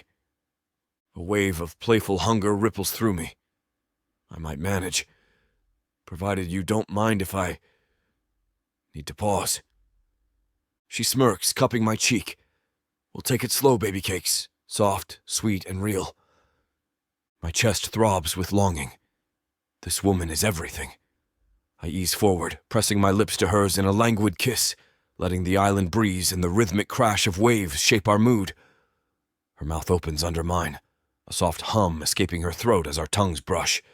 I hate to put a stop to a good time, but it looks like we've hit this platform's limit for spiciness. This platform's got some rules we have to play by if we want to keep giving you these stories for free.